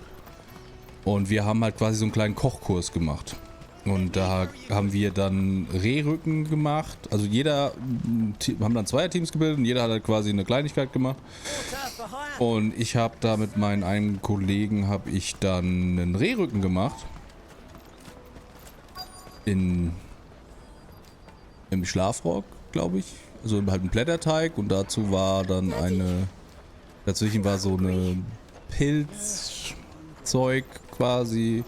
Auf jeden Fall gab es dann zum Nachtisch, also weil das Ding war halt ein Weingut, wo das dazugehört hat. Rotweinsoße, nee, keine Rotweinsoße. Ja, das war ohne Soße. Weil das war also das war halt wirklich, es war extrem gutes Wild. Das war Rehrücken, der war extrem nice. Und mit das Equipment und das war mega geil. Nee, es war eine reduzierte es war so ein Pilzragout, komplett wegreduziert, also alles. Das war quasi nichts mehr groß an Feuchtigkeit. Und das kam quasi, also so ein Blätterteig, dann kam das da drauf und da drin wurde dann der Rehrücken eingewickelt. Und das Ganze wurde dann punktgenau auf die Temperatur mit so einem Thermometer im Ofen fertig gemacht. Der Ofen alleine hat, glaube ich, schon 10.000 € gekostet. Dazu gab es dann, glaube ich, wenn ich mich jetzt nicht irre, ein Apfelsalat. Ich weiß es nicht mehr. Es ist ewig her. Das ist richtig lange her. Das ist locker 10 Jahre her. Und dazu gab es dann zum Nachtisch, weil das Ganze das war halt ein Weingeschäft, beziehungsweise die hatten halt Weinanbau. Und die haben halt das angeboten so nebenbei, weil, meistens kannst du vom Wein allein nicht mehr legen. Lurken Sie, guter Mann, lurken Sie. Auf jeden Fall haben die dann quasi dazu erklärt, die Weine erklärt, die sie dazu gegeben haben. Zum Beispiel halt, dass was war es, glaube ich, Säure und Säure im Mund addiert sich. Deswegen ist es halt ein Rotwein, der relativ viel Säure hat, oder Weißwein, ich weiß es nicht mehr. Wie gesagt, das ist ewig lange her. Und wir hatten halt so einen Apfelsalat dazu. Wenn du das halt zusammen isst, dann hast du halt eine extreme Bitternis im Mund, weil diese Säure sich halt so dazu zusammensetzen und das dann halt super bitter wird und deswegen soll man das dann nicht dazu trinken. Und lauter so ein Kram. Auf jeden Fall haben die dann einen Nachtisch-Rotwein dazu gereicht und fuck me sideways, das war der geilste Rotwein, den ich je getrunken habe, weil ich hasse diesen trockenen Geschmack im Wein. Hasse ich wie die Pest. Das ist halt, also was heißt hasse ich wie die Pest, aber mir schmeckt das gar nicht. Das ist ja genau wie bei Whisky mit dem Torf, beziehungsweise das Rauchige. Kann ich gar nicht trinken, finde ich echt einfach super eklig. Und, aber dieser Wein, dieser Nachtischwein, der war so geil. Holy shit. Aber natürlich nicht gemerkt, wie der heißt, weil ich ein Idiot bin. Der war richtig geil. As a sellsword passed through here. Grey hair. Now you mention it. There was a young man with salt in his mane sneaking around out there a while back. Which way did he go? Mach du mal eine Christstolle. How am I supposed to know? Bug it off down the road, I expect. Now why don't you do the same and leave me be? Okay, bitch. Ja, ich weiß nicht, ob du das mitbekommen hast, aber ich mach ja Melonenkuchen am Samstag.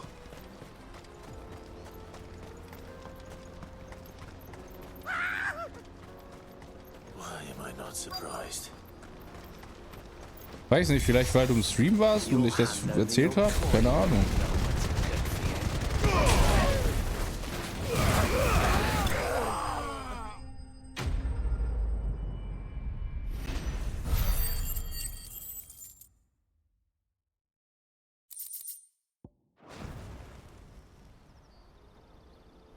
Ich habe ja erst um 18 Uhr angefangen zu streamen. Ich habe das vor 2 Stunden oder so erzählt, oder einer Stunde.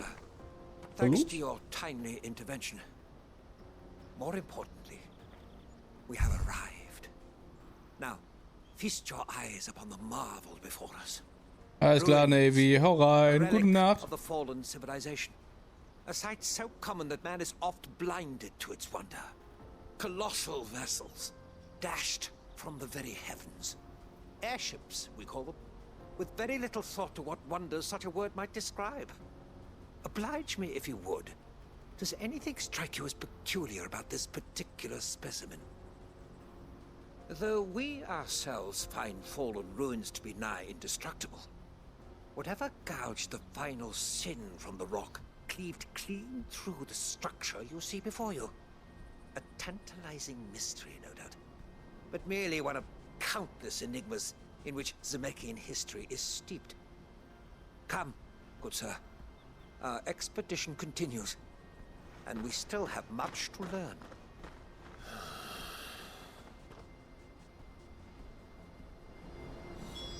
He's passionate.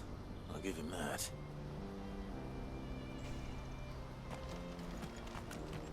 Was habe ich gemacht? Ich habe irgendwas ich auch komplett vegan gemacht. Ich war nicht überzeugt.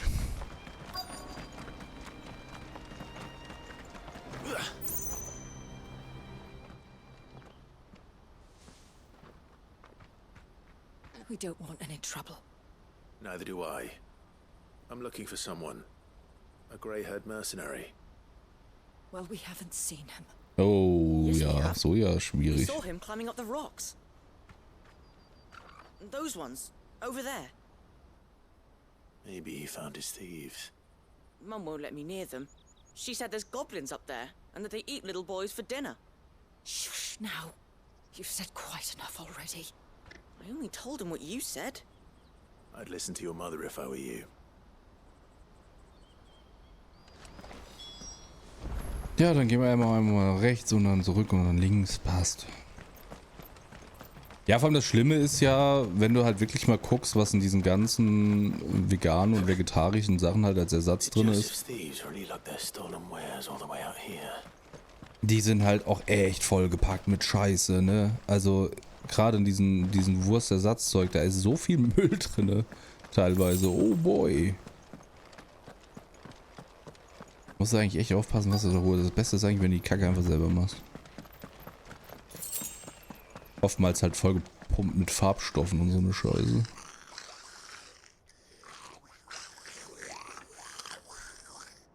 I think we found our thieves. They don't look happy to see me.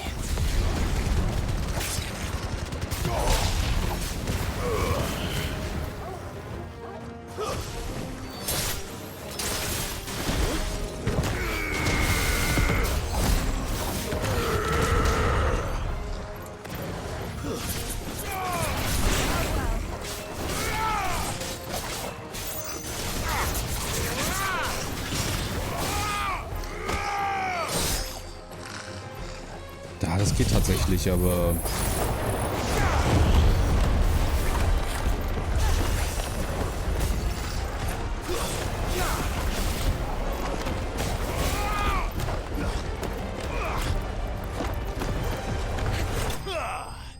Also das, was ich halt...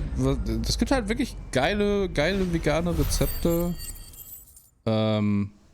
Man muss halt dann nur immer gucken, weil es gibt halt... Das ist halt manchmal super aufwendig. Aber das letzte, was ich gegessen habe, die komische Rolle, die ich komplett verkackt habe, das war tatsächlich extrem lecker. Und das war ja auch vegetarisch. Da war, glaube ich, Sahne dran. Let's get this over with. Stop! Don't kill him, he's just protecting his home. Joseph? So the boy was right. I don't know you. Your porter friend sent me to find you. She was worried you might have got yourself killed. Have I been gone that long? Wasn't hard finding the thieves. The problem was knowing what to do with them when I did. I take it things are more complicated than they appear. Ja, das kann ich genauso sagen. Also der ist halt ordentlich oft gelaufen mittlerweile. I'd all but ruled out bandits before I even left the market. You know why that is? Nee. Because our thieves had no interest in gold or gems or anything they couldn't eat for that matter. Add to that the rumors of goblins in the area and the mystery practically solved itself. I soon found their cozy little homestead and all the missing food. I launched myself at them full of, righteous fury, but their leader was the only one who moved to meet me. The others, they huddled around that food, ready to die protecting it. They stole because it was that or starvation. I've been there myself, back when times were hard. So you spared them, and earned their trust into the bargain by the look of it. These goblins aren't native to the area. They don't know how to survive such barren lands, so I've been teaching them. And once they've learned to hunt and forage, they won't be fool enough to risk their necks in Boklad. I'm impressed. I didn't know goblins could be reasoned with. Do me a favor.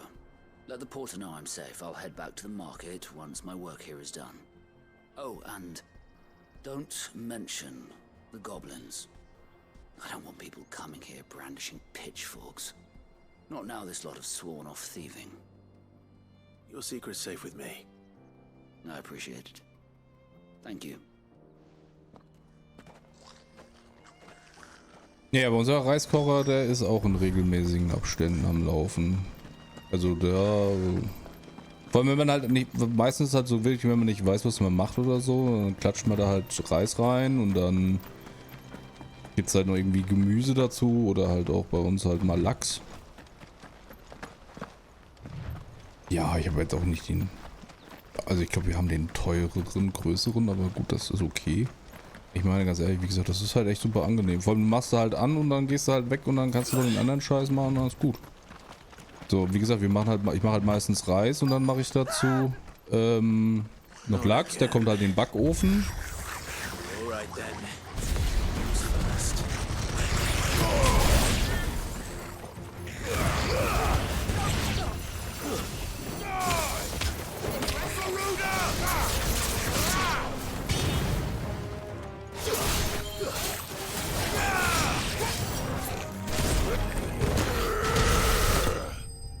Kaputt gehauen.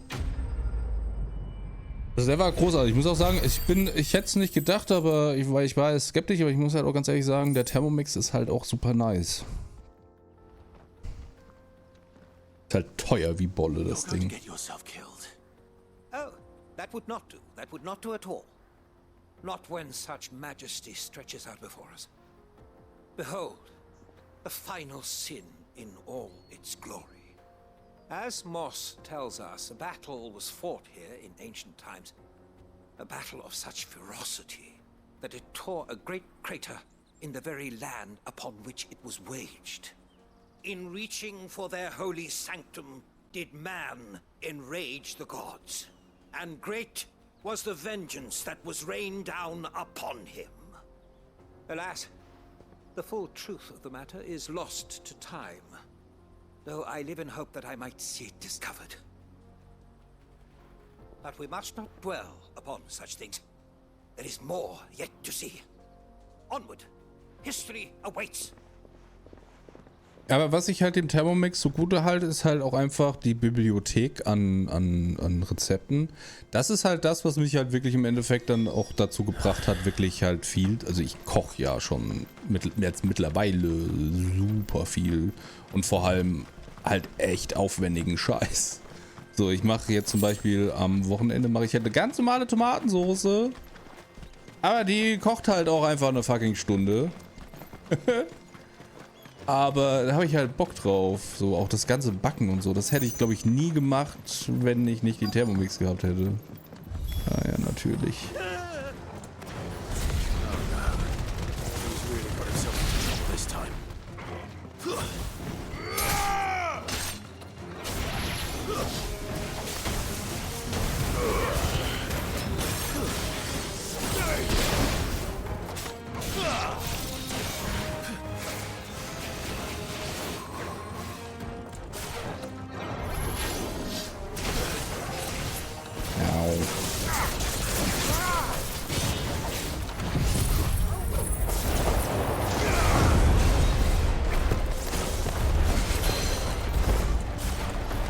Aha. Piu, piu, piu, piu.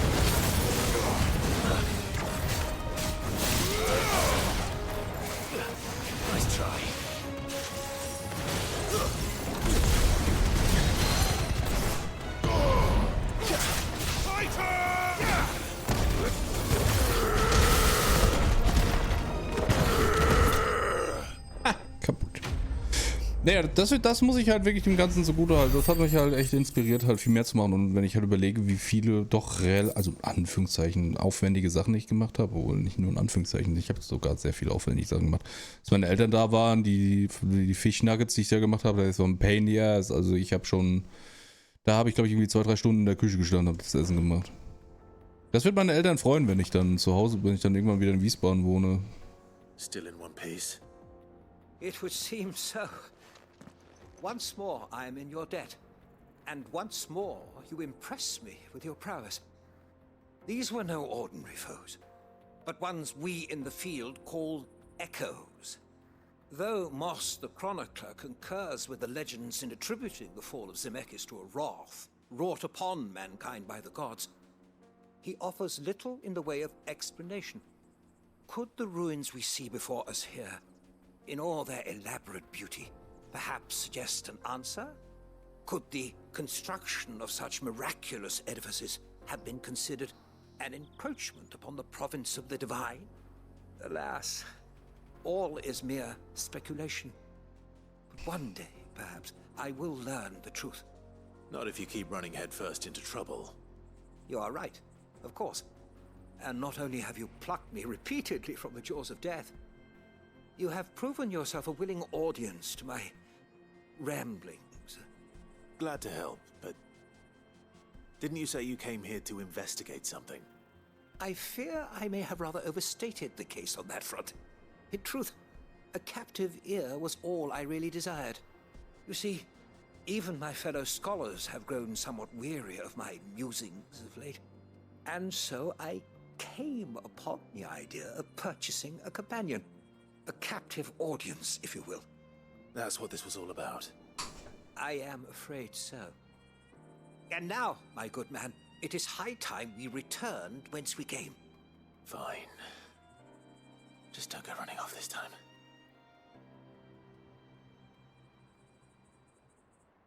Ja, ich hab mir mal so einen Airfryer geholt, aber vom Aldi und der war richtig scheiße. Der war leider komplett Müll.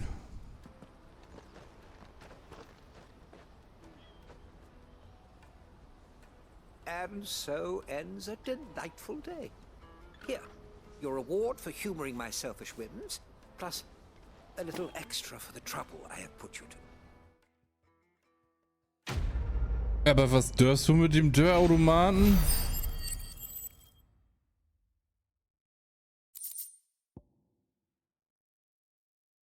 Oh, Erschütterung um 3 Sekunden. Ja, weiß nicht.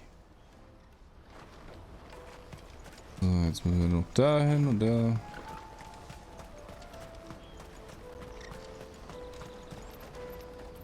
Ja, das ist halt auch, ich habe halt einen vom Aldi geholt, der war da im Angebot. Aber das ist halt, ey, sie haben das Ding irgendwie 2-3 Mal benutzt und das Zeug hat halt wie Scheiße geschmeckt. Da kannst du es auch kannst du es in den Backofen werfen, hat besser geschmeckt. Joseph's fine. He'll be back once he's tied up a few loose ends. That's a weight off my shoulders. He certainly knows his business. He found your thieves all right. And I dare say they won't be coming back. A good man to have around, that Joseph. And if he says there'll be no more thieving, that's good enough for me. Thank you for putting my mind at ease. Here, for your troubles.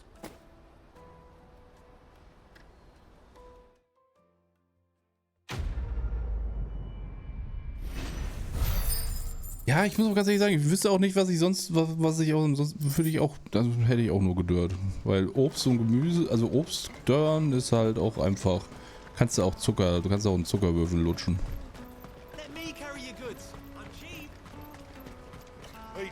Vor allem, ich muss auch ganz ehrlich sagen, so gedörrtes Obst ist halt auch, finde ich, einfach nicht lecker, ne? Ich weiß nicht warum.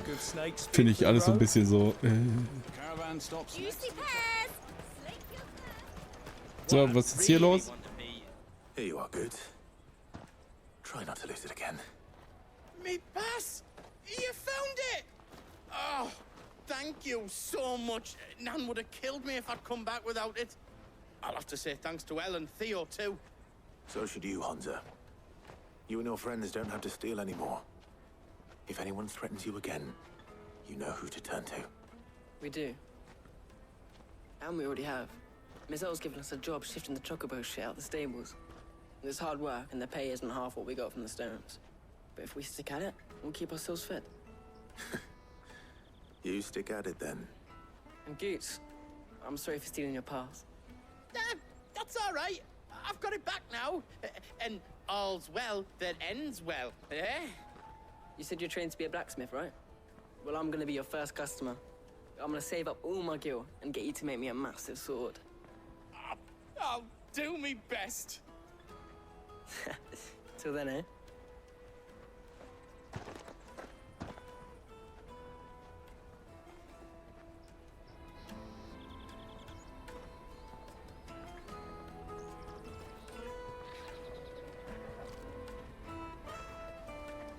All right. We have a place on the wagon.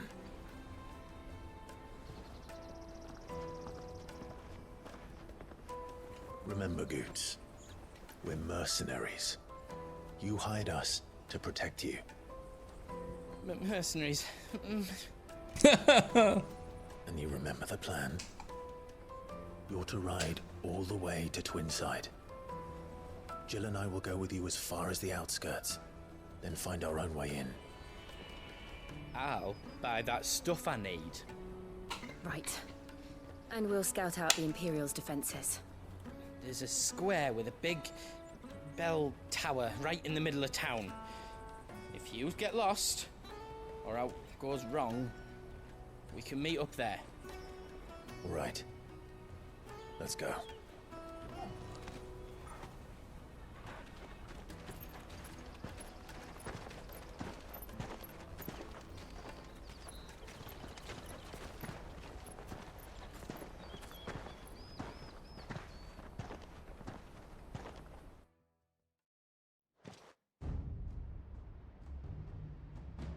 Der ist aber auch ein großer Kristall, ne?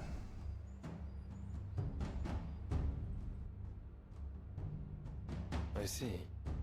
And you're quite certain your father has no knowledge of Ultima? I am. I have no difficulty believing a sinister force has come to exert an influence on Sanbreque. But be that as it may, it is yet to claim my father. For better or worse, his radiance speaks his own mind. Then the fiend works from the shadows. I confess, when first you told me of this fiend, I had my doubts, and more than a few at that. A beast that labors to plunge Valisthea into turmoil, all in pursuit of your brother. But that wound is proof enough that evil is afoot. Then I have your answer, Your Highness. You will join me in my fight. I cannot. Not yet. Your Highness, please. As you are aware, the Dhalmekian army is at our gates. They have lost their mother crystal, and with it all hope of a negotiated withdrawal. It is but a matter of time before they invade. If Bahamut is not here to meet them, my people will be slaughtered. Though not by Hugo Kupka, thanks to Ultima's machinations. I know the fate of your people weighs heavy on your conscience, but if we do not put an end to Ultima's plans, they shall face a far darker fate. The chaos he would wreak would sweep all of Valisthea into the abyss. The lives of every man, woman, and child in the Twins are at stake. I believe what you say, Phoenix. But I have duties of my own, and I must discharge them. Come what may.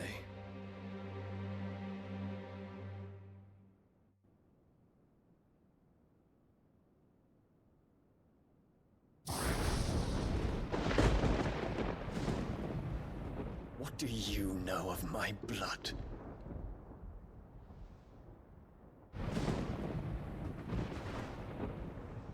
I know that it is wholly unworthy of the highest offices of state, which rightly belong to those of purer breeding.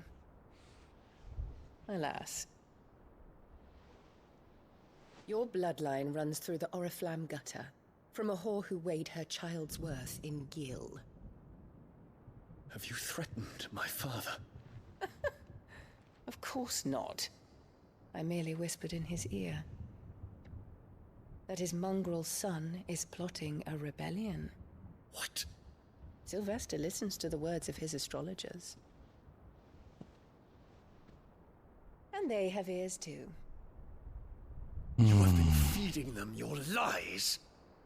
Should you remain loyal to Emperor Olivier, his radiance may yet crown your head with laurel, and not with tar. Fork-tongued witch!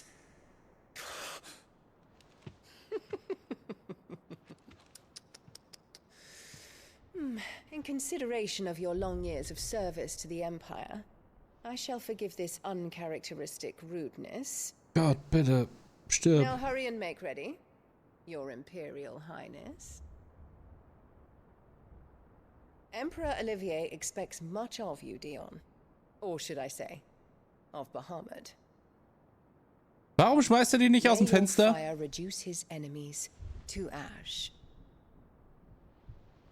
Till all of Valisthea bows to its rightful ruler.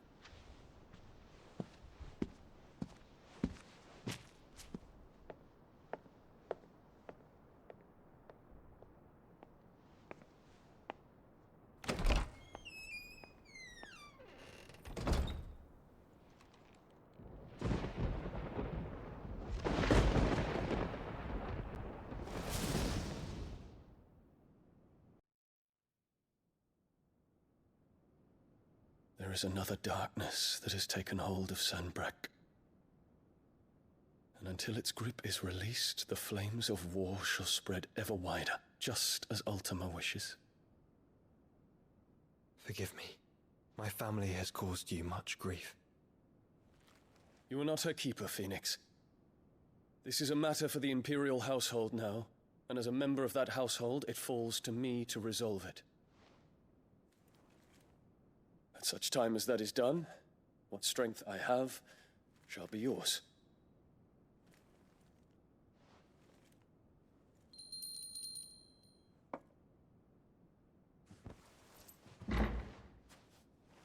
Thank you, Your Highness. Let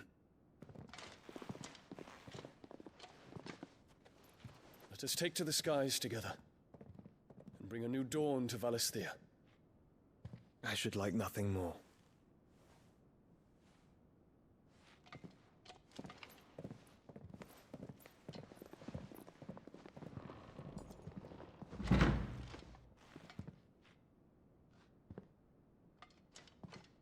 Terence. My prince. Tell me true. Do you believe what I'm about to do is wrong? We dragoons have but one leader, Your Highness. And we shall follow him unto the very end. Thank you. This is my decree. For their crimes against the crown, the traitorous Annabella and her usurping son shall be put to death, and the Empire restored. Gott, endlich! Mann! Hat ja lang genug gedauert. Jesus fucking Christ. Ich meine, er wird versagen, wir wissen das alle. Aber trotzdem, grundsätzlich. Mann. Warum hätte einfach aus dem Fenster boxen sollen? Mit ihrem Arschlochkind.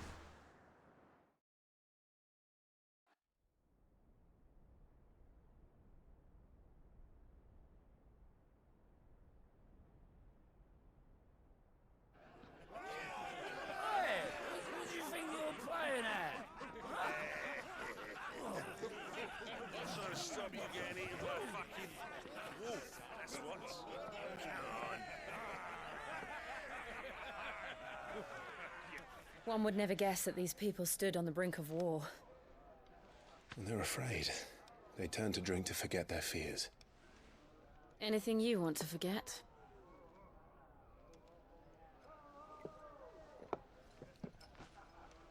The harbor is empty, and half the market stalls too. The city may seem peaceful on the surface, but it's balanced on a knife edge.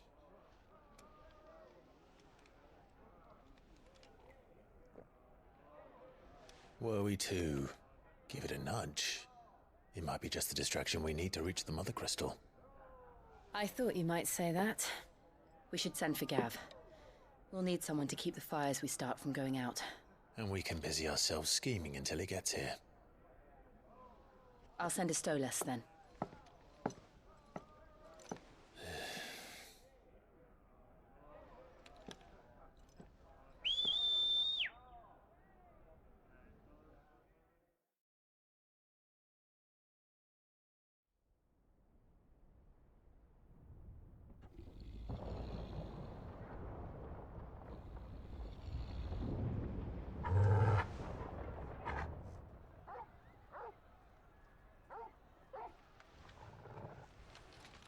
What is it, boy?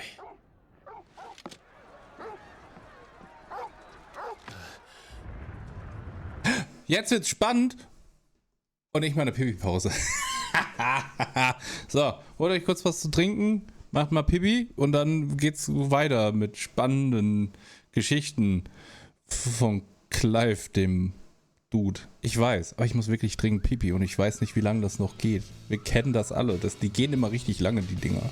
Und gleich wieder da, Leute.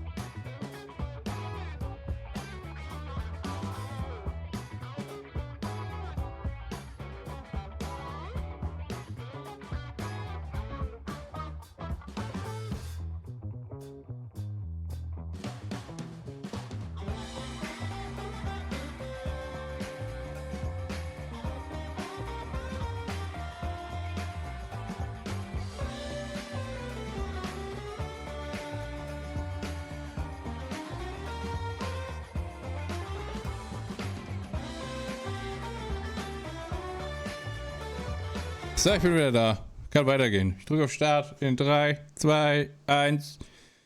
Start.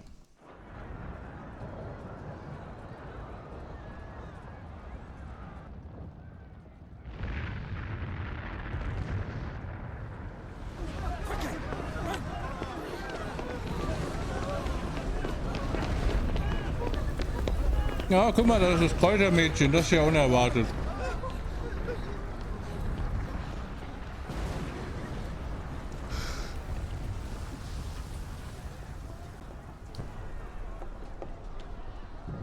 What's happening? I don't know. Torgal.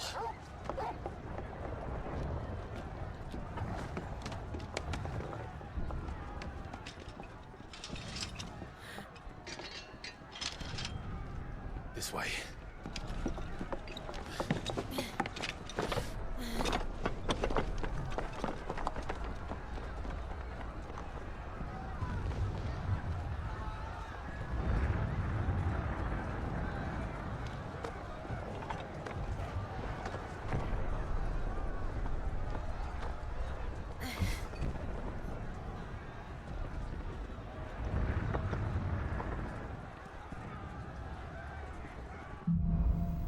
Na krass, wie gut das aussieht, ey.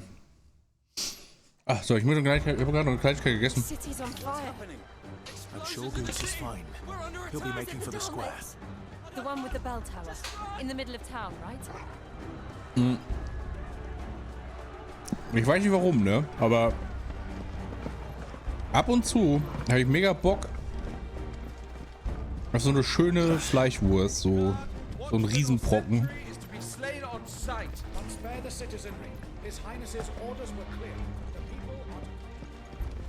Those were Imperial Dragoons. Ja, habe ich mir letztens eine gekauft beim Rewe. Die esse ich echt ganz gerne. Muss ich gerade mal ein Stück essen. Ich habe ein bisschen Hunger gehabt. What in the hell is going on? Let's go and see. Right. Ja, auch wenn es einfach eigentlich, das ist halt wie Wurst, so. Das ist auch gefühlt, ich glaube, in Salami ist auch echt nichts Gutes drin. Eigentlich. Aber die Masse macht das Gift, ne? I just hope he's all right. Oh, ja. You there! Identify yourself! Do we have to?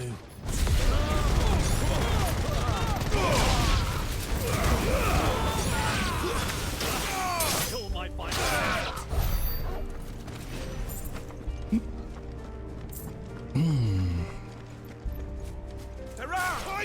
Quickly! Get down! Soil stone!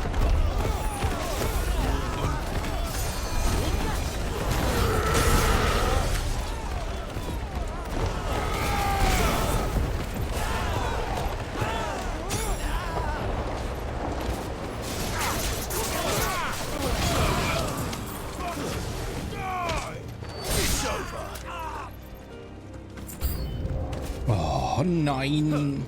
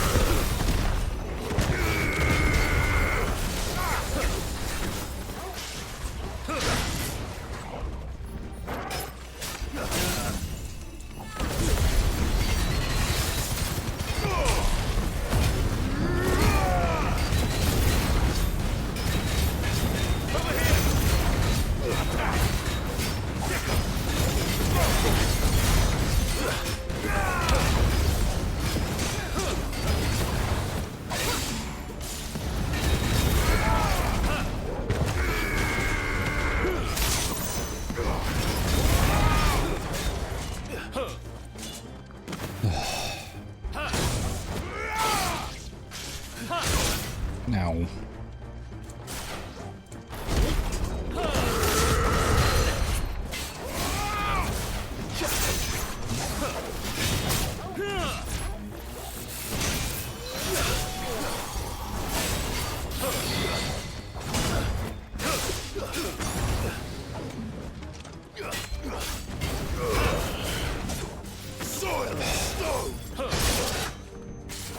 Ich hasse diese Attacke, weil wenn du da nicht richtig ausweichst, dann kriegst du immer dann nochmal auf die Fresse.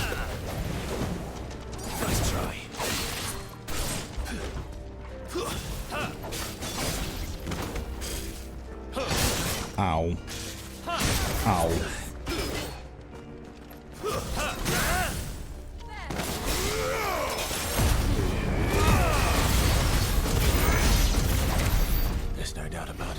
Ja gut, wie bei den meisten Sachen.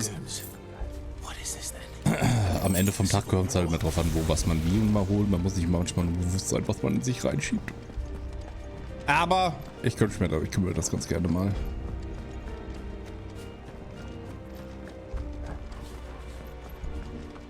Ach, da lang. Ich wollte gerade sagen, ich habe nicht verpasst, wo ich lang muss.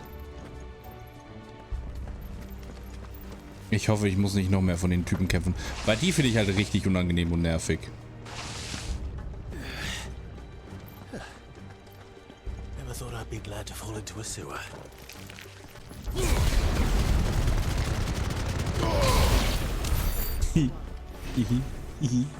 Ward secured, Captain. None of the empty forces remain. They gather the men. You press on to the council chambers. Yes, Captain. What of the men and women in the market district? The evacuation is complete, Captain. Good. Then all that remains is dethrone the pretender. There it is. The bell tower. Right. Let's go.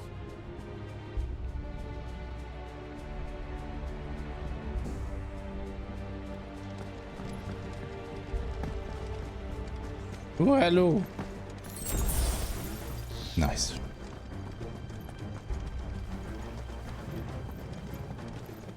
Ja, hallo Hebel.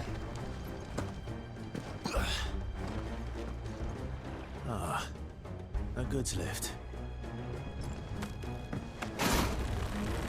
Assassin's Creed. Ich hab's genau gesehen. Und wie kommt Jill jetzt hinterher? Ah, okay, die sind einfach da. Ah.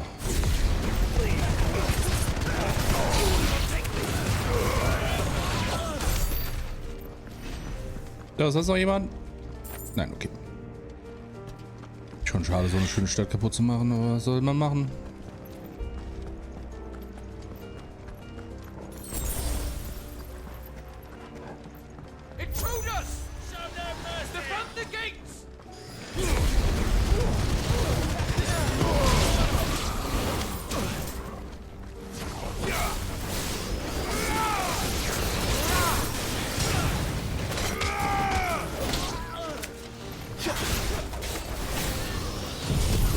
So, stimmt.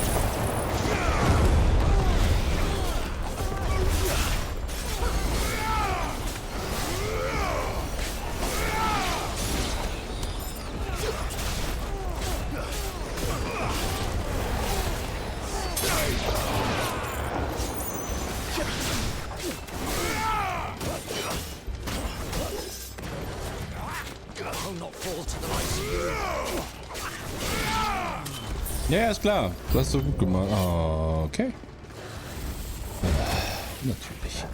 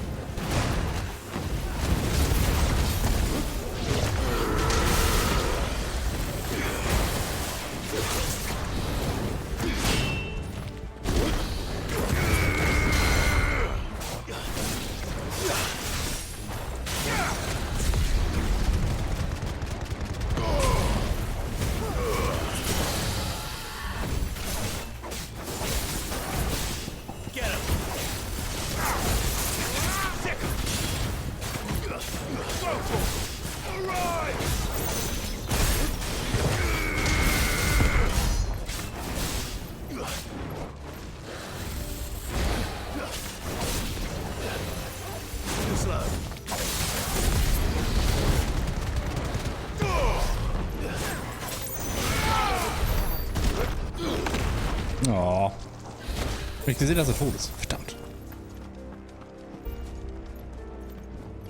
So, haben wir jetzt alles verprügelt? Ja, sehr gut. Damn it. We'll have to find a way around. Hier vielleicht? Nein. Nein, sie nicht auf dem Weg. Ah ja. Ich vergesse mir, dass das hier auch da eine Taste gibt, wo man rausfinden kann, wo man lang muss, wenn man sich verirrt hat. Vergesse ich immer zu benutzen. Ja gut, meistens ist es auch relativ obvious, wo man hin muss. Hallo, ich bin hier, um euch zu verprügeln. Ja.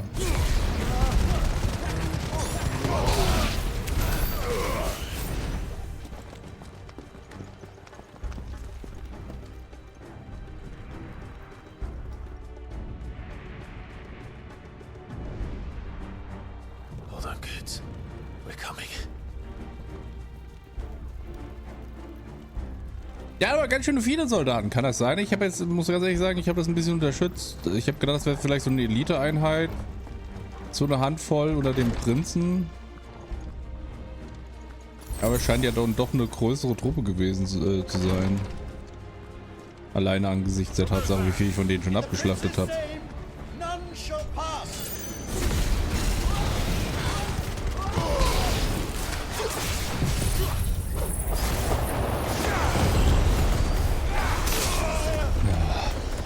Mit da noch den Kacktypen bekämpfen, ist halt auch richtig nervig.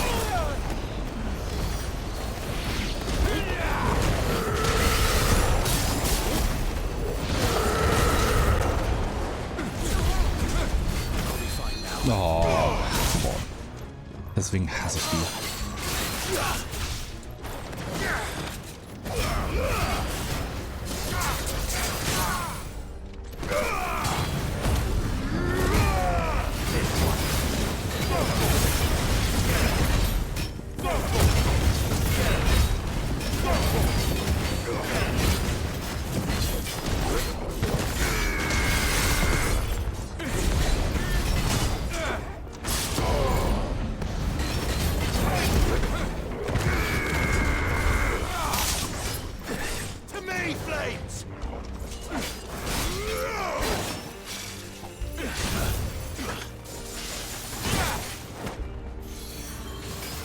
So, das war ihr einfach.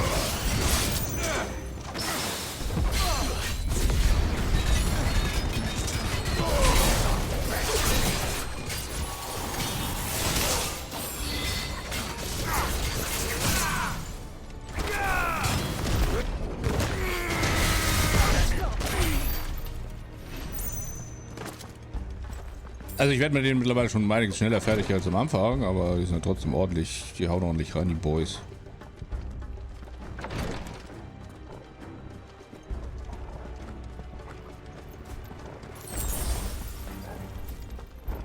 Ah, danke für die, ich glaube mittlerweile 40% plus sind die Heiltränke echt nice.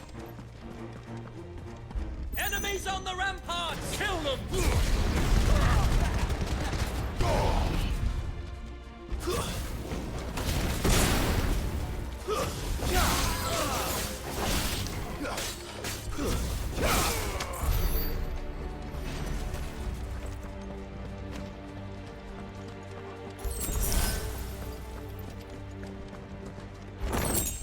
Gegen wen ich hier wohl kämpfen muss? Ich bin gespannt.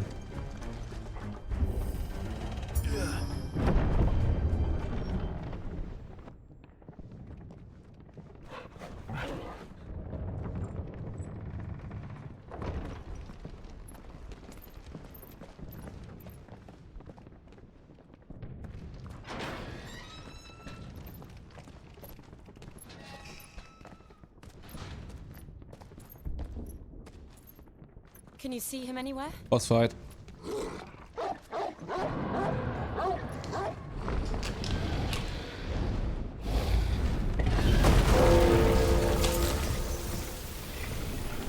What the fuck?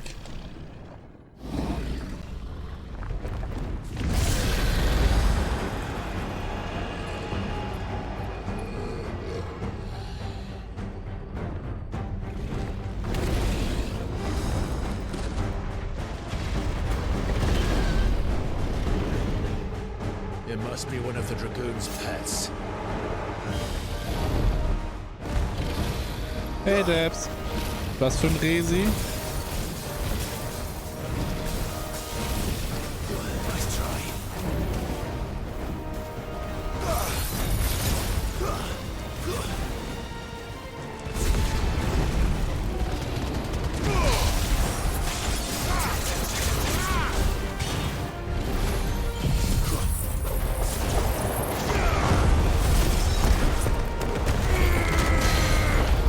Hier war das ja.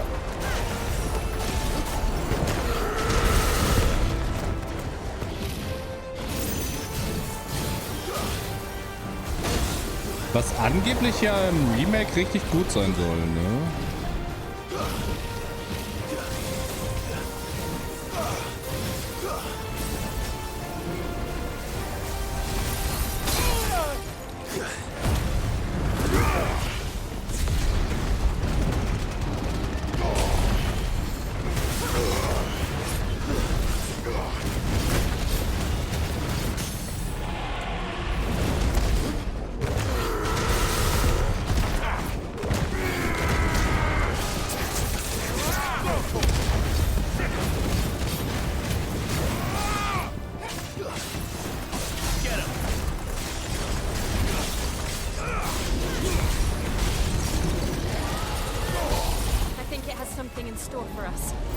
Wie meinst du?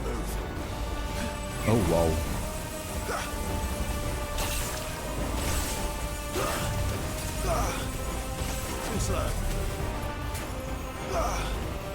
Nee.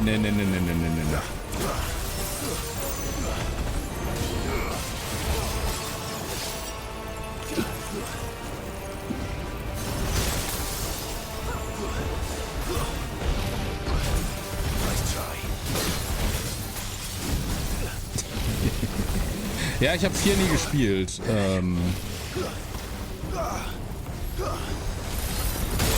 Sag mal, wie viele Angriffe willst du denn noch machen? Ich habe nicht aufgepasst.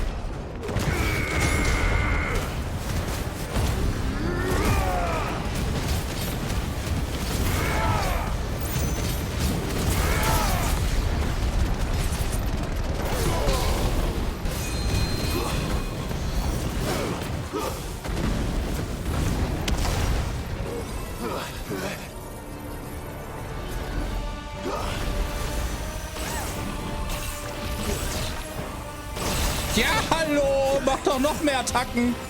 Ist klar, ist gar kein Problem.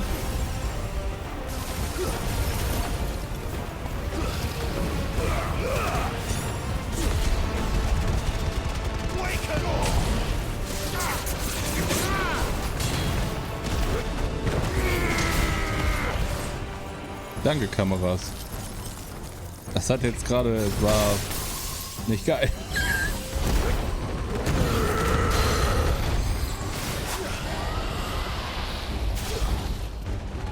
Nee, aber Resident Evil 4 Remake steht auch noch auf meiner Liste von Sachen, die ich unbedingt mal spielen muss noch.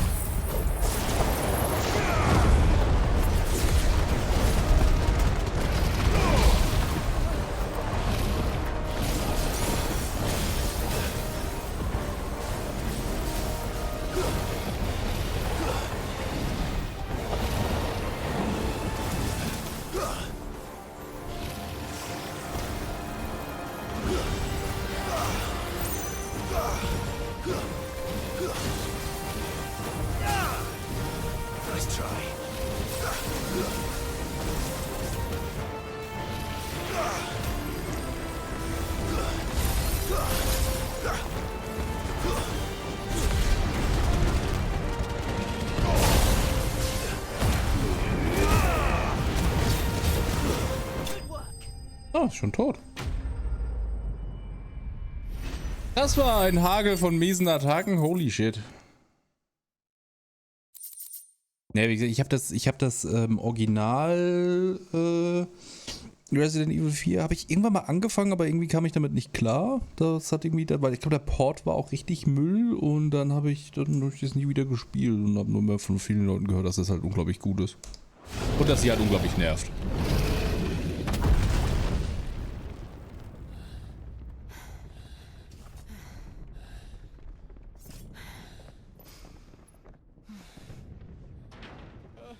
Over here, Clive!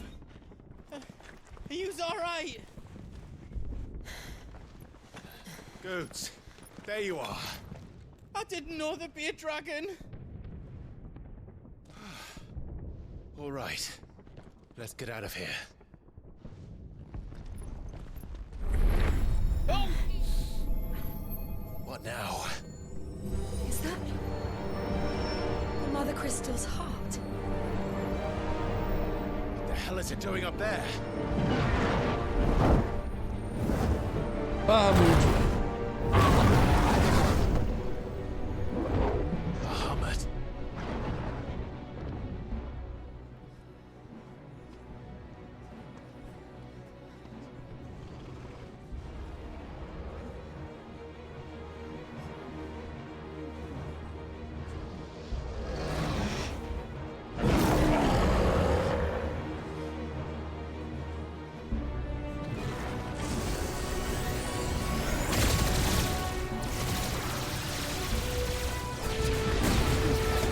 Fuck.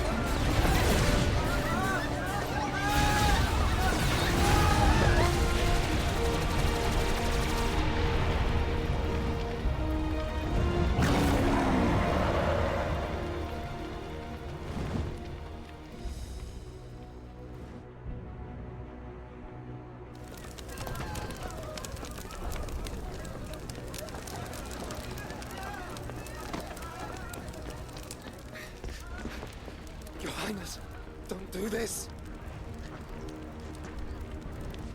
We must leave. Now, Your Grace. I beg of you. This is not what he wanted. Something's happened. Forgive me, Yoda, but I must put a stop to this. Your Grace! Oh, hat er sich jetzt in Phönix verwandelt?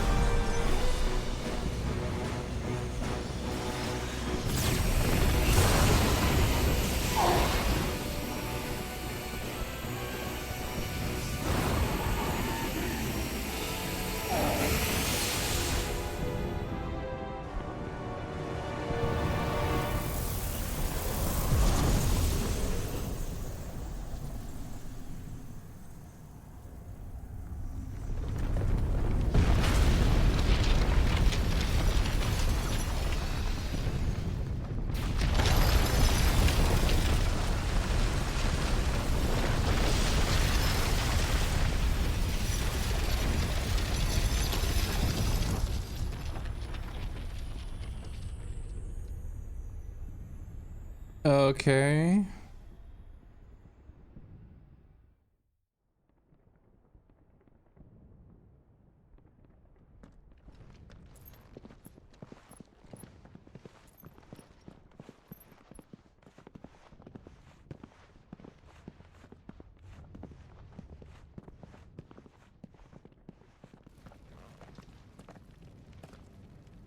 So, what do we do now then? We destroy the heart. We might come back!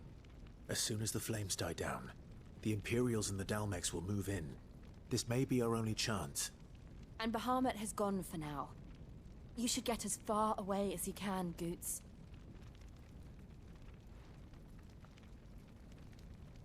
What? And leave you lot in the lurch? I can't do that. If you're staying, then so am I. I packed everything up before I made a run for it, so if there's out yous need, just ask. But I won't be giving it away for free. Nana'd never forgive us if I did. Thank you, Goots. Naja, was heißt nett? Also soweit ich mich erinnern kann, war tatsächlich der einzige Teil bis jetzt, wo die in irgendeiner Art und Weise Persönlichkeit hatten, war glaube ich 15. Ansonsten waren die gefühlt einfach immer nur irgendwie Beschwörungen, die du irgendwo eingesammelt hast, zumindest die meisten, so richtig Charaktere. Bewusst jetzt nicht. Und ich meine, von mir, in dem Teil ist es jetzt einfach nur so, weil die halt, ne, weil das halt Menschen sind, die sich in die verwandeln. Das ist der einzige Grund, warum die entweder böse oder gut sind. Das Diamantenschwert ist jetzt aber nicht besser als das, was ich habe, ne? Nee.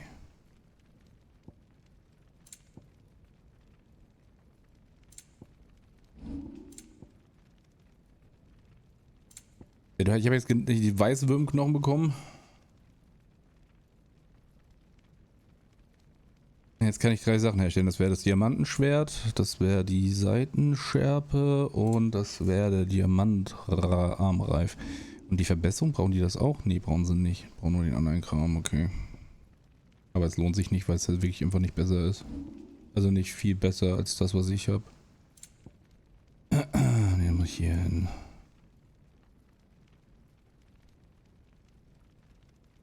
Ja, die Kampf, wie der gefightet hat und so, die fand ich ja auch mega nice, muss ich ganz ehrlich sagen. Das war echt cool umgesetzt. Bereitet euch die Magieladung vor, erhöht die Fühlradung 3. Erhöht die Menge am Kampfverhalten der Guild um 35%. Kampfverhalten. Das heißt, du kannst den nochmal.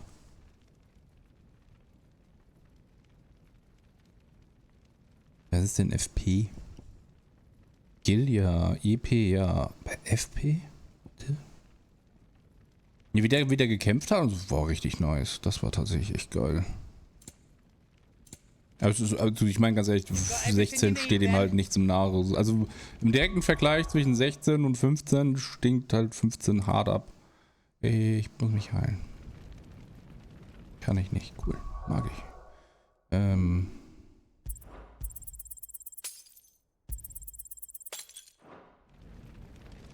Just let me get my stuff out.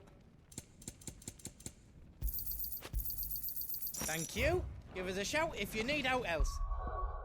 Bitte lass mich mal speichern. Das finde ich ja cool. Ich könnte jetzt halt immer noch überall hingehen.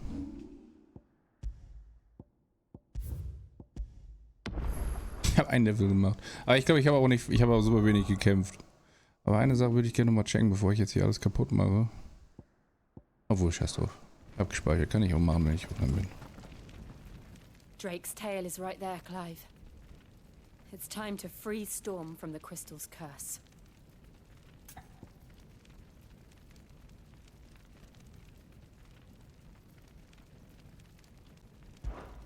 Oh, it's past time.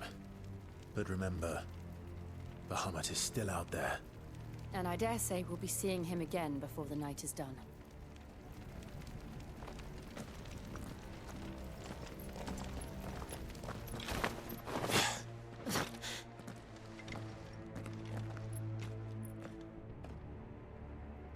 Das sieht halt immer ein bisschen merkwürdig aus, muss ich sagen. Die machen halt irgendwas und dann wechselt das Spiel halt in Spiel um. Und deswegen bleiben die in den Cutscenes immer stumm stehen. Das sieht immer ein bisschen strange aus. Do you feel that, Clive? Ether. Oh. Just what we need. Another flood. It's already turned. Then there's no reason to hold back.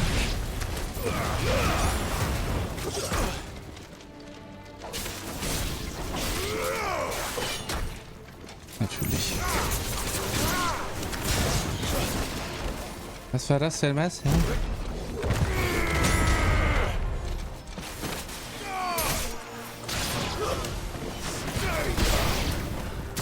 Ach, der blöde Kackzauberer, ey.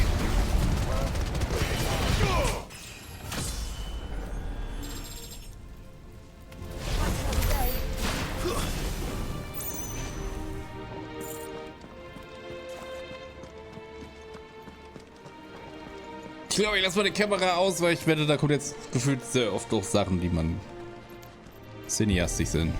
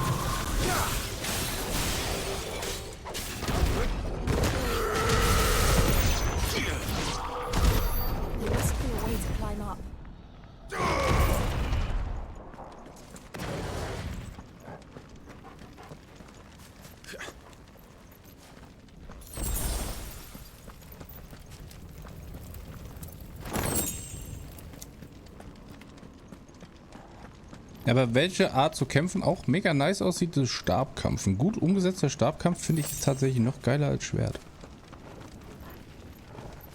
Finde ich auch einfach komplett unterrepräsentiert.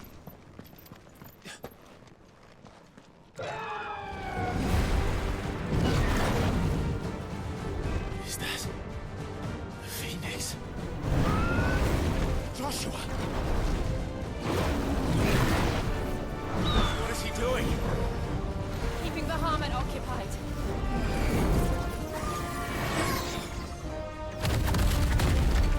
Joshua!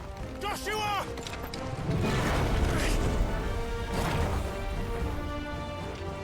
Don't, Clive. It's too dangerous. Fuck. Hold on, Joshua. I'm coming!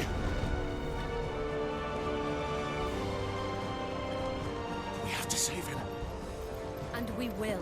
We just need to keep moving.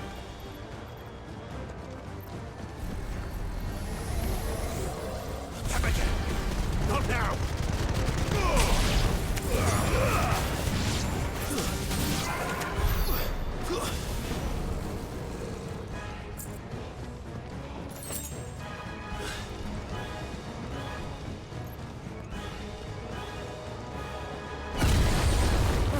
What was that? Ahmed, he'll kill us all.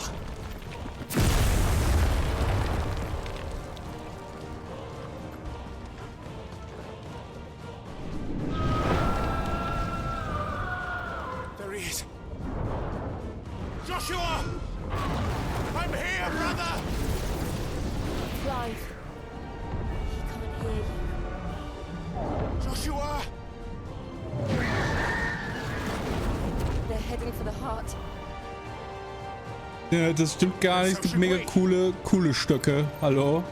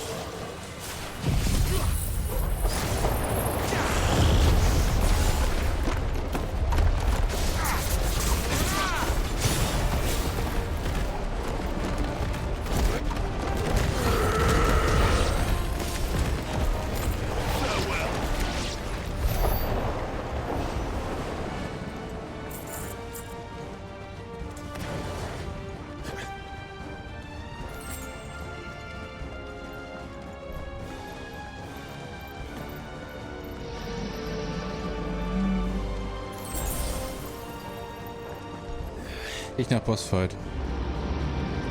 Naja, fast. We don't have time for this!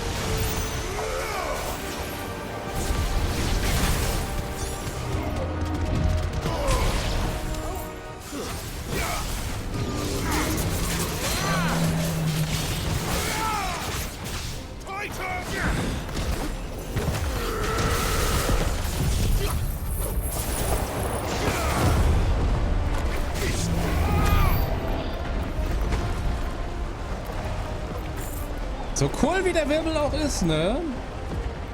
Aber, schwierig. Schwierig.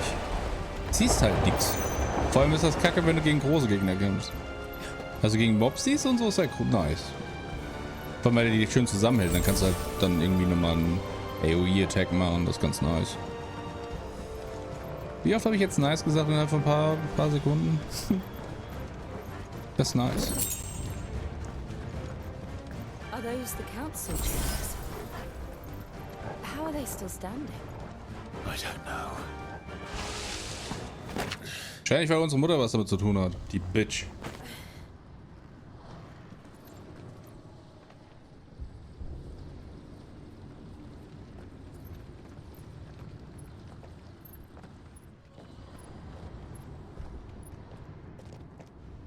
He'll be all right, Clive.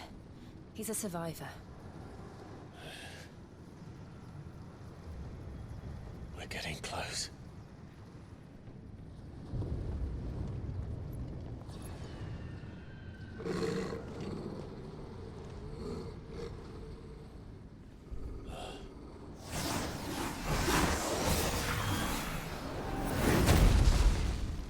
Ultima.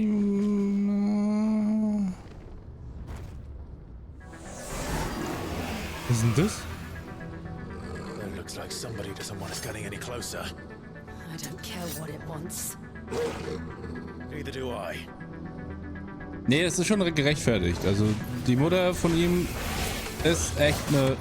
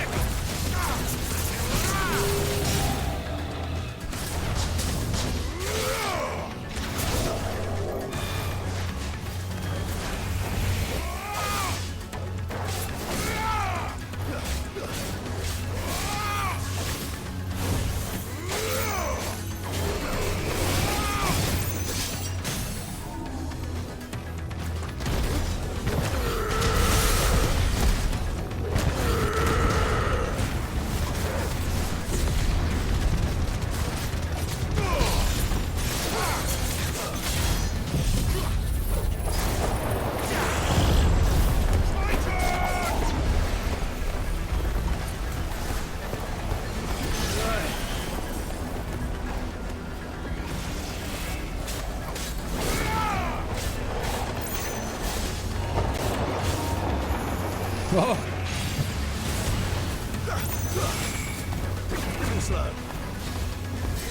Au.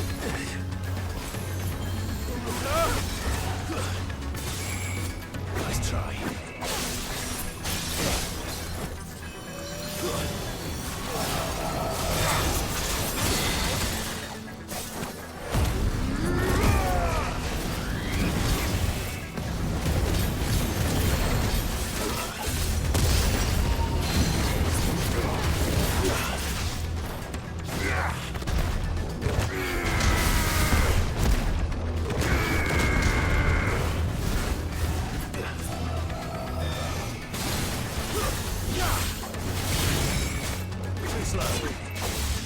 Nice try.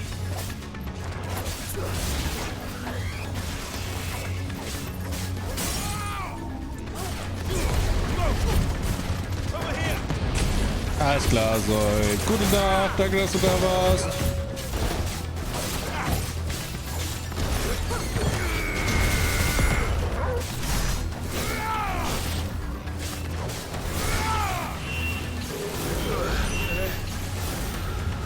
I don't want to know what that is.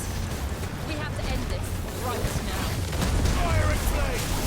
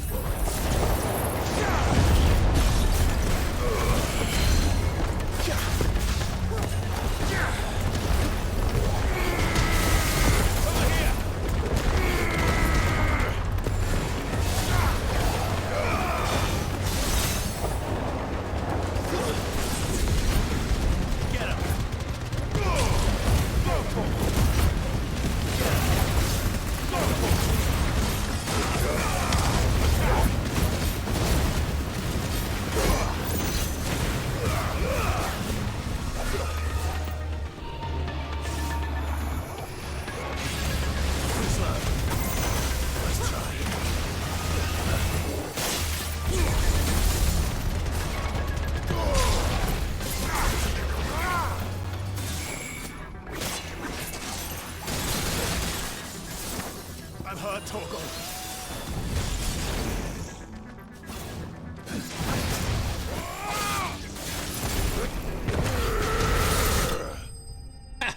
Fertig gemacht. Necromops.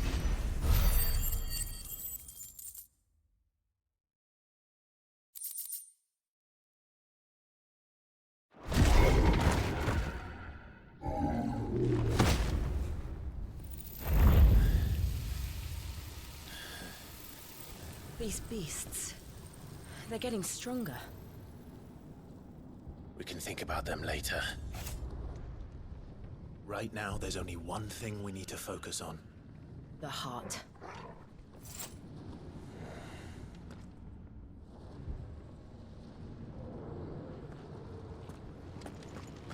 Nekophobos. Phobos. Irgendwas klingelt da.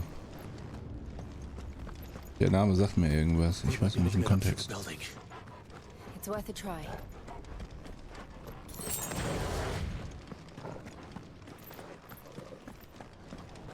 Die Wahrscheinlichkeit, dass hier noch irgendwas lebt, ist wahrscheinlich auch relativ gering, ne?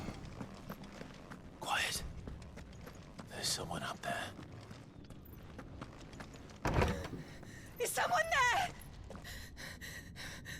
Oh. It's you. What happened here? He tried to take him from me. Oh, my boy. Können wir bitte jetzt die Kehle aufschlitzen? Schlitz sie auf. Mach sie kaputt. Darling boy. Is this the child you made with the Emperor? Why, Mother? Why did you betray us all? You have no right. Oh, mach sie kalt. Ja, mach sie fertig. Answer him! We took you in, savage. Show some respect for those who raised you!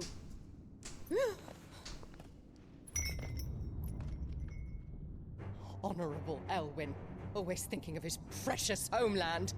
But what worth is a homeland in a world beset by the Blight? Father did not seek to protect his country. He sought to protect his people. A leader's duty is not to protect his people. It is to protect the source of his sovereignty. The noble blood that runs in his family's veins. So long as this bloodline remains unbroken, what does it matter if a nation falls? One can always found another. Unlike him, I did my duty. I preserved my line. I bore a son of the noblest blood, to whom the whole world might kneel. That is why I gave Rosaria to Sambrek, that I might join my line with the Lesages and birth a savior of this benighted land, blessed by both Bahamut and the Phoenix! You sold your country for a child. Why did he need another? You had Joshua. I had nothing. You were always your father's son, so very strong and bold and daring, and yet you failed to awaken. Would that Joshua had been granted 1/10 of your strength? Oh! How the nobles laughed that Elwyn's firstborn was surely the son of a concubine, and my own, not long for this world. The shame of it! The shame of being slandered by one's inferiors! How could you ever know how that feels? It should have been you! Why didn't the Phoenix choose you? Joshua's every waking moment was spent trying to shoulder the burden that you and the Phoenix and the Duchy foisted on him. That's why I became his shield. To help bear the weight. But what did you do? You betrayed your own blood and surrendered your son to his fate! Joshua. My darling boy. Alter, halt dein Scheißmaul, du I Fotze. never meant to hurt him. The soldiers' orders were clear. He was to be spared. Why did you survive? When the only one I truly cared for died? What? Have you not looked out of the window? Joshua is here! The Phoenix lives on! He's battling Bahamut as we speak!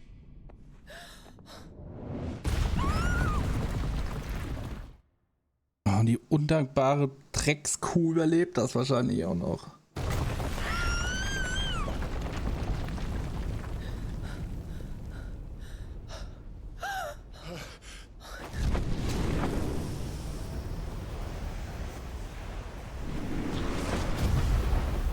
Ja, die hat einen kompletten Schaden.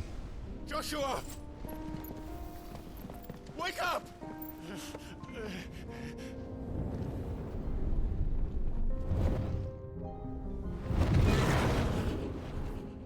I am a shield of Rosaria.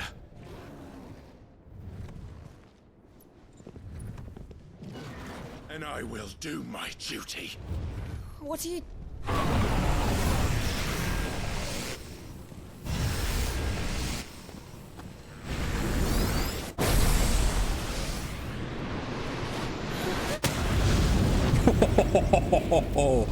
Fuck me sideways.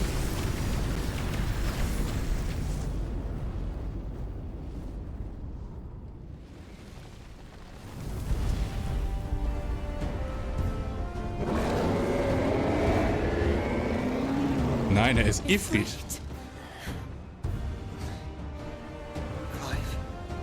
Joshua.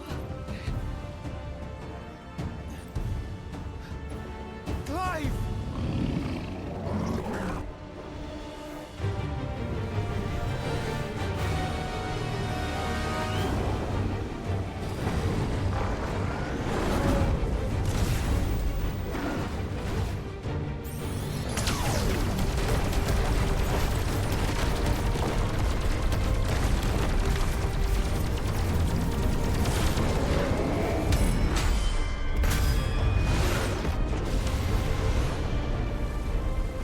Ich muss ganz ehrlich sagen, es ist der erste Final Fantasy Teil, wo Ifrit halt mega krass ist.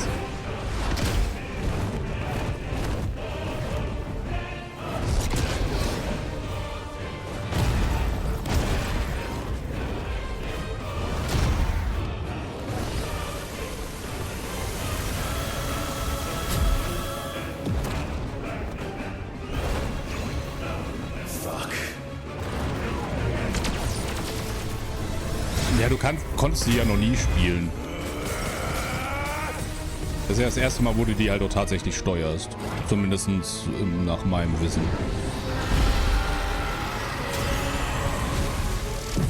Du hast die ja ansonsten immer nur beschworen oder so.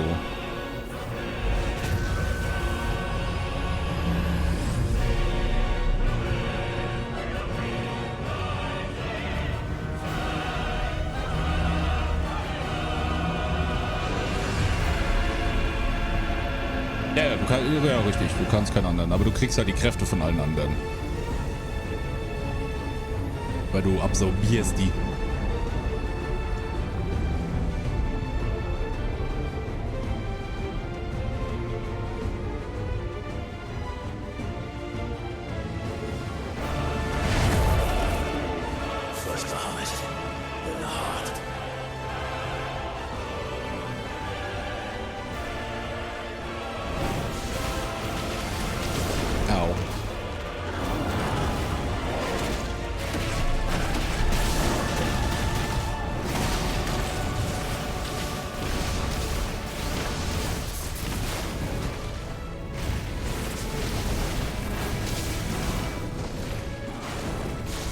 Der ist außerhalb deiner Reichweite.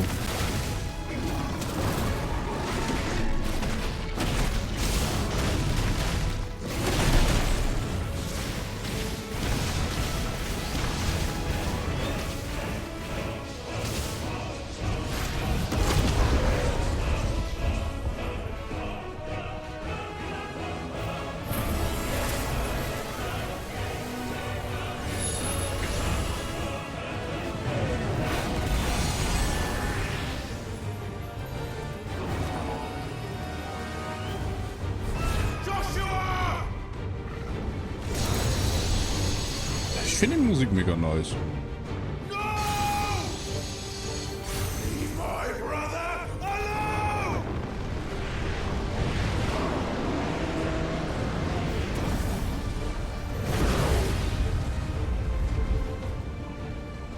Ja, stimmt, ich habe meine Fähigkeiten vergessen.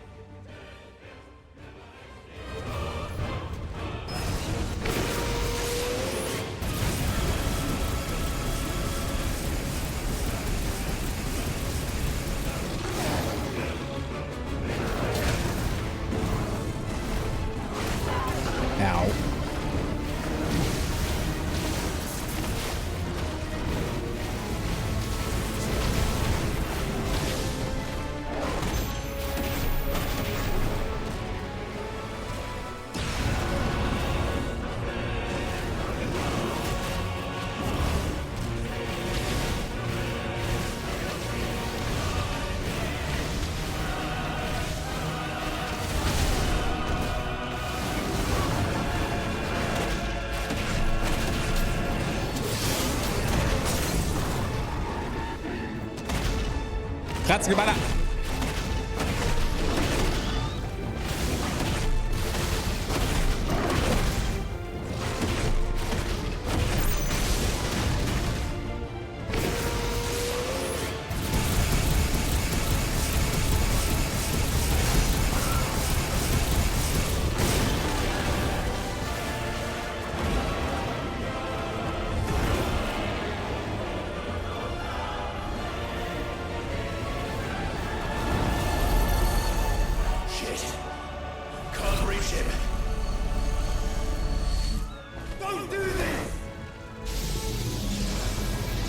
Oh nein, die Gigaflare.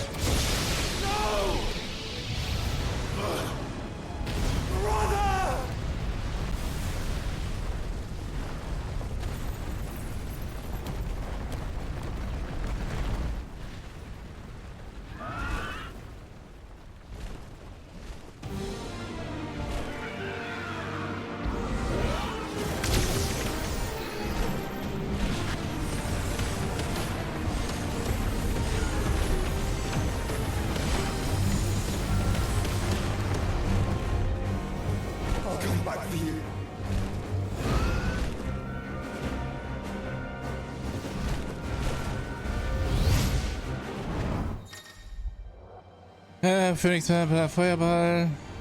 Feuerball zum Visier halte und wir sind mehrere Ziele an. Ah ja.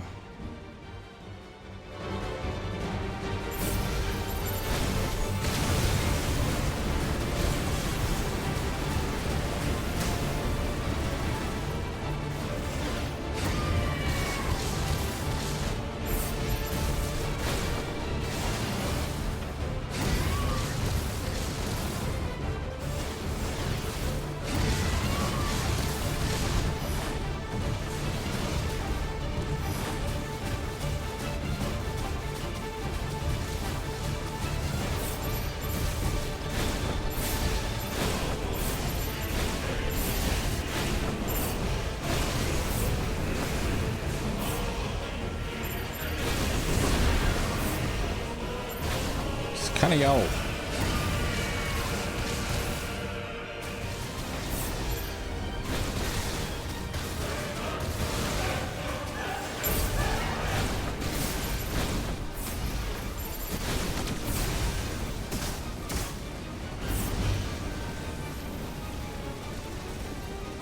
Welcher Vogel der Phönix oder Barmut? Zwei Vögel.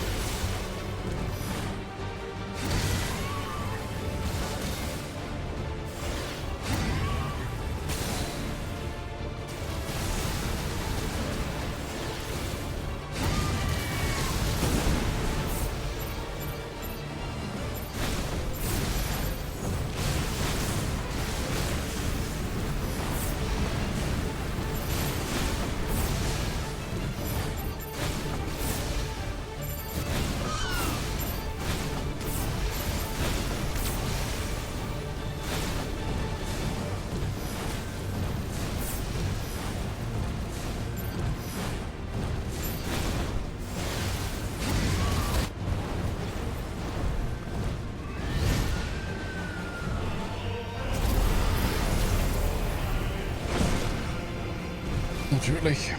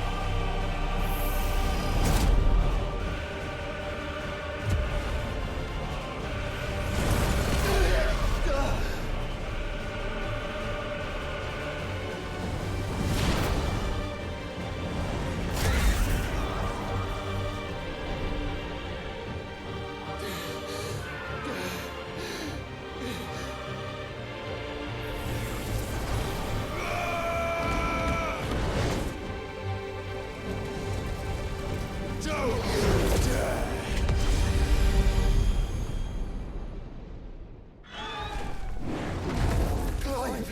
Thank the Founder!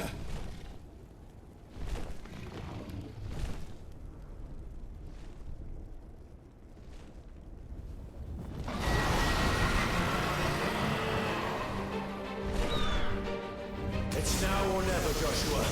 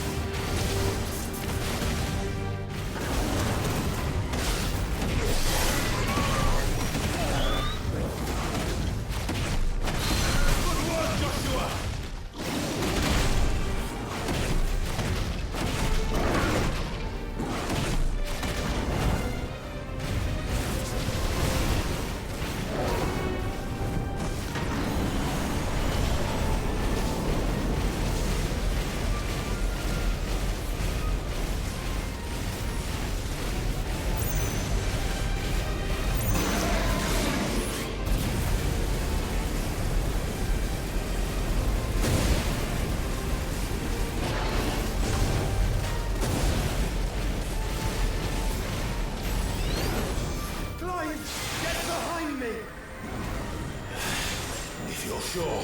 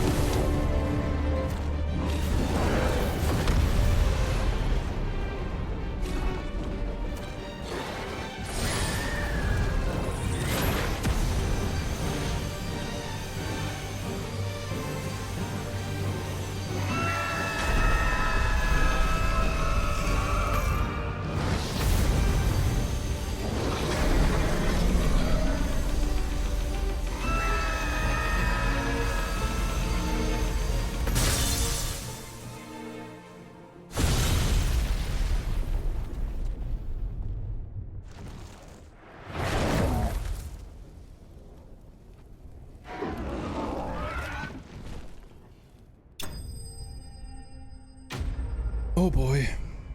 Ja, also der Hauptgrund, warum Bahamut um einiges stärker war als Ifrit alleine, ist wahrscheinlich A, ist der gedopt durch den Kristall. Weil die können den Äther, quasi die Magie von den Kristallen aufnehmen und sie sich verstärken. Und zweitens ist es ungefähr so, als würde ein Flugzeug gegen einen Panzer kämpfen. Da hat das Flugzeug meistens dann ein bisschen Vorteile gegenüber dem Panzer. Ne, mit Fliegen und so. Weil Ifrit kann nicht fliegen, Ifrit kann nur sehr hoch springen.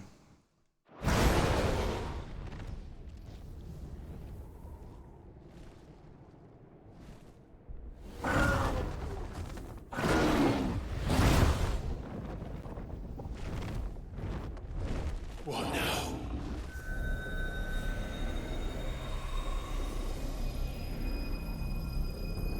Das ist okay. Man muss nicht immer alles verstehen. We have to stop him.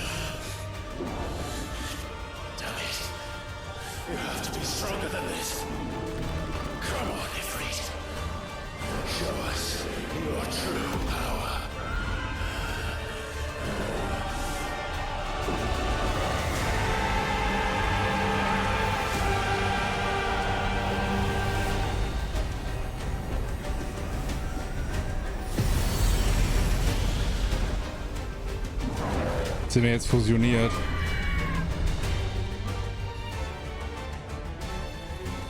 Das ist super weird.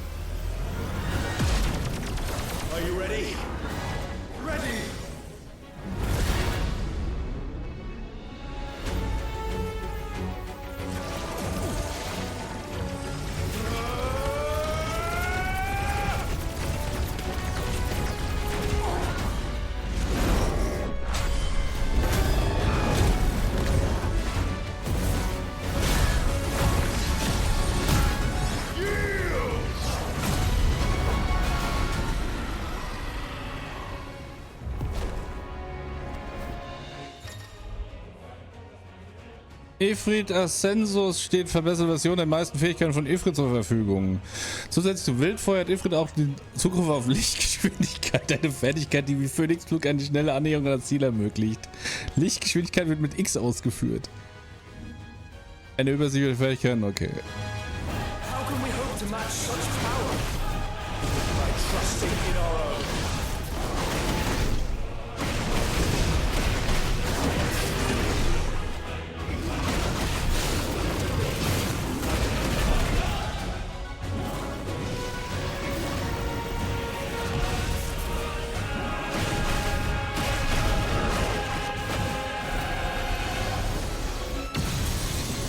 Jesus, Kamehameha.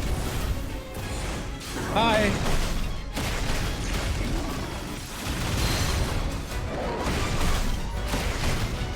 Kann ich übrigens auch.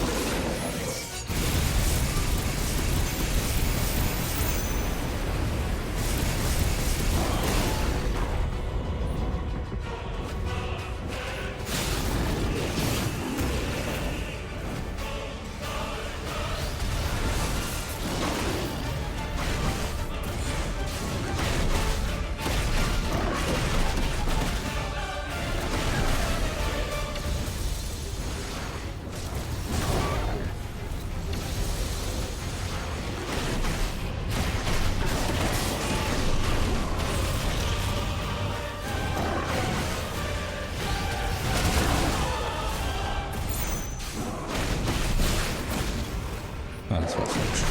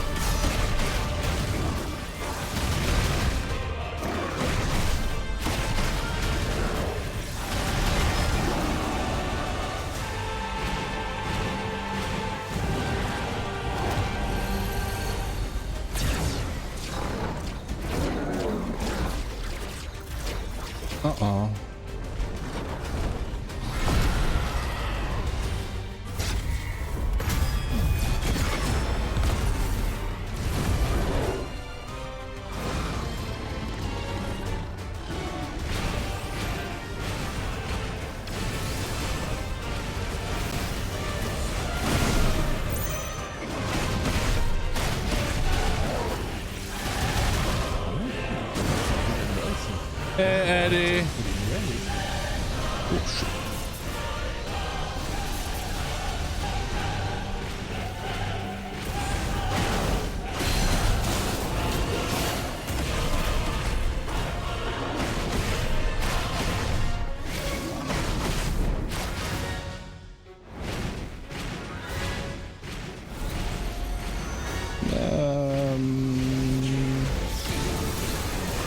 Okay.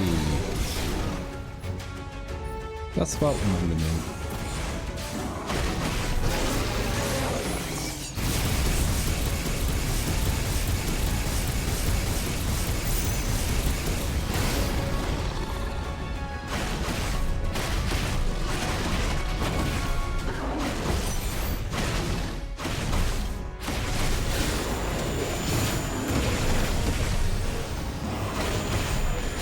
Danke für den Raid schon mal. Ich muss gerade leider riesige Monster verprügeln.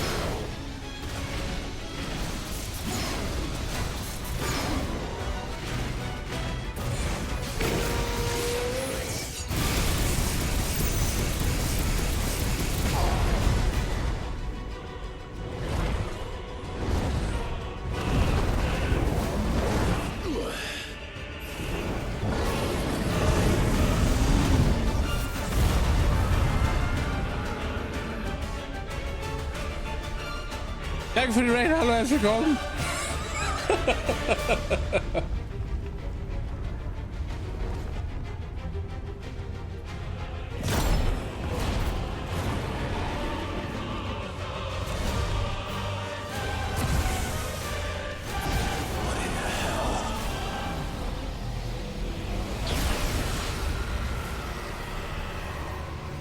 The fuck? He would burn the world.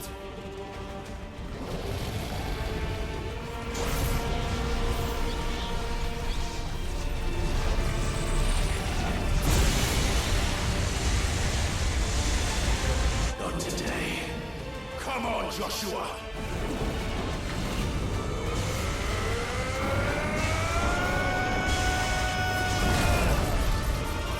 This ends now!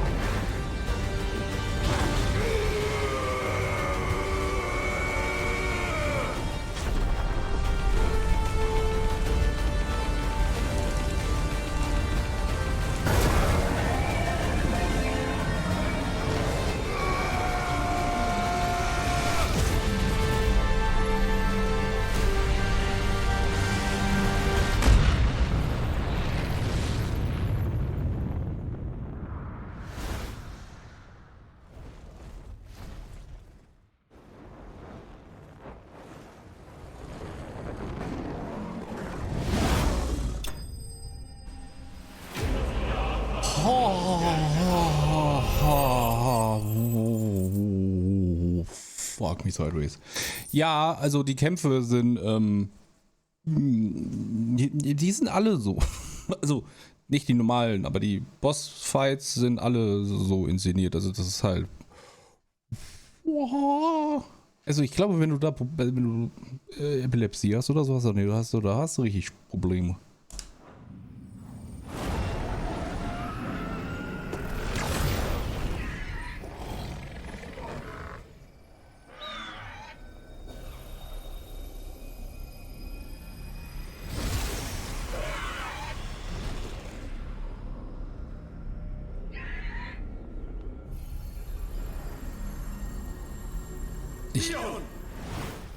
Also ich glaube nicht, dass der das überleben würde da draußen.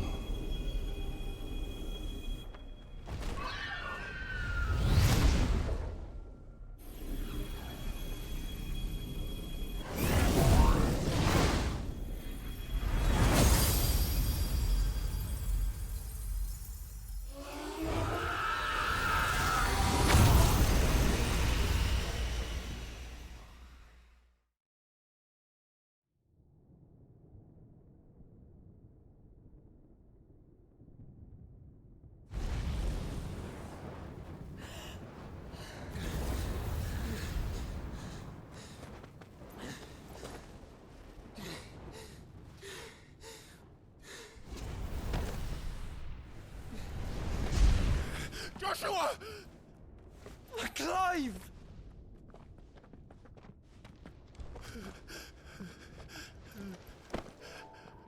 My brother. I'm sorry. I'm so sorry. You're alive. We both are. Nothing else matters.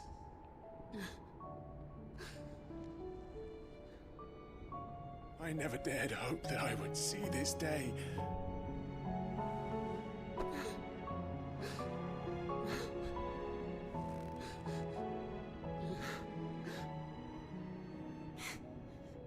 Reunited at last. Jill.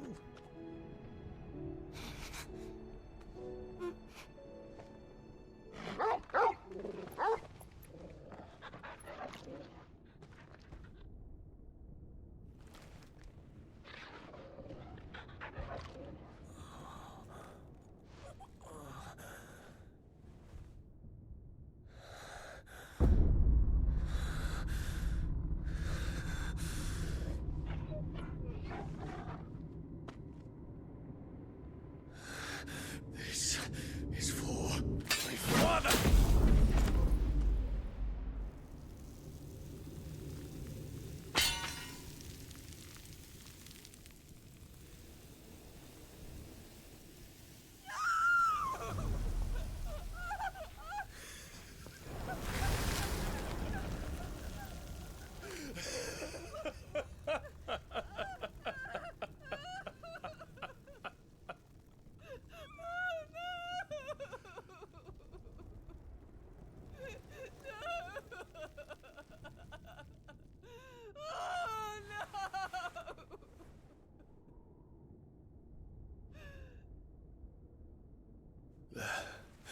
It is done. The demon that would tear our house apart is no more. Father. Ich glaube, der ist tot.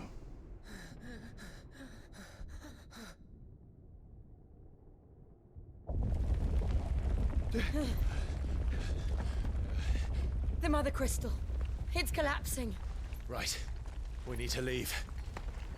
No. Wait.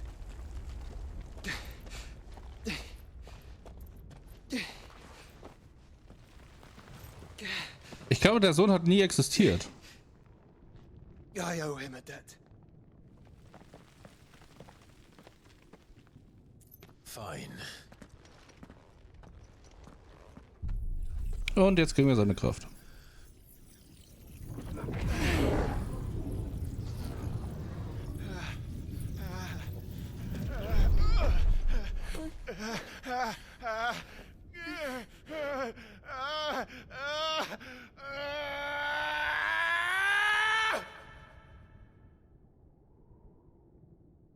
You there. Tell me what section.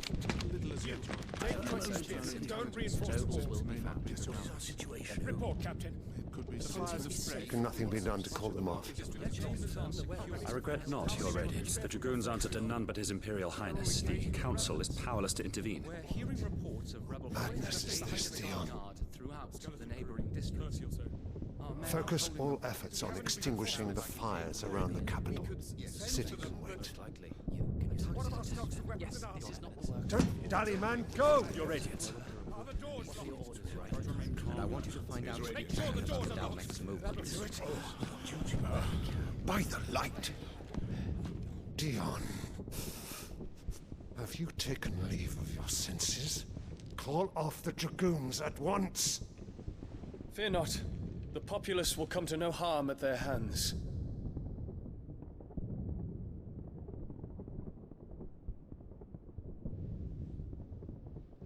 I am here to save you, Father. Save me? A creeping darkness hides in the heart of Sanbrek. It stems from your wife, the traitorous Annabella.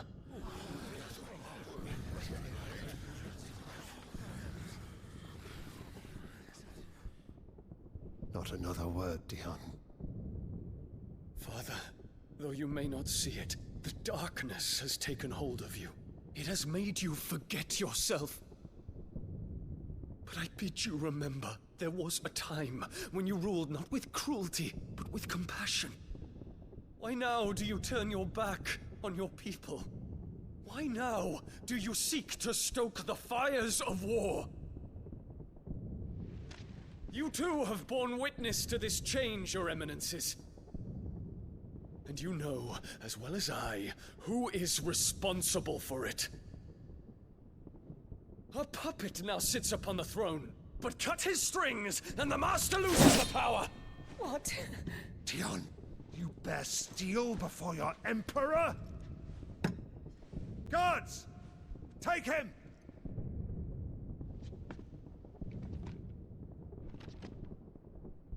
For every citizen who falls, another can be bred. For every home that burns, another can be built. Those were your words.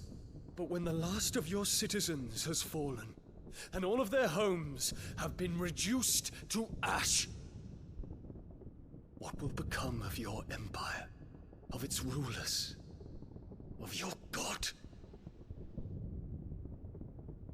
As the mother crystals crumble one by one, and the blight sweeps in to claim all that we hold dear, our people look to their emperor for protection. Yet he labors not to secure their futures, but to seize what is left of the twins for himself. Even if it should come at the cost of everything his loyal citizens have labored to build.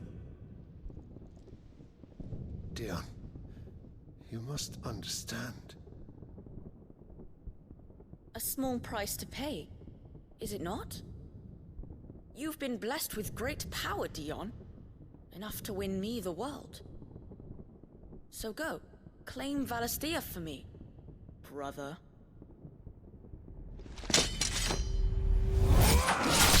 Oh, wow.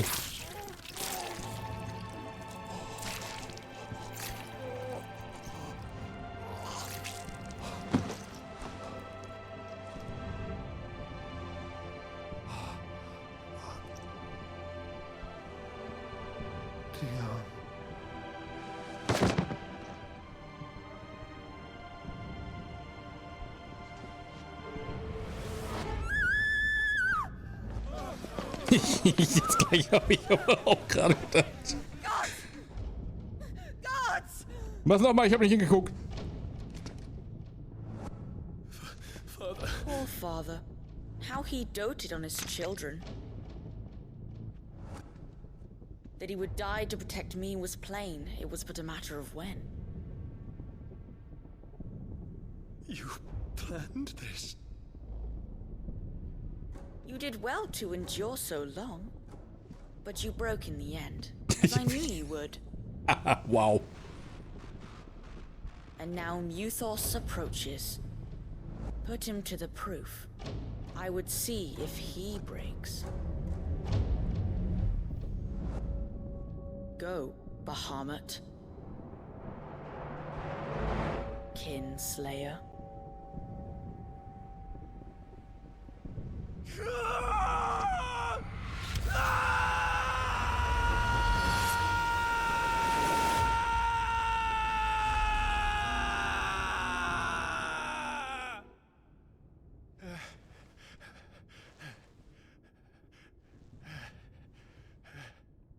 Not again.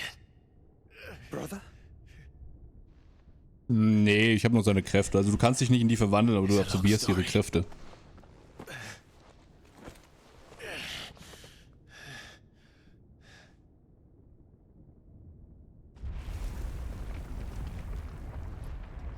Können wir die bitte jetzt einfach abstechen? You cannot stay here, Mother. Doch. Come. Ja, das war ein Recap, ja.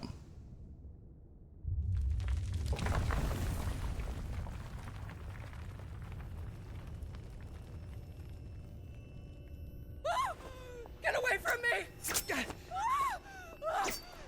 This is all just a dream, just a bad dream! You will not take me, Shadow! You will not take me! Oh ja, bitte.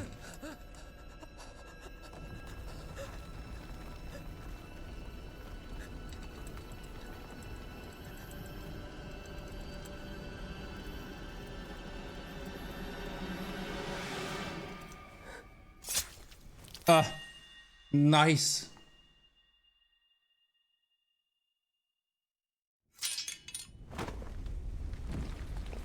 Eigentlich noch ein viel zu netter Tod.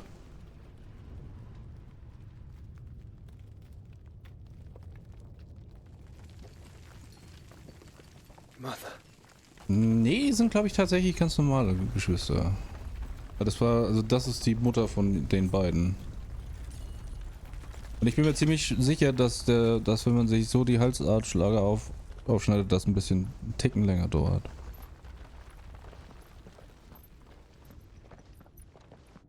Ja, das war wirklich die Mutter von den beiden. Die hat halt das Land, wo die herkommen, verraten. Und halt den König töten lassen. Inklusive. Eigentlich wollte sie uns töten, aber dann haben sie uns nur versklavt. Consciousness that weaves your wills together. Consciousness that blurs the boundary between your own will and that of others. Then we shall set you apart once more. The ties that bind you shall be severed, and humanity return to its proper place.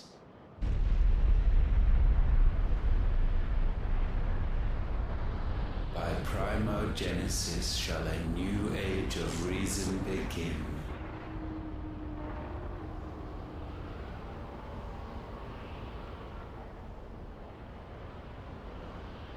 Ja, die ist halt so ein Relax, Your Majesty.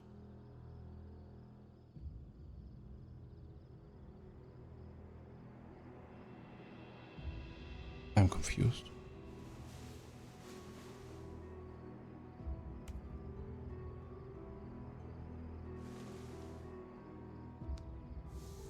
Don't you want to play? It's been a long time. If that is your wish. Men, you are as meek as all the others.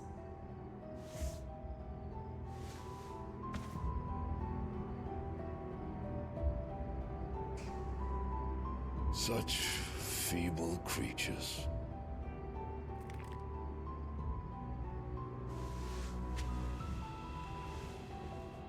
Gifted the power of icons, yet slaves to fickle emotions which usher you to your doom. And so you bind your fragile wills with strands of consciousness. The wretched handiwork of a wretched people.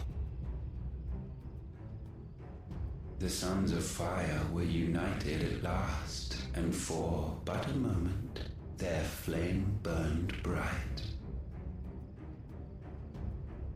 Soon Muthos shall become our perfect vessel.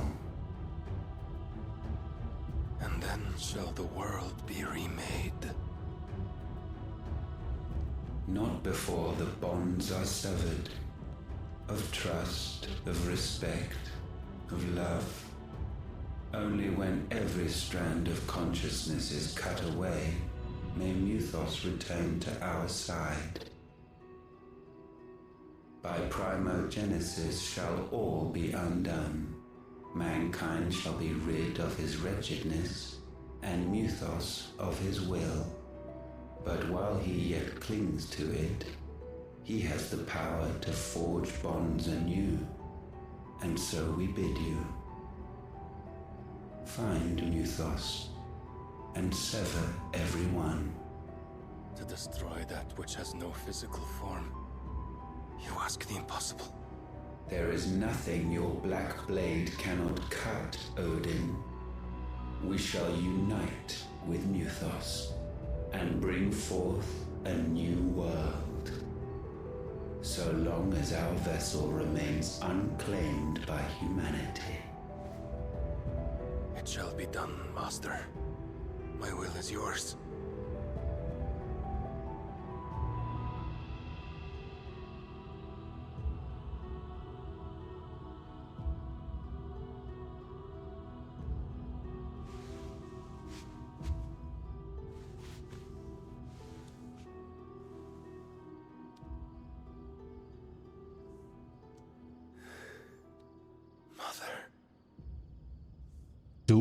gut. Das ist ganz merkwürdig. Ja, ist halt eine lange Geschichte, ne? Ist halt quasi... Steht das irgendwo da direkt? Da nicht gerade. Ist halt das ganze Spiel. Nee, sie ist halt, naja. Wie drücke ich das politisch korrekt aus? Sie ist quasi, ja, also ihre Einstellung ist so ein bisschen Drittes Reich mäßig, so alles, was nicht adliges Blut ist Schmutz und muss vernichtet und getötet werden und hat halt, es gibt ja diese Träger, das sind Leute, die Magie benutzen können ohne Kristalle und hat die halt systematisch alle umbringen lassen, weil sie für die halt einfach Untermenschen sind und wir sind ja auch nur Untermenschen, weil wir wurden ja nicht von dem Phönix ausgewählt und deswegen wollte sie uns halt töten lassen, aber dann hat sie gedacht, haha, es ist viel lustiger, wir schicken ihn an die Front und brandmarken ihn als Sklaven. Ja, also der typische Bösewicht-Kram und ja, also die war schon eine richtige Bitch. Die war richtig unangenehm. Gut, dass sie tot ist. Nicht, dass ich irgendwie in irgendeiner Art und Weise bösartig sein möchte, aber die hat's echt verdient.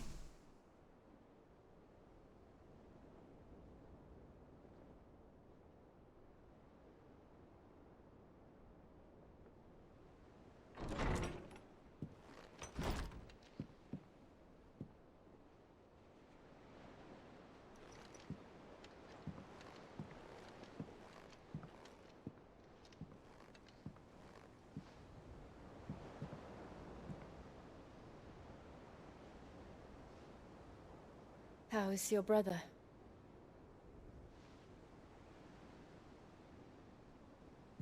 Asleep since I returned from the Dominion. Teil says he should be back on his feet soon enough. For a while, at least. She discovered something on his chest. A swelling, circled in stone. The curse.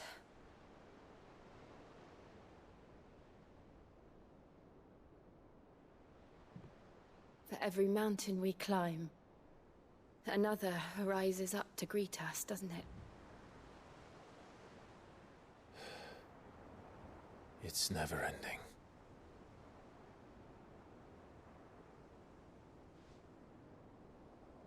Never ending story.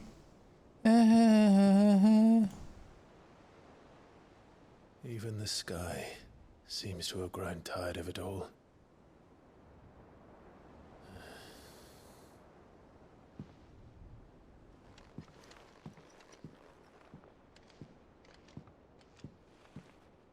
Ja, boy, das war holy shit. Das war krass. Die Macht des Lichts Clive hat sich ein Stück des Sinns Baramuts einverleibt. Das Beschwören von Baramuts Kräften ändert nicht nur die elementare Ausrichtung deiner Magie, sondern gibt dir auch die Zukunft, bla, okay. Baramuts Esperkraft Lichtschwinge beginnt die Beschwörung von Megaflare, ein unglaublich mächtiger Zauber, der eine Flut segendes Licht auf Gegner herabregnet. Länger die Aufladung ist, desto mehr Schaden richtet er Andrücke, um auszulösen. I'll be happy if I disturb Joshua. While he rests, I might as well see what Otto has to say. Kann ich irgendwo... Ne, das war der Fotomodus, den wollte ich nicht.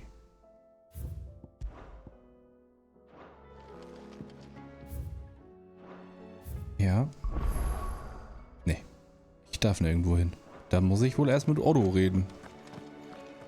Nachdem ich die Briefe gelesen habe. Ja. Lass dir gesagt sein, dass ich noch nie vor irgendjemandem auch nur eine Träne vergossen habe. Nicht mal von meiner eigenen Mutter. Und du wirst mich ganz bestimmt nicht noch einmal dabei erwischen. Also wenn seine Lordschaft so freundlich wäre, die Angelegenheit einfach zu vergessen, können wir beide das Ganze hinter uns lassen. Der Sith, dem ich vor all den Jahren angeschlossen habe, ist nicht mehr bei uns und nichts kann aus den Tiefen der Hölle, in der er sich reingeritten hat, zurückholen. Aber sein Vermächtnis, das lebt weiter. In dir, in all anderen hier im Versteck. So sicher, wie der Himmel blau ist. Jedenfalls glaube ich, dass er noch blau ist. Und solange das so bleibt, bin ich auch da, wo du auf mich zählen kannst, danke, Otto. Seht ihr, ich habe dir das Dominium ohne weitere Schwierigkeiten erreicht. Solltet ihr wieder mal in Dalimil vorbeikommen und ein wenig Unterstützung brauchen, wie die rote Karawane euch gerne behilflich sein. Zum Freundespreis versteht sich, ja, nur ein paar Millionen. Der Bericht unserer Brüder und Schwestern im Einsatz sind alle gleich. Die verfluchte Himmel verdunkelt sich nur das Land, nicht nur das Land, sondern auch die Herzen der Menschen. Herzen, die ohnehin schon schwer sind, seit die Chazia gefallen und auch der letzte Mutterkristall in Sturm erloschen ist. Und noch bleibt Valisthea standhaft, aber jedes neue Unglück treibt die Menschen näher an den Abgrund. Die Lage ist wie immer ernst. Wir melden uns wieder nach Neumond. Bis dahin beobachten wir weiter, möge der Fluch der Kristalle gebrochen werden. Man hört, dass nach dem kleinen Anfall des verrückt gewordenen Prinzen nicht mehr viel von die Chazia übrig ist. Aber was ist mit euch? Habt ihr es noch rechtzeitig aus der Stadt geschafft? Ich bin sicher, das habt ihr, aber schickt doch vielleicht trotzdem eine Stola, damit Elle sich keine Sorgen machen muss. Ja, bestimmt, Theo. Das wird der Grund sein.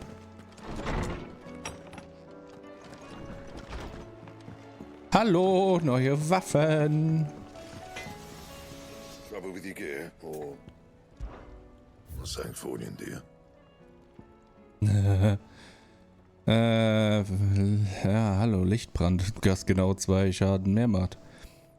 Es blieb weder Wärme noch Rauch, doch sein Strahlen hatte Fleisch und Knochen verbrannt. Not bad, if I do say so myself.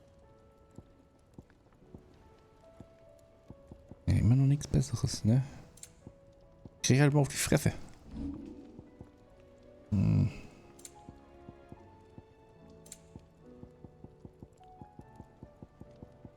Anything else? Nee, danke. Aye, it's a dangerous world out there.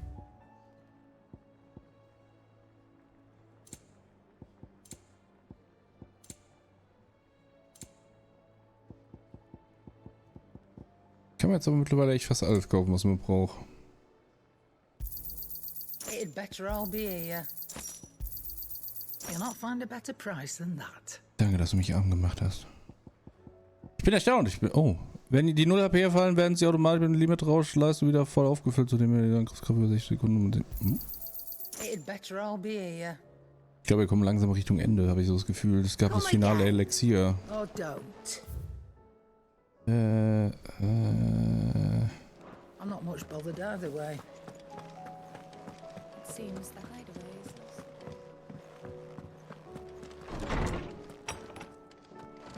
Is a storm coming soon?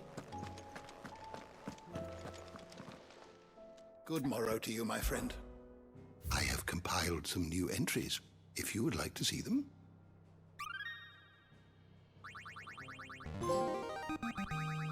I have quite the find for you today. Kerne, verlorene Mutter, Kill.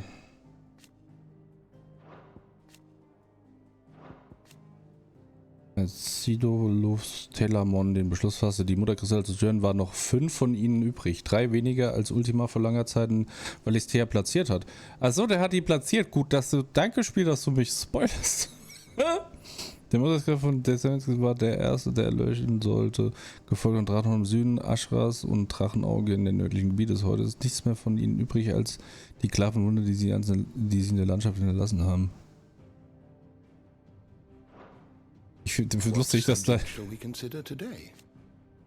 Okay.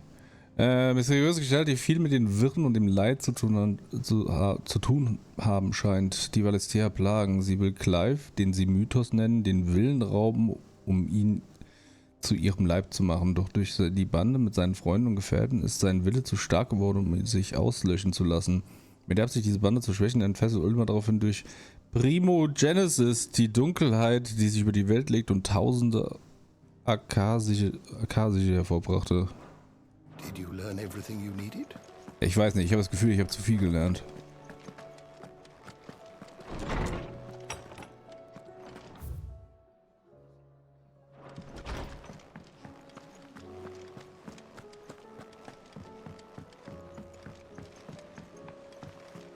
Ist schon dunkel geworden.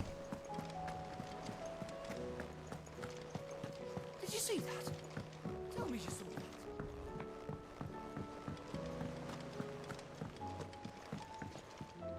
What will it be today? Allow me to educate you. So, jetzt wird's aber mal interessant. So, absorbiert Barmuts Kräfte. Das ist okay. Kampf, rettete. Aber auch irgendwie gerettet. Das ist merkwürdig. So, die ist ja jetzt leider tot. Die einzige Kaiserin des Heiligen Kaiserreichs Sanbreck nach der Eroberung Rosarios und der Ermordung Großherzog Elbins ehelichte sie Kaiser Sever und gebar ihm einen Sohn, Oliver, wodurch ihr Traum einer neuen Blutlinie, gesegnet von Barmut, dem Phönix, Wirklichkeit wurde. Doch als dieser bei der Revolte der Dragoons durch die Hand des Prinzen starb, nahm sie sich vor den Augen der beiden Söhne, die sie verraten hatte, selbst das Leben. Schade. Sie ist die eiserne Faust, regierte ihren Intrigenspiel, ihrem Sohn Oliver den kaiserlichen Thron zu sichern, trug Früchte, als sie Ränke mit Hugo Kupka schmiedete, um die amerikanische Belagerung von Dishasia zu beenden. Ein politischer Erfolg, den Silvere seinen Sohn zuschieb und als Anlass nahm, ihn den kaiserlichen Stuhl zu überlassen. Der Sohn von Kaiser Silver und Kaiser Annabella, zusammen als Pläne aufgingen, die dann amerikanische Belagerung des Kristalldominos gebrochen wurde der Sieg dem jungen Prinzen zugeschrieben. Silver war somit endgültig überzeugt, seinen Thron für ihren geliebten Sohn zu räumen. Der Sohn Bla und Lesage, nach die erfolgreichen Intrige seiner Mutter ihn auf den Thron gebracht hatte, wandte sich sein Halbbruder Dion in einer Revolte gegen ihn. Angestachelt durch Olivers blanken Hohn verlor Dion schließlich die Beherrschung und durchbohrte ihn mit seinem Speer. Olivier zerfiel darauf zu Staub. Der Beweis dafür, dass seine Seele schon lange verloren gegangen und er nur eine Marionette Ultimas war. Ah, okay, dann war er doch echt. Das wusste ich nicht. Da war er doch ein richtiger Junge und da wurde instant getötet.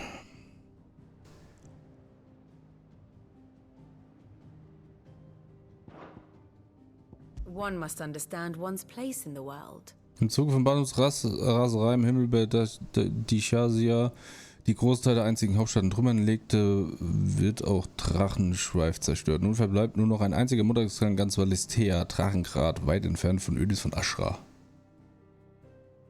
Nee, Ultima ist der da. Der Typ da, das ist Ultima. Alles klar, Lord, danke, dass du da warst. Gute Nacht. Of course. Der will halt, das ist halt irgendein Wesen, man weiß halt nicht, warum.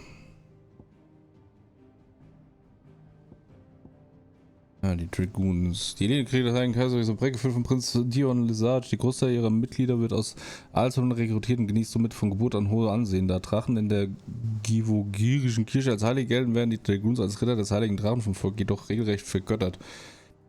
Bei der Spitze der kaiserlichen Armee stürzen sie sich auch in der Schlacht auf die Bellenushöhe im Jahr 1873, wie in so vielen anderen Konflikten in die Schlacht.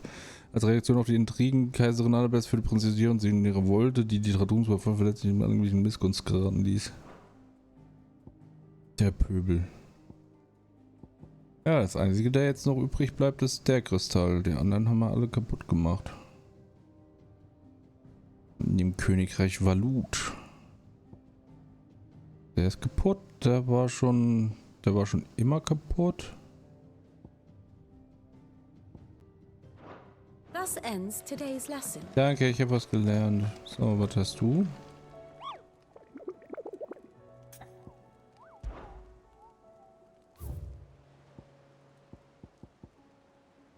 Ein Zehenschläger in Dalmekia, Vamadea, Stille Ufer in Rosaria, die Gebrüder Mageth. Ein einzelnes Ruderboot wurde beim Anlegen an der Küste von Port Isolde gesichtet. Die Insassen trugen die Kleidung und bedienten sich der Sprache der Eisernen. Es muss angenommen werden, dass sie gekommen sind, um Rache an Sid, dem Geächteten, zu nehmen, der das ihnen teuerste zerstört hat. Und von sämtlichen Reisen der Gegend ist abzuraten, dass sie gewöhnlich okay. Ah, das sieht nur so aus. Sanbrecks Legenden erzählen von einem fürchterlichen Drachen, der beinahe das halbe Reich mit seinem feurigen Arm entzündet hatte, bevor er in einem magischen Nebel versiegelt wurde von Quigor persönlich. Wie manche Quellen behaupten, es lässt sich jedoch nicht mehr sagen, welche Teile dieser Geschichte wahr sind und welche Erfindungen. Doch der jüngste Bericht vom Gebrüll eines riesigen Drachen, das durch die Waldwege im Reich schallt, gibt es keinen Zweifel. Der könnte ruhig mal ein bisschen mehr Hinweise geben, ne? Welcome to the Patron's Whisper. Is everything we've received and everything promised? Ja, das sind auch ganz schön viele Punkte. Ja gut, fehlen nur noch 5. Best of luck out there, Sid. Fancy a look at the list, do you? Think you can help? Erstmal mit Otto labern. Otto, how fares the realm? The realm? Oh, she's just fine. As long as you look past the fat storms out mother crystals and her skies are a roiling cesspit. And Gav? He's with your uncle in the Free Cities, helping Mid with her project. Sent an owl their way the moment the winds turned foul. Still waiting on a reply, though. Do you have any good news? Well, that depends on your definition of good. All right, fine. What do you suggest we do? Oh, no, I'm just the messenger. I'll leave the scheming to those more suited to the task. Could be that Lady Vivian and Old Tomes have their own thoughts on the current state of things. Could be that they don't. It certainly can't hurt to ask. I suppose not. Ah, das ist ein nice Schwert. Gefällt mir. Wir müssen mit Vivian reden, weil die erzählt uns jetzt bestimmt, was passiert ist. How is it that every one of your little excursions presages some inexplicable catastrophe? Not that you are to blame for the Dominion's fate. No one could have predicted the actions of the Crown Prince. I'm sorry I couldn't save your home. My countrymen are stronger than you think. A few toppled clock towers won't break their spirits. They'll be back on their feet in no time. I hope so.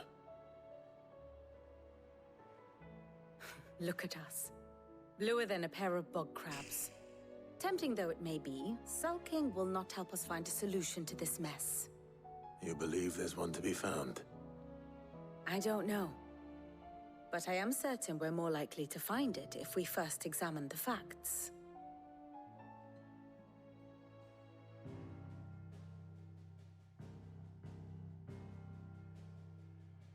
Beneath these darkened skies, fear and confusion reign over Valisthea. Oh, the lands around the fallen Mother Crystals had already begun to wilt for want of ether. But not like this. Crystals that filled wells and fueled furnaces, now nothing but pretty shards of rock. And those that hang from the people's necks cast nary a glimmer of light to keep the dark at bay. It is only a matter of time before the common folk convince themselves that the end of days is upon us. Yet I fear a swift end is more than we can hope for. While most of the world thirsts for ether, the remainder drowns in it, spawning Akashic in droves. And amidst the hordes of mindless beasts, with magics as like to fail as function, even the strongest nation would falter. Rosaria and the Iron Kingdom teeter on the brink of collapse, while the tragedy in Twinside has all but paralyzed the Holy Empire. Dhalmekia fares little better. Rumor has it the ministers fled the capital after the fall of Drake's Fang, leaving their beloved republic to crumble. Waloed, meanwhile, moves in earnest. The Einherjar has been sighted off-storm. The world, in short, is in chaos. It would seem our civilization was nothing but a castle of sand, to be washed away at the whim of the waves. Ich finde es lustig, dass sie im Deutschen was mit Kartenhäusern erzählt haben und im Englischen reden sie von Sandschlössern. Not my best flourish, but it seemed fitting. The reports I've received are considerably more blunt in their appraisal. Without the protection of their nations, it will fall to the people to defend themselves against those who would take what is theirs. Which is only ever going to end one way. Defending a farmhouse against a band of chocobo thieves is one thing, but pitchforks and palisades will do little to stall an army's advance. Should the King of Waloed deign to invade, there would be none to stop him. None but us.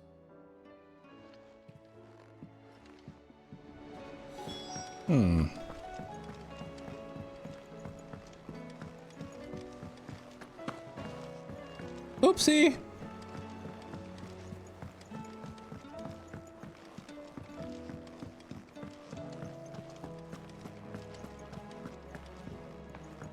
Yo, Tomes, was geht? Is a storm coming, Sid? Let me guess. You're here about the skies. Is there anything you don't know, Lawsman? It doesn't take a court astrologer to augur the obvious. As for what has disturbed the heavens, that, I believe, is a question the Fallen might be better placed to answer than I. And on the 6th day did the gods tear the sun from the firmament, visiting darkness upon their prideful sons and daughters. But I dare say you remember your childhood lessons on the sins of Zemeckis only too well. You think they're connected? That Ultima was one of the gods responsible? Well, he has certainly exhibited powers that we mortals would associate with the divine. There is nothing divine about him. But he wouldn't be the first god of whom that could be said, now would he? Yet for all the fairy tales that tell of the sins, there is almost nothing in the way of actual historical accounts. Had I the Journal of Moss the Chronicler, I may have been able to tell you more, but alas, I fear all remaining copies have been lost to time. You will forgive me, I hope? Certainly not. Because there is nothing to forgive. Even without this journal, you've provided us ample wisdom. And we will always be grateful for it. Perhaps Arthur will be more inclined to share his thoughts when he hears what the others had to say.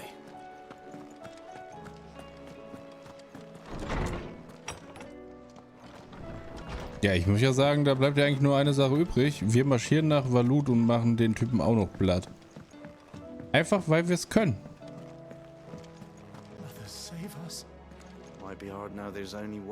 Also ich weiß nicht, so gruselig sehen die Wolken gar nicht aus. Das sieht aus wie bei uns die letzten 2 Tage.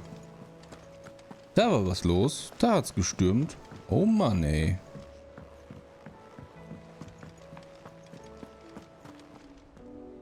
Clive, we have a problem.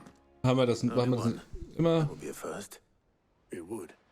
Actually, there are 3. Natürlich. We had as many owls arrive while you were at the shelves. Martha's got a Akashic at her gates, and talk of monsters roaming the hills outside of Northreach has put the wind up Isabel and her lot. And don't forget Dalimil. Lubor says the village was raided by bandits. When it rains... It fucking pours. The curse breakers are spread thin, taking stock of the damage in the Dominion. And even if I could get word to all of them, I doubt they'd get here in time to make any real difference. Which means... there's only 2 people who can. Jill and I. Let them know we're on our way.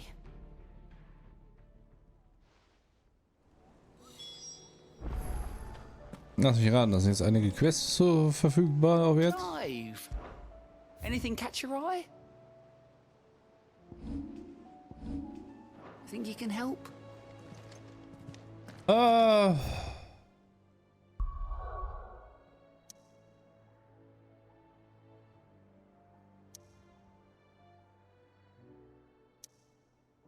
Ja, ich glaube, ich hab den Großteil der Karte schon jetzt aufgedeckt. Also das sind halt alles immer ein Gebiet quasi. Also das hier ist ein Gebiet, wo du rumlaufen kannst. Das hier ist ein Gebiet, wo du rumlaufen kannst. Doch, ja, müsste das hier, glaube ich. Kann sein, dass das 2 sind, dass das hier ein Gebiet ist. Ich glaube, das ist ein Gebiet und das ist dann ein Gebiet. Hier ist halt ein Gebiet, ein großes.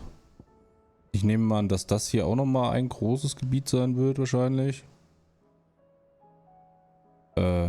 Ja. Eigentlich okay. Ich glaube, hierhin kommt man nicht. Das ist, glaube ich, scheißegal. Die Typen auf ihrer Kackinsel, die interessiert keine Sau. Nee, aber das Dunkle ist halt die Fäulnis, die alles kaputt macht. Aber ja, dann haben wir jetzt ein bisschen was zu tun, würde ich sagen. Ich mache einen neuen Speicherstand. Hat nur fast 2 Stunden gedauert. Das war da, wo ich gespeichert habe, bevor ich in den Turm rein bin. Aber ich glaube, es geht schneller, wenn man die Cutscenes wegmachen würde. Oh Mann, ey. So, aber es ist spät. Für Leute da draußen und ich bin auch müde jetzt. Ah, schöner Stream. Es hat Spaß gemacht. Da war richtig Krachbumm dabei. Das war nice. Mag ich. Und endlich ist die blöde Kuh tot. Ich hoffe, ihr hattet auch ich hoffe, ihr wart unterhalten. Es geht dann morgen weiter. Denke ich mal. Haben sich gar nicht mehr geäußert, ne? Weil, Also, ich wollte mit Eddie, Lucky und Mario wollte ich nochmal Starship Troopers spielen. Wir haben uns noch nicht entschieden, wann. Also, ich habe Samstag vorgeschlagen, Eddie muss halt wissen, wann. Weil er mit seiner Community will der Star Citizen Kram machen. Ja. Also wie gesagt, morgen mache ich Final Fantasy weiter. Samstag oder Sonntag. Gucken. Gibt's dann Fratzengeballer in Starship Troopers. Ja, also je nachdem, also wenn das Samstag sein sollte, dann mache ich Sonntag, probiere ich mal einen Malstream für meine Warhammer-Figürchen. Sollte das Sonntag werden, dann gibt's Montag erst einen Malstream. Aber wie gesagt, morgen erstmal dann den Rest von Final Fantasy 16. Mein Gefühl sagt mir ja, geht langsam Richtung Ende, aber so wie ich das Spiel kenne, sind das nur locker 10 Stunden oder so. Aber ich danke vielmals fürs Dabeisein, für die Subs und für die Raids und das war's. Follows gab's keine, gibt's auch kein Danke. So, muss auch mal gesagt. Ich wünsche euch eine wunderschöne, geruhsame Restnacht und einen schönen Freitag. Ich denke, ich werde morgen Nachmittag auch anfangen, so 17, 18 Uhr rum. Ich denke, es ist eine gute Zeit. Und dann sehen wir uns da wieder. Ne? Immer Augen aufhalten auf dem Twitter. Ansonsten, falls ihr irgendwas von Final Fantasy verpasst habt, könnt ihr das auch auf YouTube gucken. Ich habe jetzt auch meinen YouTube-Kanal unten verlinkt. Da lade ich die ganze Scheiße hoch. Da ist auch die komplette Yakuza-Kacke, habe ich da auch hochgeladen. Ist zwar, warum auch immer, nimmt YouTube nur 720p, obwohl ich irgendwie in 960p streame, aber das versteht YouTube nicht. Ich frage mich nicht. Ich habe keine Ahnung. Ich drücke nur einen Knopf und dann ist das gut. In dem Sinne verabschiede ich mich von euch. Wir sehen uns morgen in der Alter Freche und bleibt anständig, ihr Lümmel.